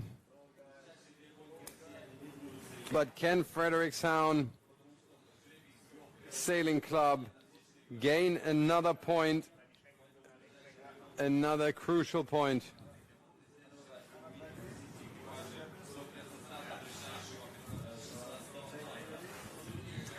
Here it is, the yellow boat. There's not far to go and now. You can see how close things evolve. And they're being overtaken just now by the NRV. And you can see Peter and Paul Fortress in the foreground. Here's the finish line, that greenish-yellow line. And this is Trondheim Sailforening crossing the line in a second. So Stian Osland steers his boat and crew across that finish line to register the team's second victory here in St. Petersburg. And the young crew will be very pleased with that performance. Things are finally coming together for them on the Neva River. And what can Frederikshavn do in this race? This is crucial for them. This is crucial for the overall result. Can they squeeze in here, or will they be taken by 2 more boats? That would be devastating for them, as they are in a very good position to win this regatta, but not if they get overtaken by 2 more boats. So keep an eye on the boat closest to us, just about to cross the line. Number 8, NRV of Germany, who've already won a couple of races today and having a tremendous second day in this regatta. They cross the line in 2nd place, and that will do their overall progress no harm at all. They moved up to 3rd earlier on. We'll confirm where they are once the rest of the fleet have crossed the line. Regatta Club Bodensee of Switzerland about to cross in 3rd place. And then boat number 2 from Finland, Segelsällskapet, take 4th place. Now, the yellow boat of our overall leaders looks like it's going to cross in 5th, and it has crossed now, so that's confirmed. The Danes finish in 5th place, and that is bad news for them. It pushes them into 3rd place from a secure position in 1st. They would have needed to win this regatta, so it's all open now. I think good chance that Norddeutsche Regattaverein can still win this event. And a bit of a disastrous race for Kadaminde Sail Club of Denmark, who are bringing up the rear with that red spinnaker and just about stumbling across the finish line there in this light breeze for a 7th place finish. We were talking to their young helmsman earlier on today, and he said that, you know, their target, apart from obviously qualifying in the top 13, which I think is now out of the question for them, or pretty much out of the question, all but mathematically. His other target was to beat the other Danish team. Well, that's not going to happen. The other Danes, Frederikshavn Sail Club, have proved real quality. They have sailed together for many years, but in this particular race they were beaten, and that has seen them drop down from top of the leaderboard.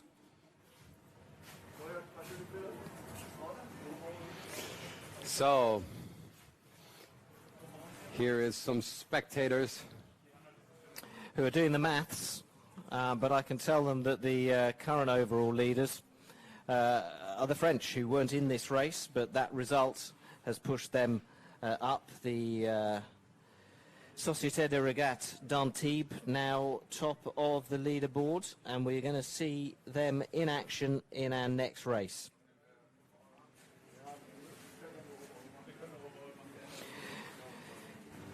So 2 races competed. Let's try again. 2 races completed in Flight 15. 1 more to go. 4 more today. 4 more races. And with that next race, we're going to be basically in the final of this regatta, and a lot can happen. We can see that now. Let's have a look at the leaderboard. 2nd and 3rd place are almost tied on points, not much in it. And with this next regatta happening, even if Société de Regatte d'Antibes, even if the French guys win this race, they would be only in 3rd place. If they sail worse than that, they get pushed off the podium. And so the points are really close for the podium. And I think it's fair to say that the top 5 or 6 could still win this regatta. Absolutely, that's open for grabs. I think then with 51 points in 8th place, I don't think they can do it anymore. But let's look at page 2, which is the interesting bit. And let's have a look at 13th place, which is now on 59 points, but they're going to get at least 1 point on top of that, so they're at 60 points, which would be a 5-point gap for the final flight for Lord of the Sail and Russia 7, which are virtually tied on points. So those 2 Russian boats have already raced in Flight 15, but Sopot has not. So as you say, that gap between 13 and 14 can only increase at this point. Right, let's get back out on the water and hear who Tim has with him this time. And it's so in this light wind, if you go out there, you just fucking stand. The last job you have, you're just Can hear us, but as soon as we get... he's too busy talking. Can you hear us, Tim? Can you take away the interview?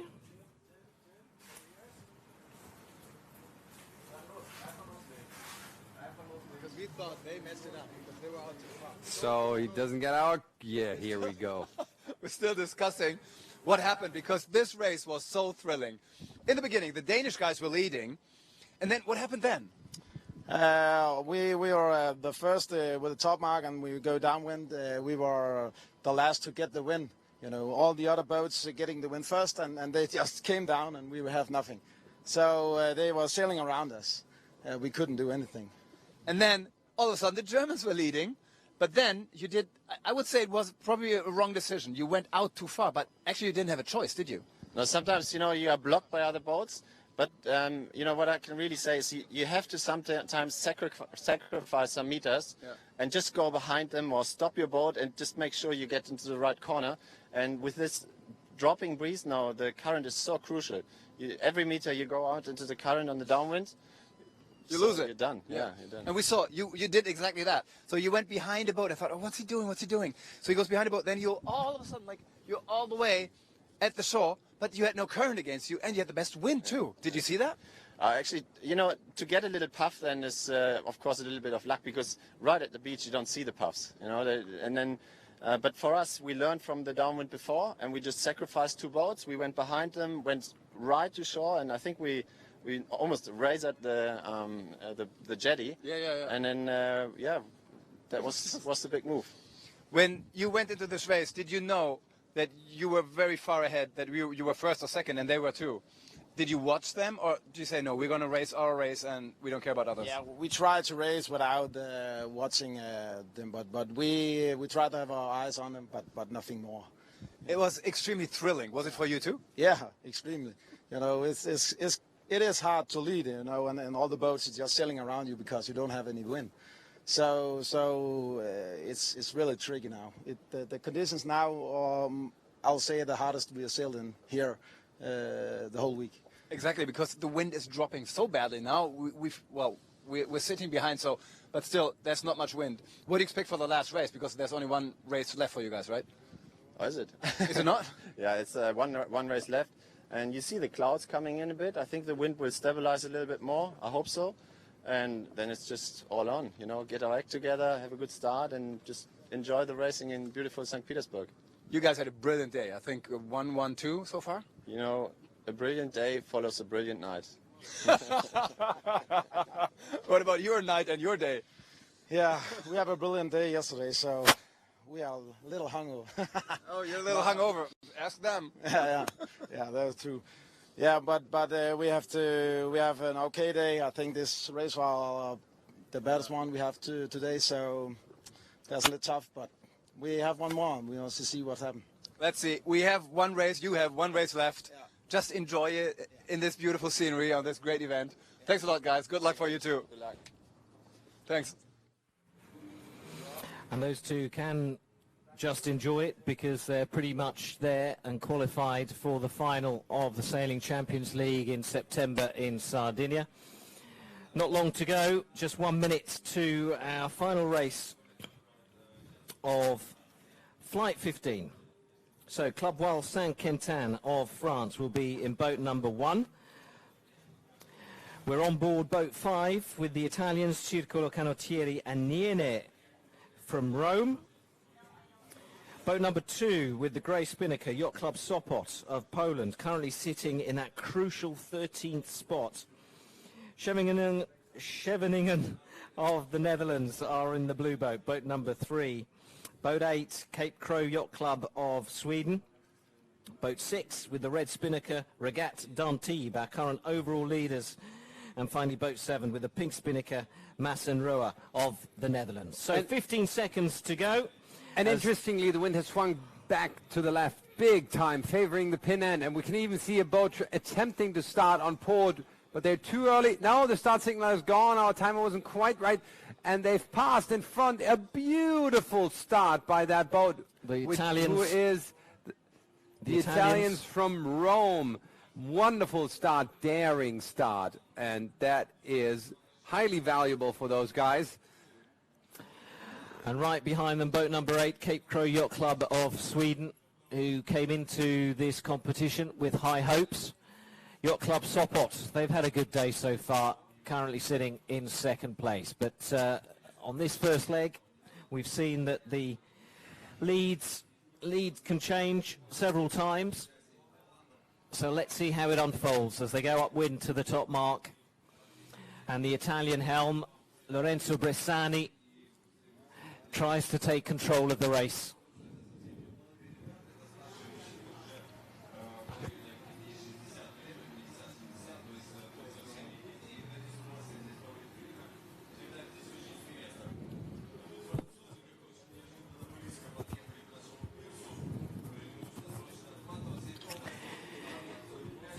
Great work for them. So simple. Start on port. Just take one lag. No tacks. So far, no maneuvers for them. I think they're going to go to the windward mark with just one tack. To be honest, they can almost lay the mark. Wind's going to shift a little bit further to the left in a second as well, so they're going to go higher. Perfect first upwind for them. Not much of an upwind, really. It was a reach. Here they go. You can't keep it more simple. Second place, Yacht Club Sopot. And Cape Crow Yacht Club rounding or approaching as third. They have to yet make the line, but they will. The current is pushing them over the ley line. They were tacking a bit close. And you can see how when the boats start sailing against the current, the distances go down. Boats get pushed together. The Dutch club round in fourth place. And then boat number 6 with our current overall leaders, Regatta d'Antibes of France, round in 5th place. So we need to find out where the 2 Dutch teams are. So that puts the NRV in the overall lead and the French just out of the podium, and St. Petersburg Yacht Club on the podium. Very, very interesting. It's going to be an exciting final race with currently 6 points between the top 6, or really the top 7 boats. The Italians leading the fleet downwind and just slightly increasing their lead on second place. Bressani at the helm, world champion in 11 different disciplines, so a massive amount of experience. The Italian champions, can they hold their nerve? Can they hold this lead? Or will they be hunted down by Yacht Club Sopot, currently in second place? Interesting question from a strategic point is the swing to the left by the wind. Will this be counteracted by a backswing to the right? This would mean stay right of your opponents, and I wonder if the Italians are taking that into account. They're definitely not going around the right-hand gate mark, the close gate mark. They will take the other one, but will they tack early to sail towards that potential right-hand shift? They're round, and they're away. And I would expect an early tag, and they have tagged straight away because they do anticipate the wind to shift back to the right, and it has at the windward mark. I can see from the wind device that we have placed up there near the windward mark that the wind has gone back a little bit at least. I wonder if it's going to come back more, but this tactical move by the Italians was just perfect. They're sailing against the next anticipated shift. They're playing it safely, even though it means that they're sailing out of the stronger current.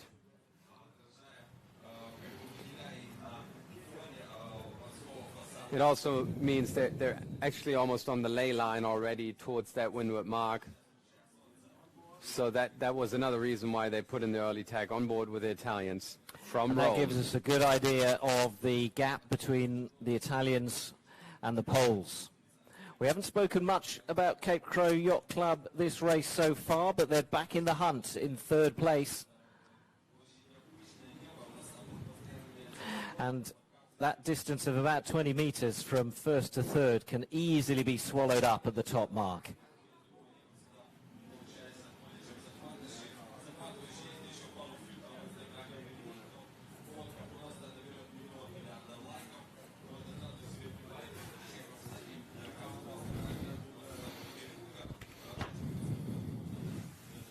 I brought up a little fun fact statistic in the SAP Sailing Analytics, and that is how much distance have they covered in this regatta, and it's more than half a marathon. It's 27 kilometers they have covered so far in all their races.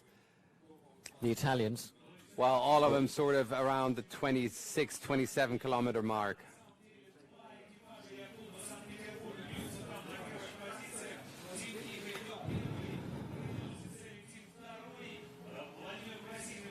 Winds back up at 7 knots.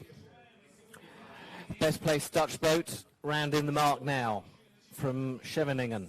And I anticipated a shift to the right, and the opposite has happened. A big shift to the left has just occurred, making this a reach against a straight reach down to the finish, making it dead easy for the Italians to win this race.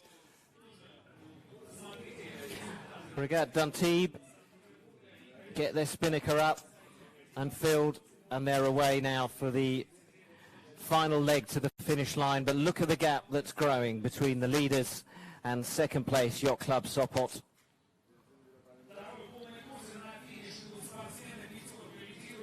Can the Swedes close the gap on the Poles? Can there be a change in second place? Cape Crow Yacht Club currently sitting 10th in the overall leaderboards. Already have managed 3 wins here in St. Petersburg. They had real troubles with the starts yesterday, but they seem to have nailed it today, and they're now in third place. Third place in boat number 8.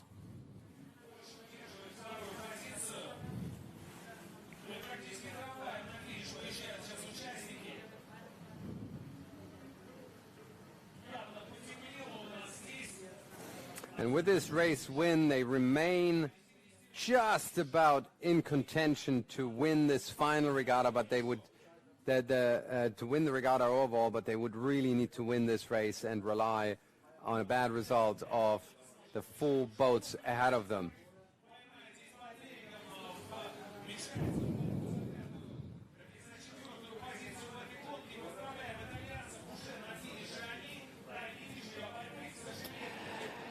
So the Italians in the yellow boat, boat number 5, cross the finish line to claim a victory, an important victory for the overall standings. They're 4th here in St. Petersburg. Lorenzo Bressani has done the business at the helm. And we will see what that means to the overall standings shortly. But the Poles from Yacht Club Sopot, well, they started 13th overall. It'll be interesting to see the distance they put between themselves and 14th place. Those vital points that will decide who qualifies. Cape Crow Yacht Club cross the line in 3rd, and then Yacht Club Scheveningen come 4th. The other Dutch club are just beginning to approach the line now. Massenroa in 7th place, and the 2 French clubs 5th and 6th. And that 5th place finish for Regatta Duntebe sees them tumble from top of the leaderboard to 4th.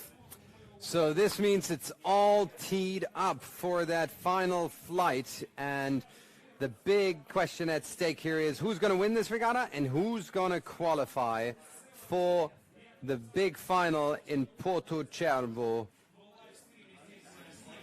in October this year.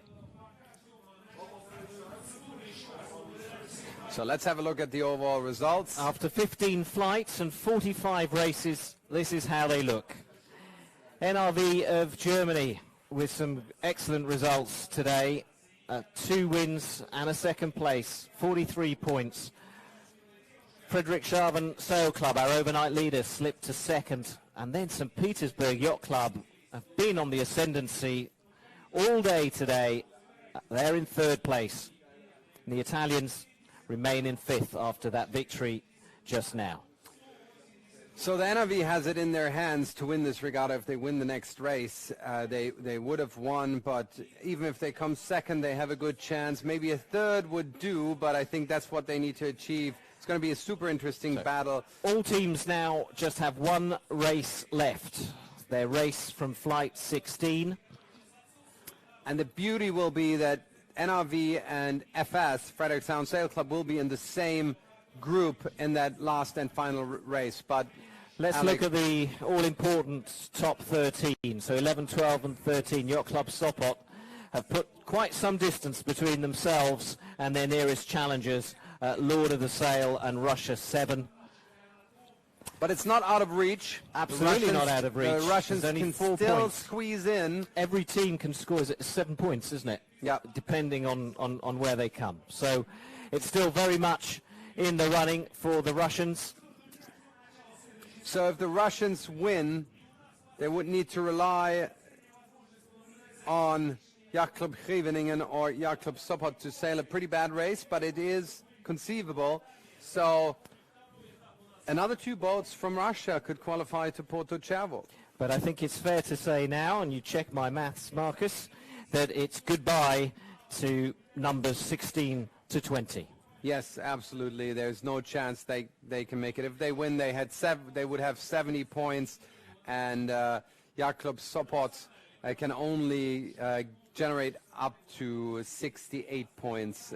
So there's no way Kerteminde does have a chance to still qualify. It's game over for them. So in Flight 16, as far as qualification's concerned, it's all about Sopot, Lord of the Sail, and Russia 7. And then it's a chase for being crowned champion here in St. Petersburg. Well, that first race of Flight 16 will get underway in a few minutes' time. Sun's come out again now here in St. Petersburg. Sun's come out on the other side of the race course, pointing the camera in this direction towards the Hermitage on the other side of the bay. It looks a little bit grayish, but that cloud's going to blow away. The new crews are on board the boats. They're just waiting now for the start sequence to begin. And we're waiting for our reporter to grab the winners of that race, the Italians from Rome. And we'll try and grab a word with them shortly. So 3 races to go. 1 race left for each of the teams. The concluding Flight 16, just a few minutes away.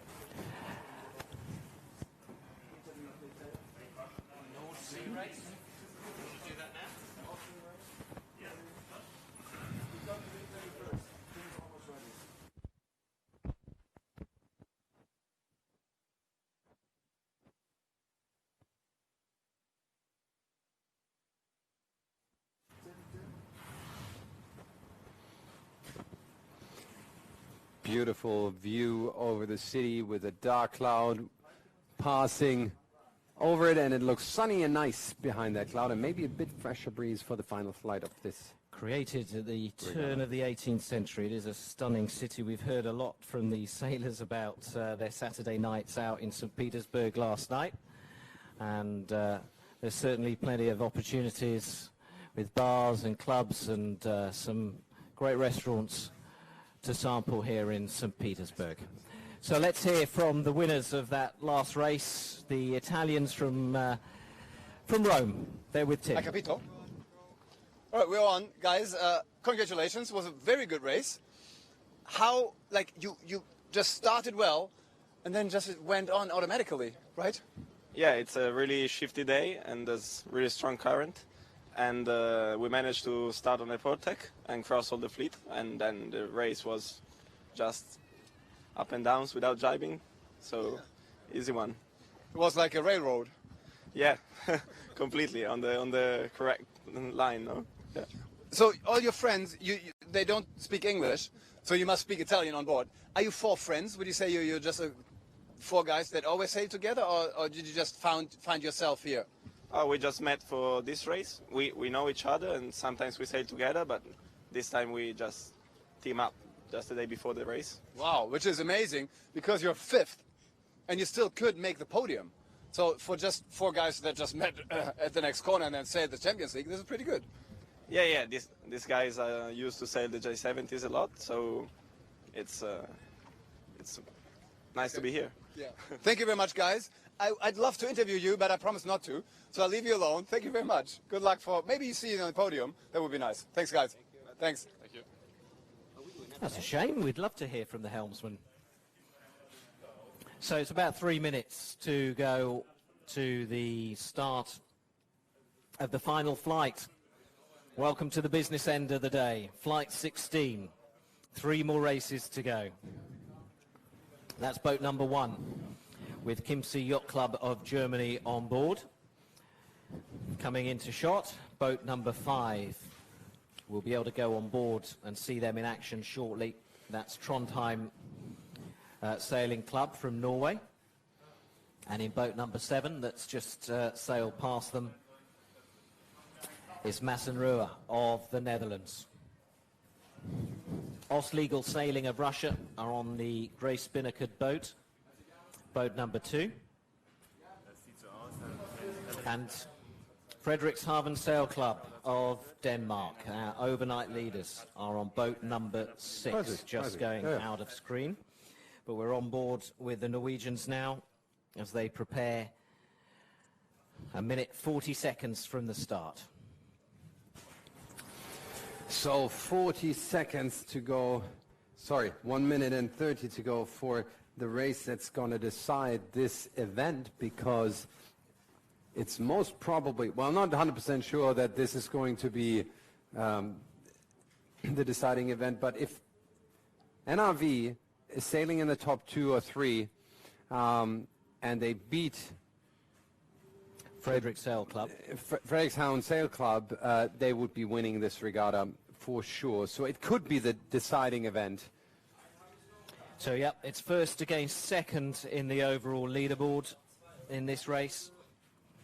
So those 2 boats to look out for, boat number 3 with the blue spinnaker, NRV of Germany, and Frederikshavn Sail Club of Denmark, boat number 6 with the red spinnaker.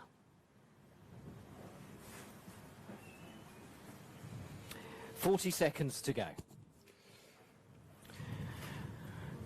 And we've generally found that it's at this point that the fleet starts to make its way back towards the start line. And there they go, in shot. Start line between the 2 orange flags, 20 seconds to go. And currently it's Chiemsee Yacht Club of Germany leading the way to that finish line. But have they gone too early? And the NRV is positioning themselves higher up here at the boat, which has a slight advantage according to our wind device. This is the better side of the line to be, and that is boat number 3 coming out is the NRV with a beautiful start. Beautiful start. Couldn't be better. In a good breeze of 8 knots now. They couldn't have started better. And nice start for Frederikshavn as well, which is on boat number 6, but NRV has them under control. They couldn't have started better in this race. Let's see how this race evolves. The deciding race now, I'm quite sure it's going to be the deciding race because the 2 front runners are also front runners in this race. Here's the battle. Boat number 6. Frederikshavn Sail Club, and boat number 3, the NRV. Those 2 are battling it out. NRV pulls away, sails towards the shore with lighter currents. Are they already on the ley line? No, they're not. They're heading onto the ley line quite early. In the mix as well, Regatta Club Oberhofen of Switzerland, boat number 8. So those are our front 3 that we're keeping an eye on right now. But Oberhofen in 19th place overall, so not a contender. Frederikshavn, can they push through? Can they go ahead of NRV? I was surprised NRV tacked away in this controlling position. And I'm surprised Frederikshavn is not tacking now. They're almost putting a loose cover on the NRV.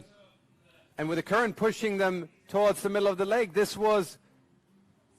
Okay, that mark is not the windward mark. That was the boundary mark of the channel. So NRV can pull out again towards the right. Beautiful battle going on between these two boats. And it is who beats who. This is going to be a super exciting race between those two boats. And NRV tacks again. Are they on ley line? Maybe just.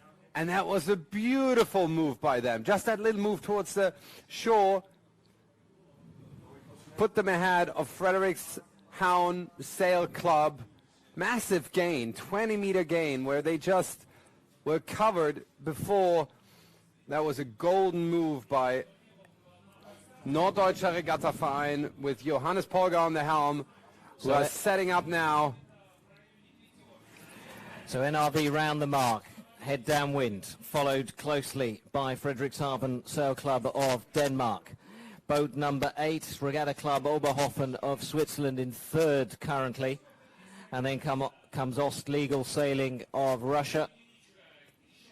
NRV jibe setting. Fairly clean set, maybe going a little bit low and slow. Frederikshavn going high and fast. Trying to pull over the NRV. Not covering them yet. We can see the gate in the bottom, in the background. NRV almost heading towards that gate, going low, but a little bit slow, but heading into the lower current on the left-hand side like the rest of the fleet. So in a good controlling position, going really low and slow, but covering less distance, sailing closer to the rum line, going good speed at the moment. If we can switch to the speed data, considering that they go so low, they do tremendous speed. Just a knot more than the rest, even though they go a lot lower and thereby cover a lot less distance. Great work on the NRV boat.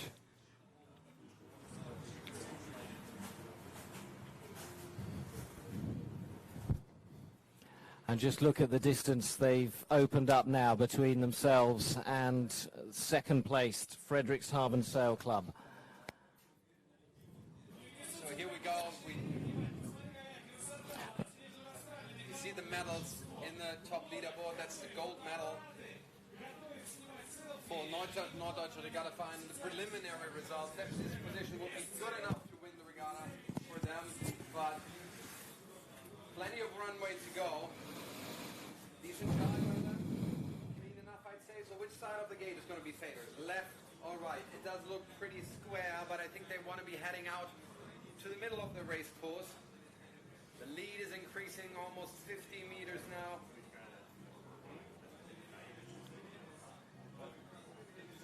Closing into the gate. Another jibe on NRV. They're getting a bit agitated now, doing a lot of maneuvers.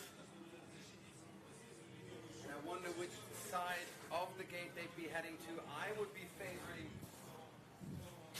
the far side. I would be favoring sailing that's the current. And they're jiving now, closing in to the gate with good speed, heading out to the far end. I'm pretty sure. Oh no, they go to the left side. I think that is a risky move. They're going to the dirty air.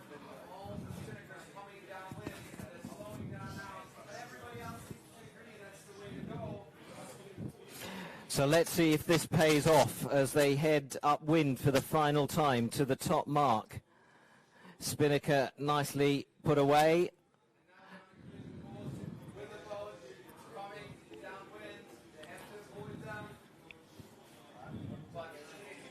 Second place boat is following them. Nobody so far is aiming for the other mark.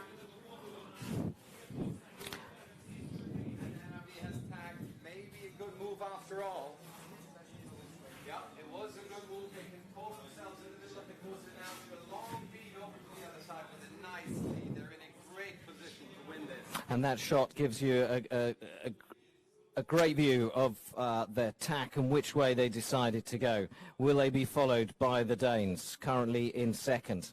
They are. That's the team that's most probably about to win. So what do the Danes do now? They know that unless they beat these Germans, there's no hope of them winning the championship here in St. Petersburg.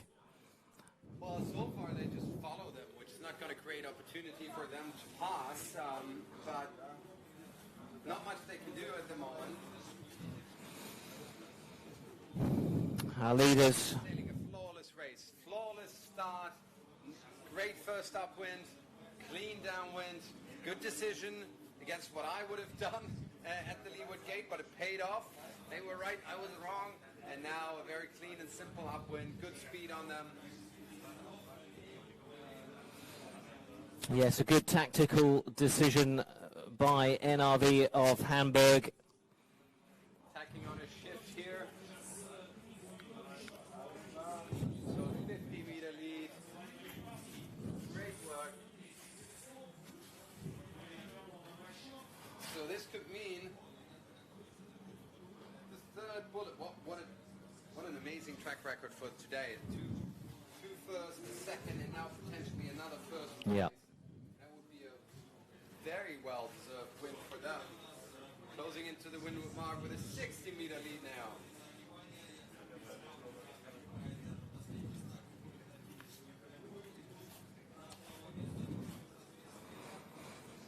So rounding the windward mark now in a super safe position.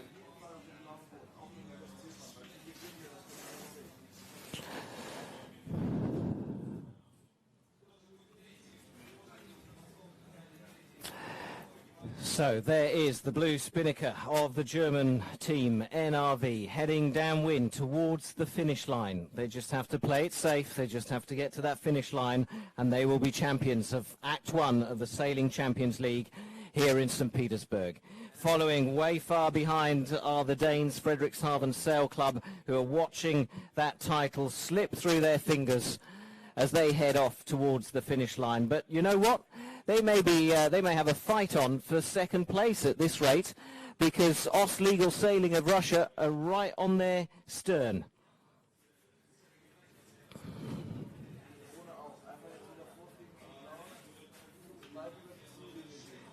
Regatta Oberhofen of Switzerland also in the mix there for a podium finish. Worth mentioning that if Frederikshavn stays where they are, they can't be beaten for second place. It would mean that this race decides the first and the second place of this regatta. Also worth noting, pretty amazing that it has lasted till the last flight to decide it.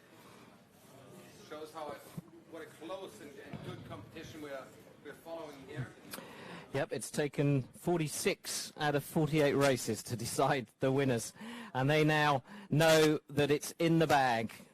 They look calm, they're focused, and they know that they're about halfway down this final leg as they head towards the finish line and jibe once more away from the shore. Big high fives on this boat, I'm sure, when they cross the finish line. Beautiful view over the city. Sun shines back in St. Petersburg.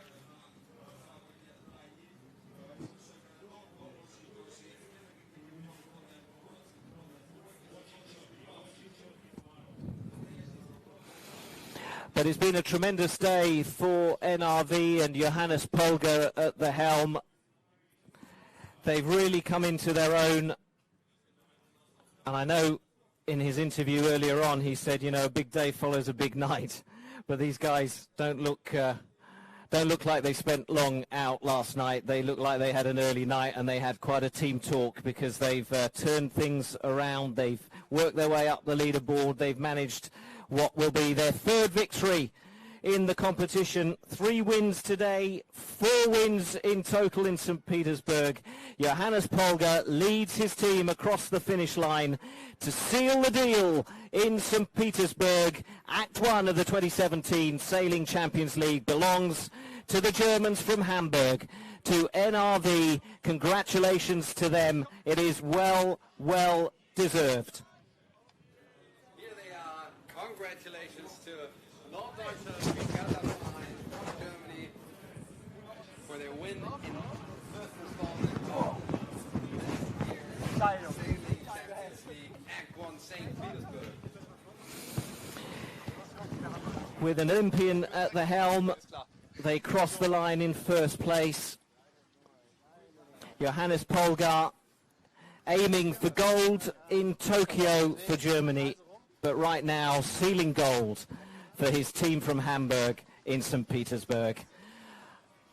And as they celebrate, let's not forget our second place finishers in this race, Frederikshavn Sail Club of Denmark, who are just crossing the line to take second place, the silver medal here in St. Petersburg. They were the overnight leaders, but they slipped up in flight 15. They've got 2 second place finishes today, but a 6th place finish in flight 15, and that is possibly what cost them the overall championship. The Frederikshavn Sail Club of Denmark finish with silver.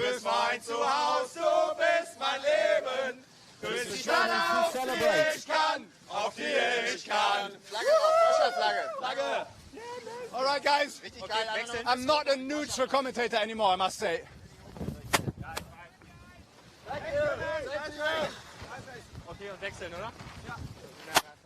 Oh. Well done, guys. Well done. How nervous were you in the end? Actually, not really. We have a hope for a great weekend and a nice event, and I mean, for sure, winning here is now the biggest bonus ever. But we were, in the end, I mean, it was pretty relaxed. We didn't tell Jojo we were already in front, so yeah. Yeah, you should. There was one call, and the call was from Klaas, and he said, guys, this race is just for enjoying, and that's what we did. It was just all relaxed, it was all cool. We had a good start, all done. I can't believe how cool you guys are. Seriously, I can't believe it. How'd you do that? I think the team is amazing. So we have fun and that's it. So for us, it's like, yeah, having fun and enjoy the sailing. Flo, okay, la ola. Oi! Oi! Flo, one last question. Yeah. Usually you're the one that keeps the guys a little down. You're kind of the... Is he? Yeah, I think so. Okay. I think so. Okay. But here you seem very relaxed. And were you sure that you're going to make this in the end, like the last race? Honestly, quite yes. Yes, because we were so relaxed the whole day. We won first race, we won the second race, placed 2, and then won again. We had a run. Yeah. So, felt good. Yeah, if you have a run, you have a run. Guys, thank you so much. You're amazing. And I'm really looking forward to meet you in Porto Cervo. Awesome. Thank you very much. Grüß an Hamburg, an NRV.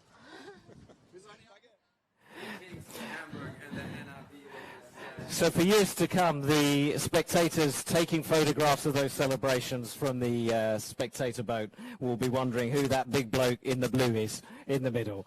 Our very own Tim Cruz joining the celebrations on board that boat from Hamburg as they celebrate sealing the regatta here in St. Petersburg. Let's not forget we still have 2 more races to go, because remember, we do have a champion and we have a silver medalist, but there's still 3rd place to be decided, and most importantly, the top 13 qualify for the final in Porto Cervo, and we haven't yet sealed the deal yet with the qualifiers. So 2 more races still to come to decide who will go through to the final.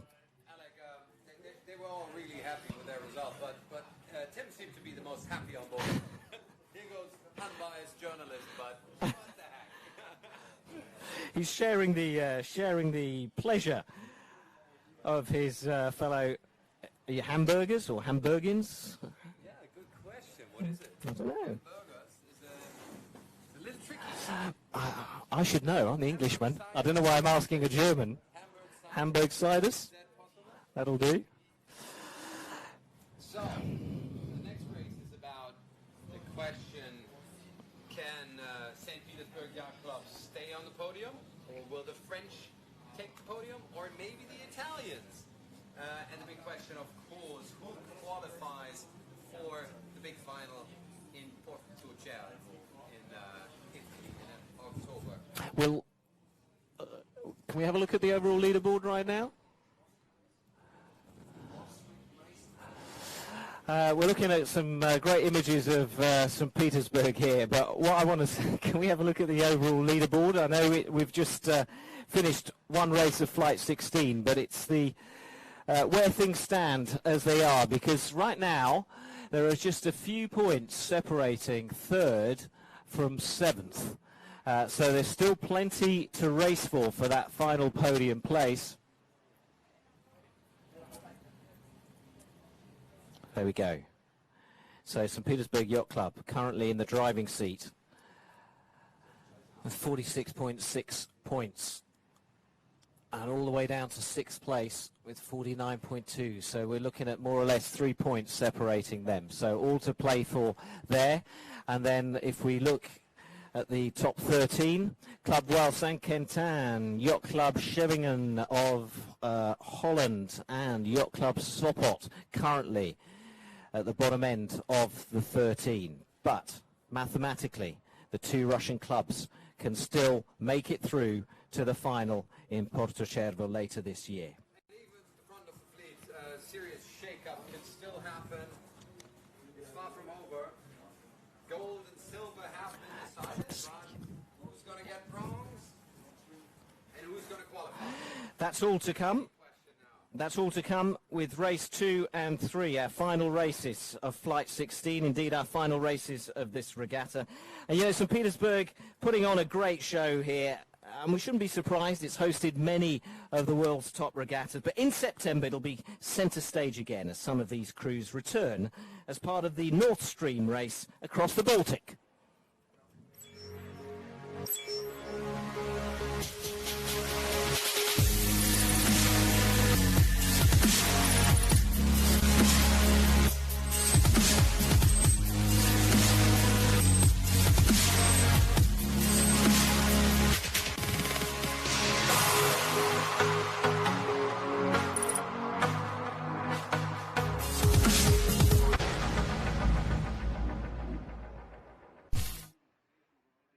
Opportunity to watch some fantastic sailing that race, Marcus. Yeah, and we're going to see 5 teams from 5 national leagues taking part in that great race through the Baltic later this summer. That will finish here in St. Petersburg, and what a wonderful backdrop the city forms for any regatta. So a few minutes away, the crews have swapped places, and it's a chance for me to fill you in on who is on which boat for this particular race. On boat number 1, we have Regatta d'Antibes, who for a while led the regatta overall. They're on boat number 1 with the black spinnaker. Boat number 2, the Italians, Circolo Canottieri Agnene of Rome. And boat number 2 has the grey bow and grey spinnaker. Boat 3 is the one of the 2 Polish teams taking part, Giżycko. Boat number 8, Club Royal Saint-Quentin of France. Boat 5 will be on board with them shortly, Regatta Club Bodensee of Switzerland.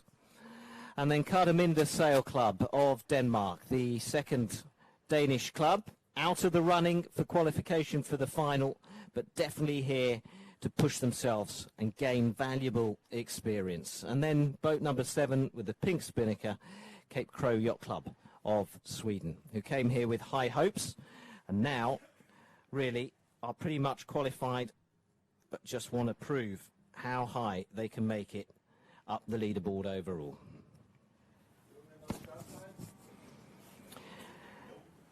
Conditions on the start line.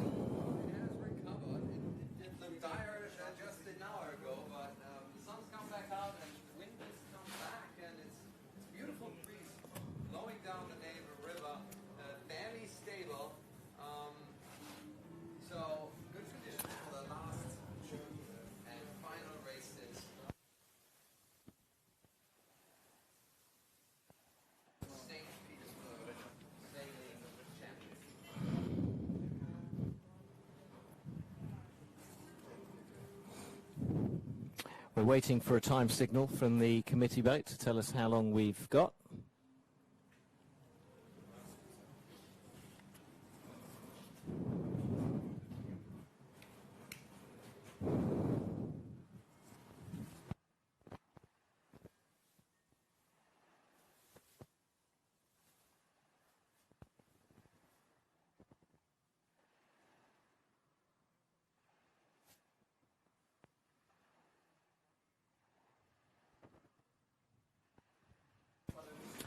Well, we will be some minutes away from the start, because looking out away from the TV monitor and out across the racecourse from the committee, from the studio, there are boats all over the course at the moment, but they are converging on the start line. And 3 minutes to the start has just been confirmed from the officials.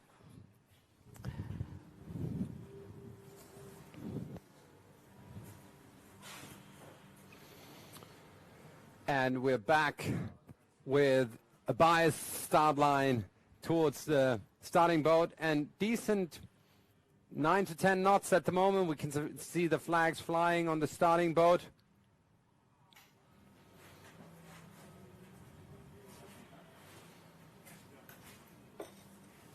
Race officers doing a great job setting this course in these difficult, close to shore conditions. Pretty square course up at the windward mark.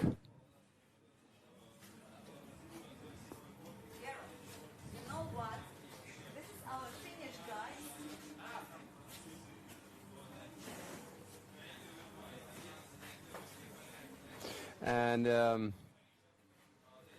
wind has swung back to the left up at the windward mark. It's going to, I believe it's going to come down to the start, making it a more even and square start with 1 minute and 30 to go. We're on board with Regatta Club Boat and Sea of Switzerland, boat number 5.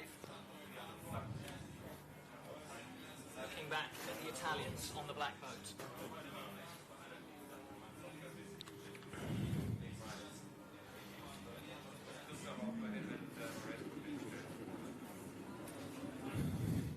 So what we can already see from this group is that the qualification for the final in Porto was going to be decided in the last race of this flight, not this flight. But place 3 could be decided in this race. So Petersburg Yacht Club go in the last race. So we'll see how it goes. But right now, 40 seconds to the start line. I'd say still too early for them to launch their attack on that start line. They generally go with about 20 seconds to go, don't they? A strong current carrying them towards the line, so they have to be very careful. But they do want to start on this boat end, where the line is favored at the moment. Looks like Regatta d'Antibes of France in boat 1. Oh, they've made an early launch, but they've turned away. Oh, they all look awfully early. That's going to be a general recall. Individual recall. Individual recall. A lot of boats were over there. I think at least 3 boats.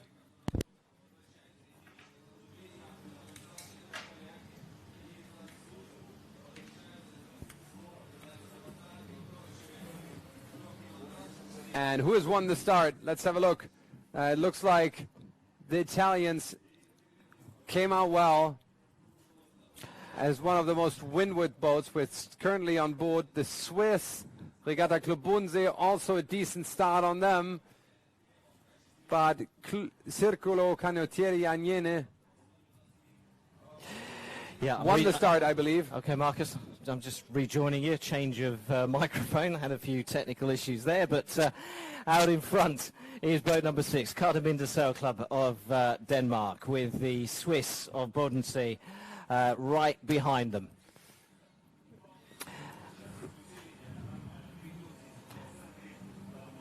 These are the Italians.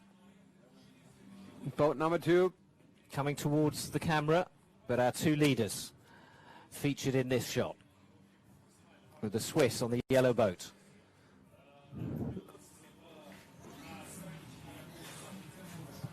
And Club Voile Saint-Quentin in 5th place, not good enough to still climb on the into the qualifying spots. Watching Julian Flessati on board the Swiss boat in action. But right now, the Swedish Cape Crow Yacht Club seem to have taken a slender lead. And by the way, Alec, there's no general recall provision in the sailing instructions. All the race officer can do is pull out the AP flag and postpone the start just a few seconds before. He didn't do that, so the start counts, and we do have 2 clubs which are OCS, which is Catamina Sail Club, which means game over for them in this race, and Regatta Club Bodensee also OCS.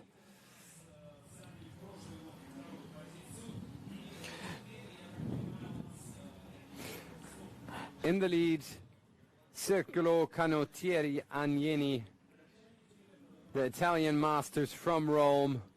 And look at the close, super close, windward mark rounding.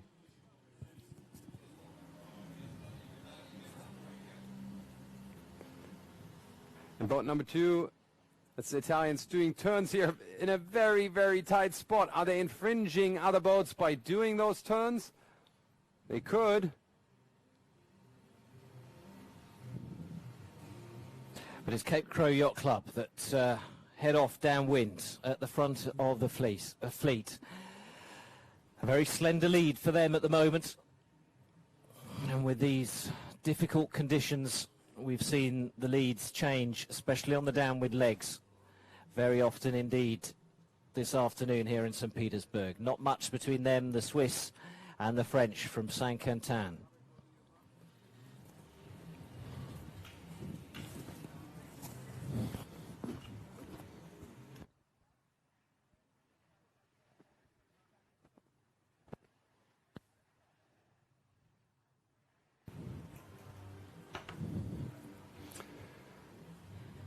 Looking at our top 3, the 2nd and 3rd place boats. They're out. OCS is still in the race, but the result won't count. Okay, so they can affect the results, a bit like a loose horse in a horse. They can't affect the results. They will eventually end up in the back of the leaderboard of this race. But I meant they can affect the race as much as they're there. They're creating dirty wind. Absolutely, absolutely. They're not being pulled out. Okay. We're just trying to sort my microphone out. Okay, everything is fine, so I'll continue wittering away. In the lead, Cape Crow Yacht Club, followed by the French team from Saint-Quentin. Just outside I Paris. just can't say it like you can. And the Italians from Rome. Okay, so now we have the place. full leaderboard at last there. So that's good to see, because Société de Regatta d'Antibes, who are chasing still 3rd spot overall, are down in 5th right now.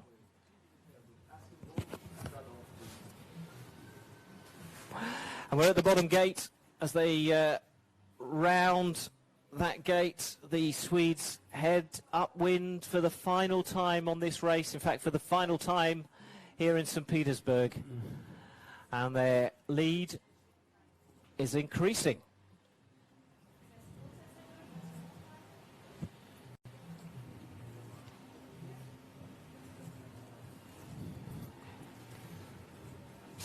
Right, as they round the mark, let's see who's in 4th and 5th, because that is effectively 2nd and 3rd.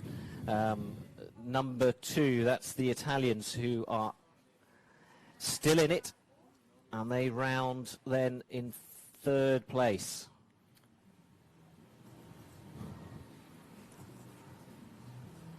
Well, they're heading towards the shore side, which is not necessarily the favored side on the upwind.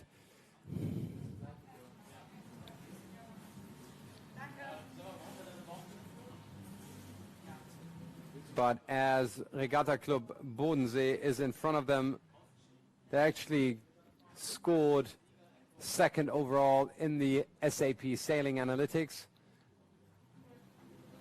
but not, sorry, second in this race in the SAP Analytics, but not in the overlay graphics.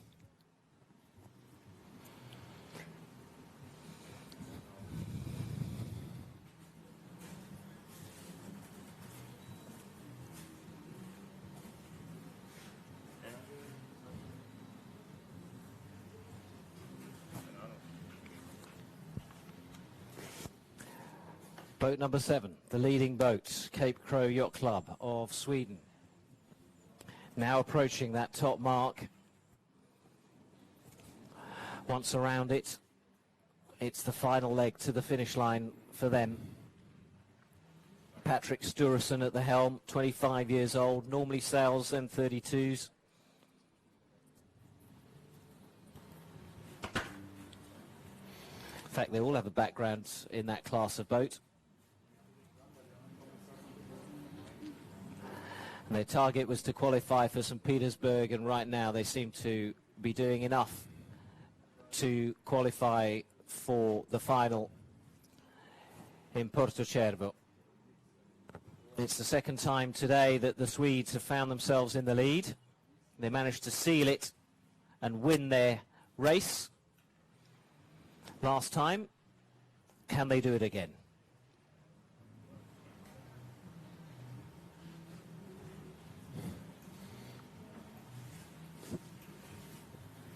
Super clean performance by Cape Crow Yacht Club.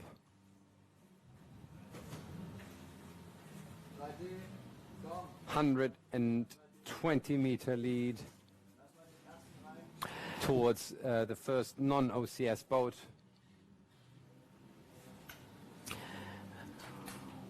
Well, the Yacht Club won the Swedish National League, but it's their first time competing in the Champions League. And they've certainly performed well.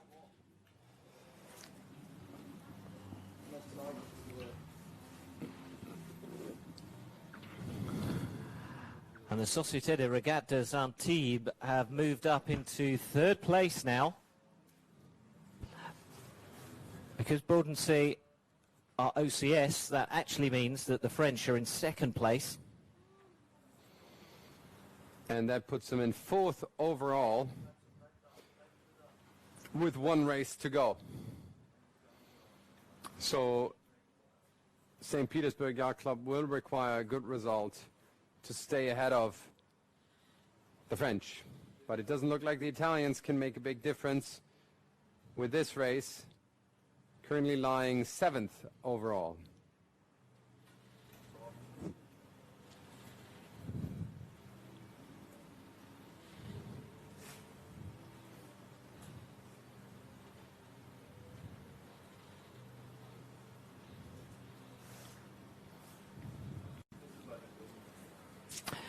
Well, it's a beautiful sight with the sun out, and we've had really stunning images all weekend from St. Petersburg. But they won't be noticing the view. They're focused on the finish line, which is not far ahead of them now, just a few meters to go before they can claim victory in their final race here in St. Petersburg.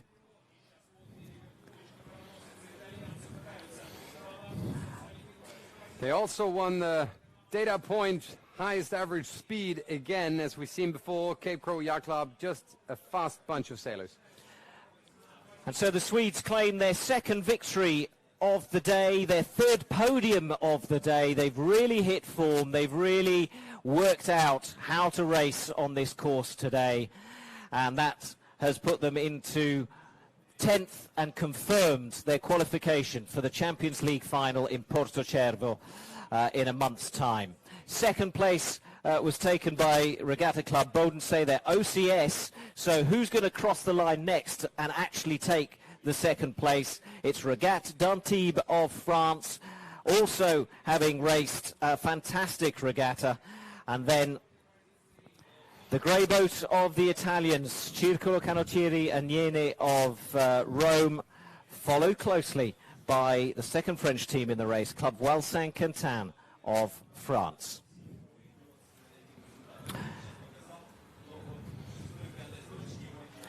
So two teams that will be very disappointed. Regatta Club Bodensee of Switzerland, who, well, they did well in the race, but they were OCS. But they still qualify, Alex. They still qualify. They still qualify because they're in the top 13. They've already done enough to qualify, and they finish currently. They're in 9th place. And Kardeminde Sail Club of Denmark, the other OCS team, well, they were already out of the running for qualification for the final. And they come in to finish their race and their regatta.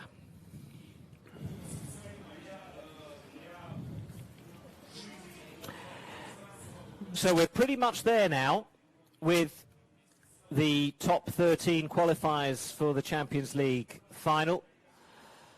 But the last race will be the ultimate decider on who makes those final couple of spots. And it could be Yacht Club Scheveningen dropping out,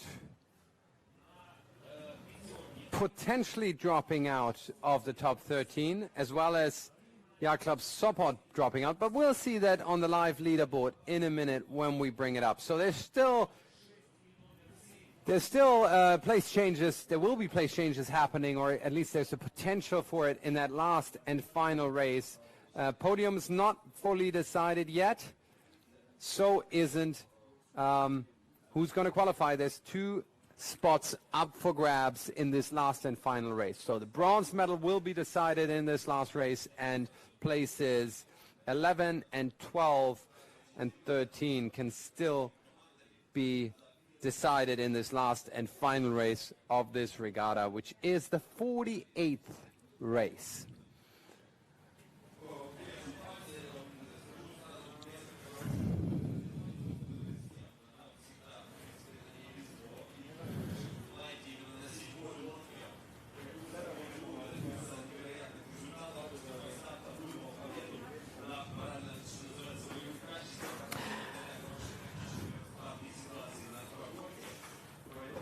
So here we are. That's confirmation of what you were explaining earlier with the point system.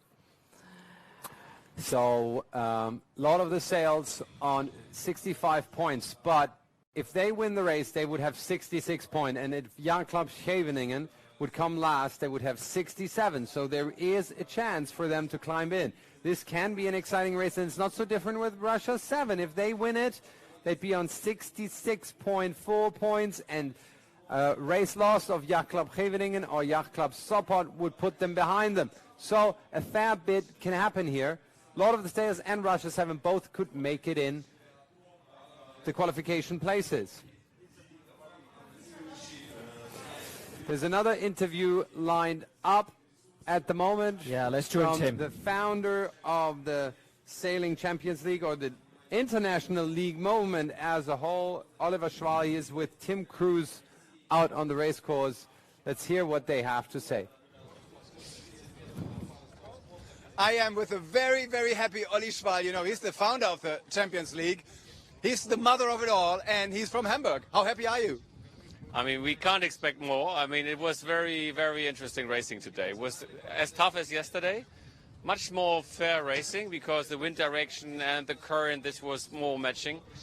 But it's great that a German team won, and I really appreciate the strong and close fight between all these teams. It was a great day. In the end, you know, with the Danish right next to them, it was a match race. It was, absolutely. I mean, it was so close. Everything was possible. And, I mean, look at what Hamburg did. I mean, they started, I think, that they started the day with place number 7 or 8. And I think not even terrible. Or even worse. And they made it at the last day. And they made it very, very constant. I mean, they were never more worse than 3rd place. And that's it. And they keep calm and relaxed. And they were not too nervous with the current and all these conditions. And, yeah, it's exciting. It's great. They didn't tell the skipper, Yo-Yo, they didn't tell him that if they win, they win. No, I think that's one of the points. I mean, the more informations you have. Sometimes it's an overload, and sometimes you start to get nervous, and sometimes you start to focusing at topics which are perhaps not so relevant to win a race. So the more you have your head free and you can focus on this race and on yourself, on the speed, on the competitors, on the start, without thinking what would happen if, the more success you have. And that's the beauty of sailing, that everything is possible. We're right in front of our last race. Just a quick last word. Maybe St. Petersburg is going to be third, which is going to be beautiful for this event. Absolutely. I mean, I would have really appreciated even if they would have won this series. With Anna Basaikina, who's such a famous, she's a hero here. She's a superstar, and she had a great performance. And I would really like to see St. Petersburg at the podium. Anyhow, the top 13 are qualified for the final in Porto Cervo. So, nevertheless, I think as a hosting club to be on the podium is great, and I think they have the chance to do it. I think even if they finish fourth now in this race, they will be third overall, which is, I think, a good starting point. Thank you very much, Ollie. It's been a great event so far. Let's enjoy the last race. Thank you so much. Thanks, Tim. Thanks for all your interviews on the water over the last couple of days. Fascinating insights into the guys and girls racing the boats. So as the tourists enjoy the watery sunshine that has now appeared in St. Petersburg, we await the final race, the race that will ultimately decide the final spots, the final qualification spots that will take the top 13 teams to the Champions League final in Porto Cervo in Sardinia next month. The final 7 crews are now on board their boats, taking charge of them. They're milling around the start line, but we're a few minutes away yet from the start, and we'll be bringing you that very shortly. It's 2 minutes and 45 to go to the start. Lines heavily biased towards the right-hand side. Similar picture as before. Very different wind down at the start compared to what we see up at the windward mark. Big left swing towards that windward mark. So would pay off to start somewhere right in the middle and then head out to the left-hand side into the stronger current, take a left-hand shift. That's currently the pattern that we see.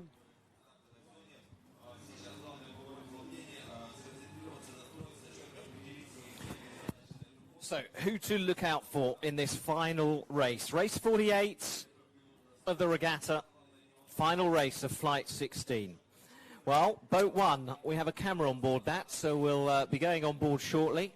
That has Lord of the Sail Europe of Russia on board, the team from Vladivostok, and they are currently sitting 14th in the overall leaderboard. Boat number 2, the grey boats, have Almere Central of the Netherlands on board. They're currently 6th overall. Boat number 3, Yacht Club Sopot. They are in 12th place and want to hold that position in order to qualify for the final. Boat number 8, Schemmingen of the Netherlands. They're currently 11th and in a qualifying position. Segel Selskapet of Finland are on boat number 5. We're on board with them right now. Boat 6 with the red spinnaker, Russia 7. They're in 15th and can still chase down that 13th qualification spot. And then the pink boat, St. Petersburg Yacht Club of Russia, they still have a lot to play for because they're currently in 3rd place with less than 4 points between them and the 4th place French in the overall leaderboard. So they've got plenty to race for. Okay, with 30 seconds to go, they're lining up and heading towards that start line. And we can see the wind blowing in a right-hand angle to the start line, favoring the starting boat that we don't see currently at the bottom. We can see it now, the orange flag in this drone image, and 13 seconds to go. Boats are closing in big time. One boat has to bear away again. They would be too early. I think that's the safer way of doing it than starting too early. And this boat pushes over. Were they over early?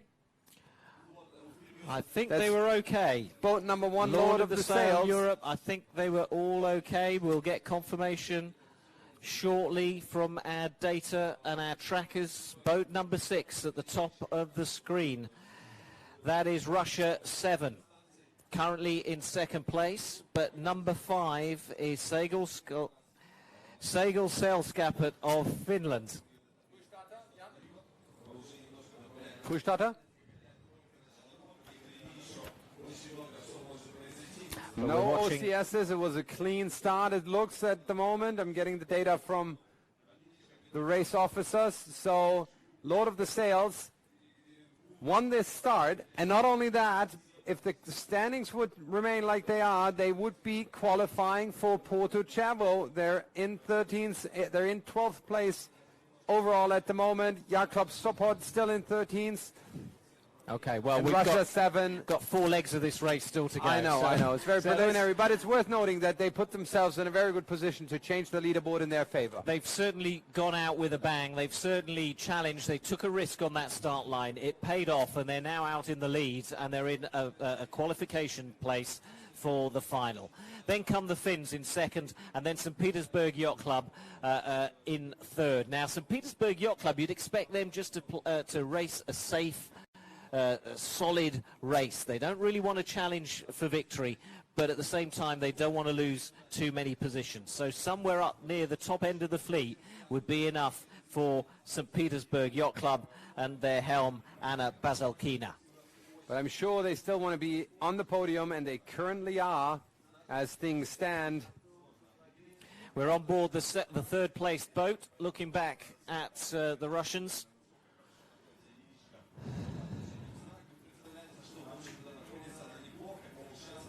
And the battle is on between Lord of the Sails and Yacht Club Scheveningen for those valuable 12th and 13th places, where Yacht Club Sopot, with currently 68 points overall, is lying in 14th position. 2 points behind. So the Russian team from Yekaterinburg in the Ural Mountains are heading downwind for the first time in this race on leg 2. We're watching the action on the other Russian boat, the St. Petersburg Yacht Club.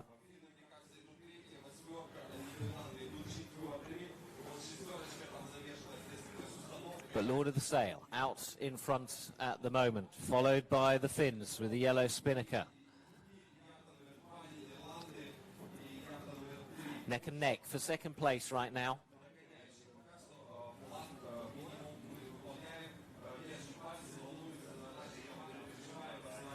The Finns just racing for pride, really, because they've got nothing to win or lose. They've qualified for the final. No one can touch them. And that's the same story for St. Petersburg, but they will still be chasing that third spot on the podium.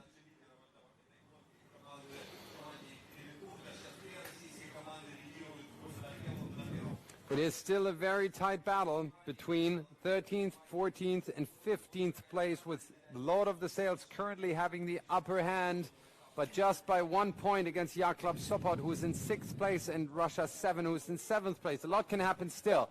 And again, the tactics the same as we've seen all day today. Downwind, as close to the shore as possible. In fact, Lord of the Sail are virtually in our commentary box. They're so close to shore. And they would want to take the closer mark and sail, because that side of the gate is favored, and sail that little beat towards the beach, just as we saw from the Norddeutsche Regattaverein in their winning race. Probably the safest move for them. So which way are they going to go, left or right? It looks like St. Petersburg are taking that top mark, whilst Lord of the Sail take this bottom mark. They pack up a little bit early. They need to count in. I think St. Petersburg have it here.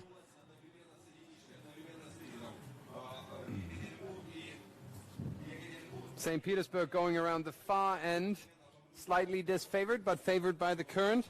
And they head out to the middle of the course in good breeze. could be the winning move that I anticipated in the first race of this flight. Maybe this time around it's going to work because it does look lighter on this side of the course. On the close side. Alenska of Finland still holding third place, heading off into the distance in the middle of the screen there. We're on board with them. Daniel Mattsson at the helm, European match racing champion, bringing all his experience to this race. From the beautiful Åland Islands. Heading up to the windward mark for the very last time after 48 races. The last windward mark rounding with St. Petersburg Yacht Club well in the lead. Nice move to the left-hand side of the race course. It worked this time around. Lord of the Sails in second, making the battle for 13th place ever closer. Yacht Club Sopot gains 1 place and they would be ahead of Lord of the Sails Europe.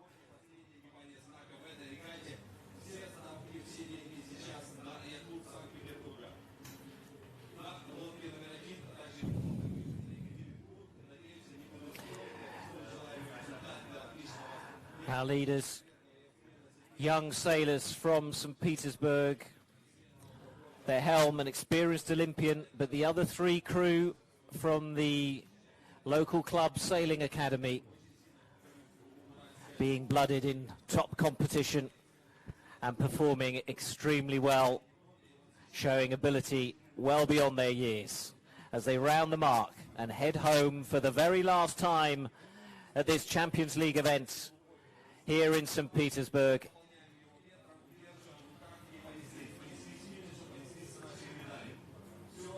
Lord of the Sail coming in second place. And they're now tied on points with Yacht Club Scheveningen.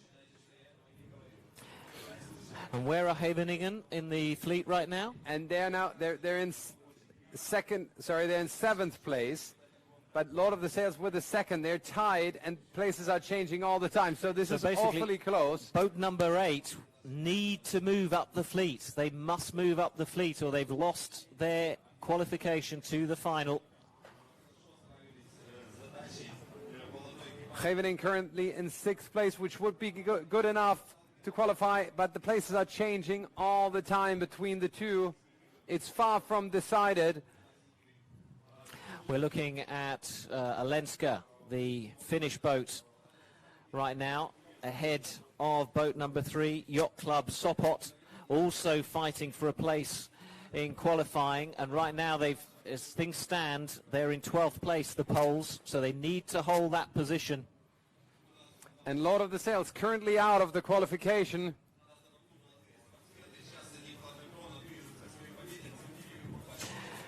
Now the leaders are at the halfway point of this final leg.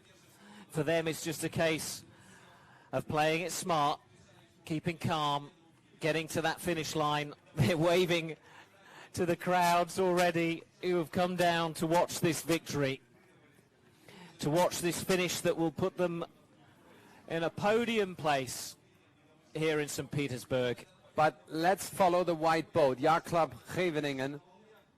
Boat number 8. Can they make it up the fleet? Currently they lie in 13th position, which would be good enough for them. But if another boat passes them... And so St. Petersburg Yacht Club celebrate in front of their home crowd.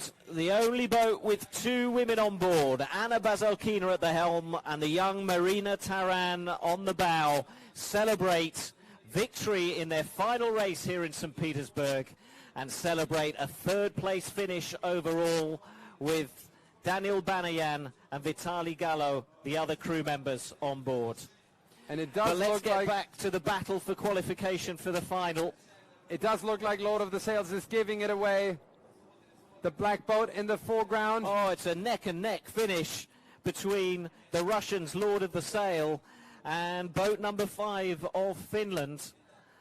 But boat number 8 has crossed the line already, so they are not last. So we've got to wait for the numbers to crunch, and then the computer will spit out. And it will spit it out in just a second, and it does look like right now Yacht Club Scheveningen has managed to pull in front with the 13th place, the last boat to qualify, and they've kicked out Lord of the Sails Europe, the Russian boat, back down to 14th place with 68 points, 2 points over them. So Lord of the Sail were pipped to their second place finish. They finished third, and that saw them drop to 14th. Just a point or so out of qualification. Let's cross, though, to the winners of this race. Here's Tim Cruz. So we're live on the boat of St. Petersburg. First of all, congratulations and thank you. Whoa. Be careful. Yeah, he just bumped into us. Anna, thank you so much for this beautiful event. We love your club, we love your town, and we love you. Yeah, thank you. How was it your last day here, like your last race? Were you nervous? Not really. It was incredible. Like the previous race. Yeah, we made the same. Yeah, you had a terrible start, and then you won again so easily. Yes, yes. You are really one of... We are lucky. I don't think so. I think you're one of the best sailors here. How was it for you guys today? Happy that it's over? Yeah, happy and very tired. You are such a great crew. You can be so proud of you. Thank you all so much for this event. Thanks to our skipper. Yeah, my team. You're the best guys. Thank you, thank you. Guys, well done, well done. Thanks, back to you guys. Great stuff. Celebrations on the local club boats. They got a wild card to enter this competition because as hosts they merited that, and they've certainly deserved it. So let's confirm then our champions here in St. Petersburg. NRV from Hamburg, Germany, in first place, sealed the deal in that final race by beating Frederikshavn Sail Club of Denmark, and St. Petersburg Yacht Club confirmed in third place. All the others there have qualified for the finals, but let's see how those 11, 12, 13 places finished. Lord of the Sail just pipped into third place in that final race of the day, 2 points adrift, which means that Yacht Club Scheveningen, which I still can't pronounce even after 2 days, and I apologize to the people of that town, it's in 13th place. Scheveningen. Oh, I did it. Yeah. They finish 13th to qualify for the final. Congratulations also to Yacht Club Sopot of Poland and Club Wal Sankentan, who finish in 11th place. So that's how the regatta Act 1 of the 2017 Sailing Champions League has finished, and congratulations to them. They put on some great shows, some great racing. And even today, which started quite confused with the wind and the conditions, and then the wind got quite light, we still got a really exciting climax. And 48 races, and it came down to the last 3. I think that's amazing, and it goes to show that this format really works. That it was exciting racing until the end, and the boats were really even because they cycle through the boats all the time. There's no difference in the equipment. It comes down to the performance, and I think it was a psychological battle in the end. And the guys from Hamburg seemed to be super easygoing. They didn't stress out at all, and they said cool, calm, and collected up until the end. And they had a lot of fun. You could see that fun was one of their key strengths. So did these guys. Right. We've had a growing crowd here on the beach. Yesterday was absolutely packed, wasn't it, in the gorgeous sunshine, and fantastic for the local fans to see the local boat finish the final race in front. Great. Amazing and amazing place. I'm so happy that St. Petersburg has a boat on the podium. They deserved it. What a spectacular venue. And they've been good to us with the weather too. The forecast was pretty dire this morning. We thought big thunderstorms would go through. Beautiful sailing day in the end, and a great end to a great championship weekend. And they got through St. Petersburg because of a wild card, but now they're through to the final in Porto-Cervo. Let's talk about that, because our next act of the Sailing Champions League will be in St. Moritz in a few weeks' time. So completely different conditions, because obviously we'll be on an alpine lake. And it's the top 15 from there that will then join the 13 that have qualified from St. Petersburg in the final in Portocervo. Yeah, so I'm looking forward to that event as well. I think we're going to be there. I certainly hope so. And portray it. And but you're right, the scenery will be very different. Yeah. The racing could potentially be very different. Yeah. What about those conditions? Well, it's a mountain lake that can get a thermal breeze, a typical mountain thermal breeze that we know from Lake Garda, for example. It's not quite as strong, but more steady winds than we saw here, probably.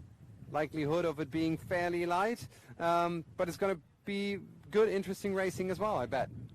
Okay, so that's St. Moritz, the end of August, off the top of my head, I believe that's right, beginning of September, and then Portocervo, the big grand Champions League final, is later on that month in Sardinia, and that's going to be absolutely fantastic. I guess it's time to wrap up. Say thank you to our hosts here in St. Petersburg, who've looked after us with a mountain of the most fantastic donuts I've ever eaten, and the race committee who've put on some great racing as well. Thank you for joining us wherever you are in the world, around the 11 nations that have competed here in St. Petersburg. From me, Alec Wilkinson, and Marcus Bauer, and Tim Cruz on the water, thanks for joining us, and we'll see you in St. Moritz. Thank you, goodbye.